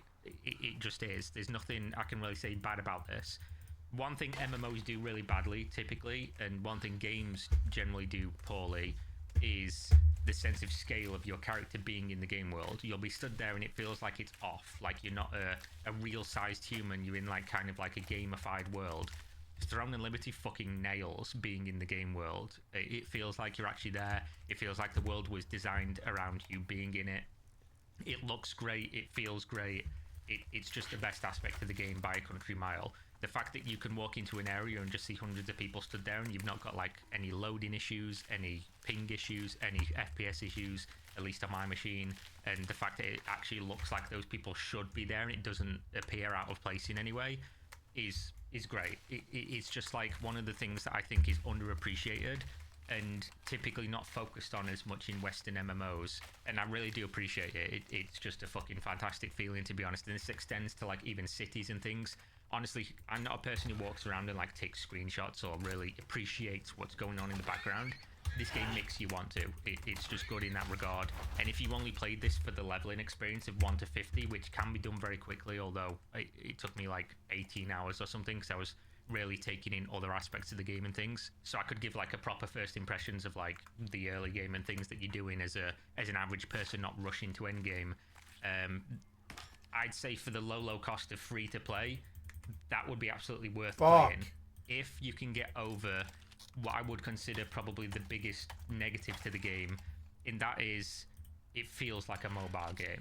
This is something like a nebulous The term combat was fucking not so good. people throw around all the time. I'm like, sorry. It feels like a mobile game, but no, they no, that game really felt like a mobile and I will game, just though. say, a lot of South Korean MMOs They feel like this now mobile because they're games. designed for cross-play in their Yeah, mobile games as they well as suck. PC games or console games. Yeah. This is not, but it basically comes from a company whose biggest IP right now is Lineage. Throne and Liberty is a Lineage game, and originally it had like autoplay and a bunch of other systems in it that you would expect from a mobile game, and it's essentially modeled off of their already mobile version of this game, and you can just tell like everything about like the UI, the interface, when you go into it and you're looking at all these little red dots that are popping up every time you do anything, literally anything in the game. There's like 4 red dots pop up in your UI they want you to open and look at and give you an incremental little good boy point.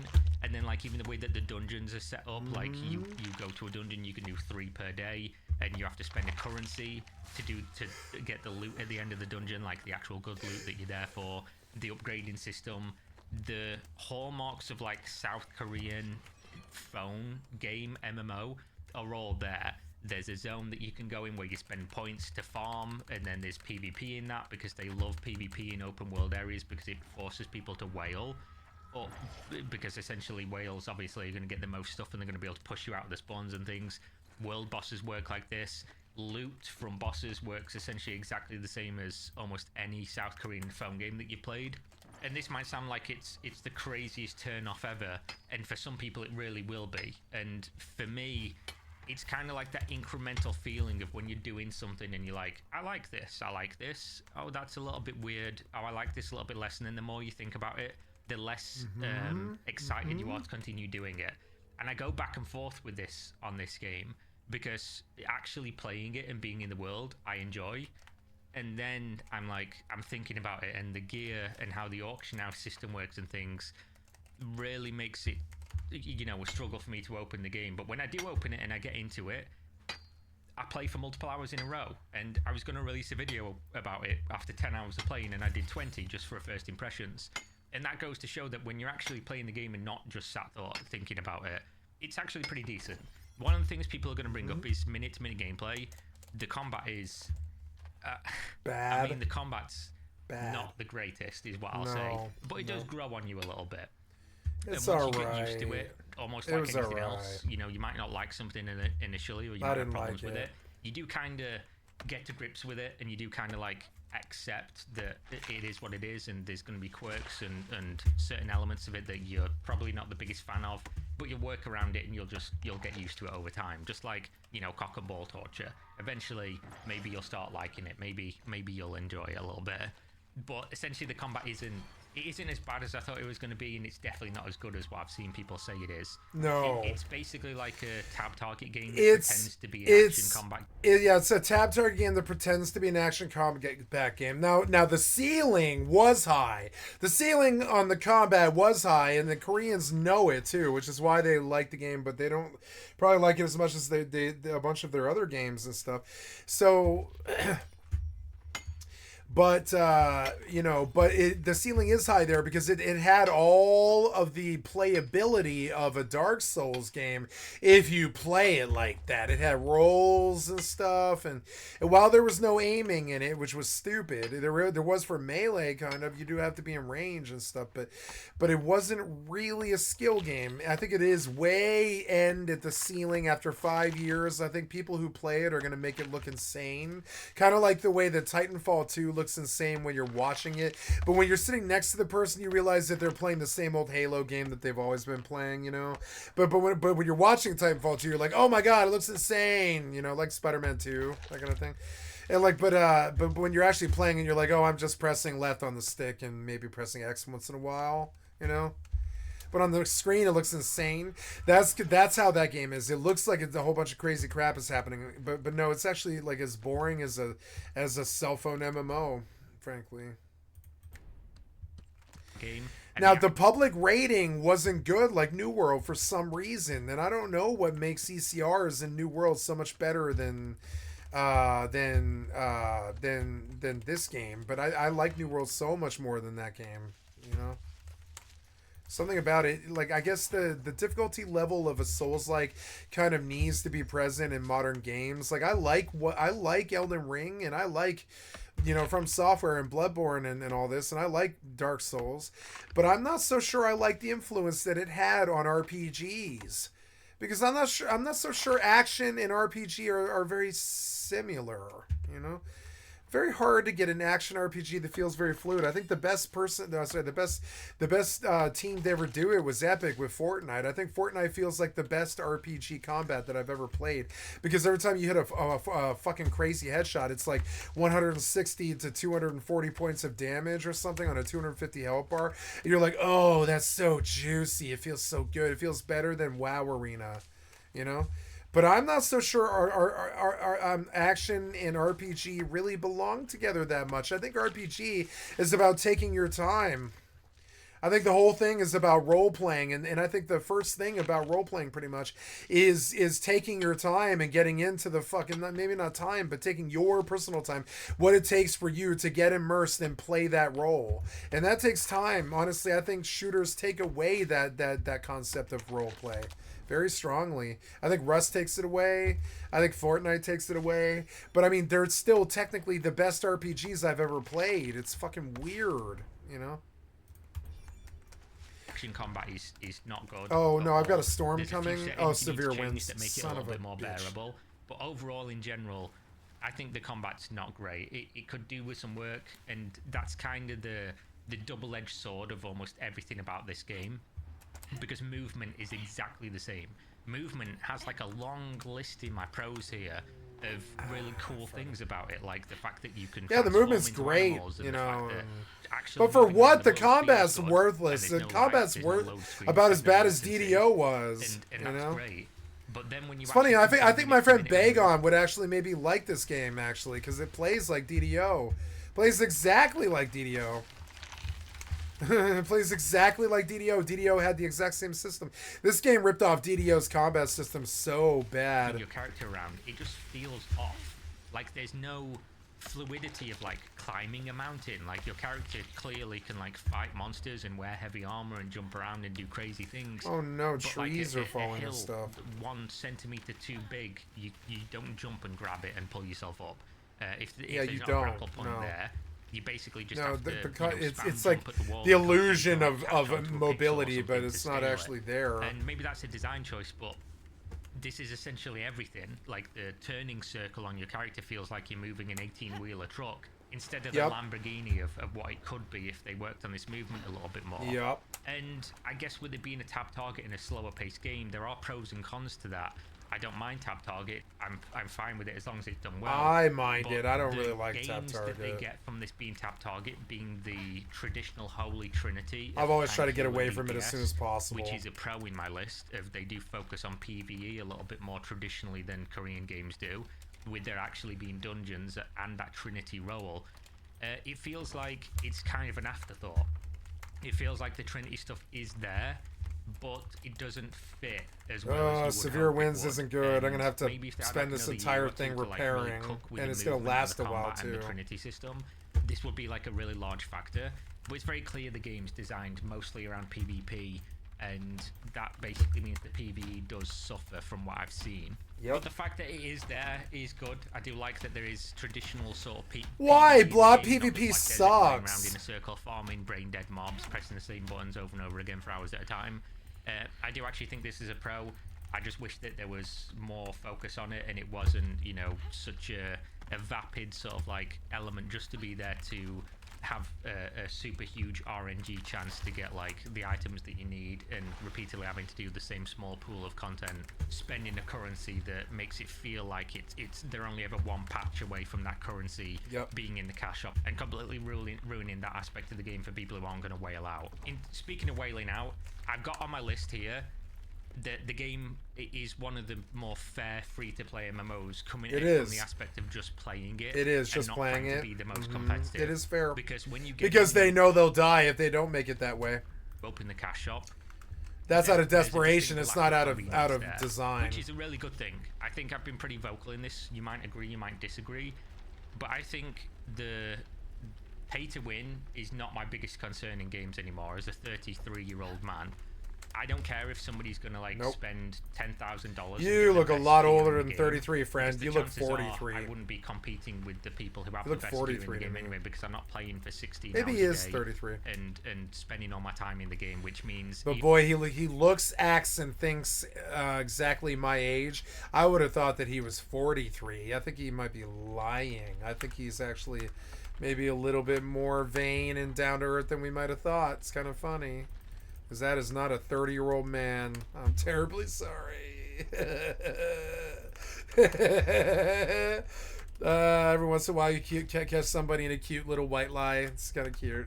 I don't care that he lies about it. It's just, why is it necessary? You're a dude. You don't need to lie about your fucking age. The fuck do you care about your age? What does anybody care about that? Nobody. You think girls aren't going to date you or something because they think you're 50? No. Are you really 33? Maybe. I guess you could be 10 years younger than me. But no, you're talking about playing BDO and all this stuff. No, you're the same age as me. I think you're lying. What fucking kid played BDO? What the fuck are you talking about? No, you're lying, dude. I don't believe you at all about your age. You're 33, my ass. I can see your hair thinning. I can see that you're middle aged and that you got a belly, and you're speaking slower because you're starting to slow down like me a little bit. You're becoming middle aged, and you just don't strike me as a spry 32 or 33. You strike me as a 43. Even if he didn't pay, your stuff seems like something a 43-year-old would do. I don't think any kid would ever put this in their background. Maybe. What do I know? More than me, and they just be there anyway. So I don't give a fuck about that. As long as there's either some equalized gear system that I can PvP if I want to, or if there's other stuff I can enjoy. Why? I don't care. Why? What I do care about and what I think harms games the most is convenience, or essentially the design is make something in the game worse. Actually, don't mind battening down for the wind. I think that's a good little gameplay loop that I've never seen before. It's all right. Is loot pick up pets like in Black Desert Online, costumes to do certain things in Black Desert Online, things of that nature. From what I can tell, there's a distinct lack of this in Throne of Liberty, which basically makes it, other than at the top end of when you're spending the cash up currency to buy stuff to make your gear better, to make you stronger, like free, which is going to take free to play people longer, and therefore definitely is objectively pay to win. Aside from that, it doesn't appear like there's a bunch of barrier for entry, like, oh, you need to buy the subscription, oh, you need to buy this thing, you need to buy that thing. It seems like the floor it's a full game. for paying to win here is basically like the leveling log to get the bunch of rewards and buying the battle pass every month, which you can technically earn from doing some super convoluted system, because it's a traditional, it's a fucking phone game, guys, in terms of like how the it's a phone game, yeah, it's a phone game. You have to jump through 750 hoops to be able to sell stuff on the auction house, which then people buy with cash up currency, which the selling point is like, oh, then anyone can get cash up currency and you can earn it. No. But then obviously it basically incentivizes you to buy the money on the shop. Sell it to a whale who's then going to have better things than you in the game, just so you can buy, the battle pass or buy something lesser that you wanted that you weren't lucky enough to get. And that's kind of just how the game works. And I wish New World would do that. Guilds, and the top guilds are going to basically get all the most resources, unless you're like an officer in one of the top guilds, or you're being spoon-fed if you're a content creator or something, which take content creators' opinions on this game very, very liberally with salt, because a lot of them are in top guilds, and therefore playing a completely different game to you. Unless you're in one of those situations, it's going to be a drastically different experience with how you see this game. If you're somebody who just likes to log on and you don't have like a core group you're going to join with, or you're good enough at games to get into one of these big guilds and you can put in that time and effort, the game's going to look very differently to you, and a lot of the things I'm saying are probably going to make a little bit more sense, relevance. New World was my Final Fantasy 14. Everybody in WoW went to Final Fantasy 14 and they like had a home there for like 7 years. I didn't like Final Fantasy 14. I like FFXI. FFXI is so much better. So I didn't have a place to go like BDO.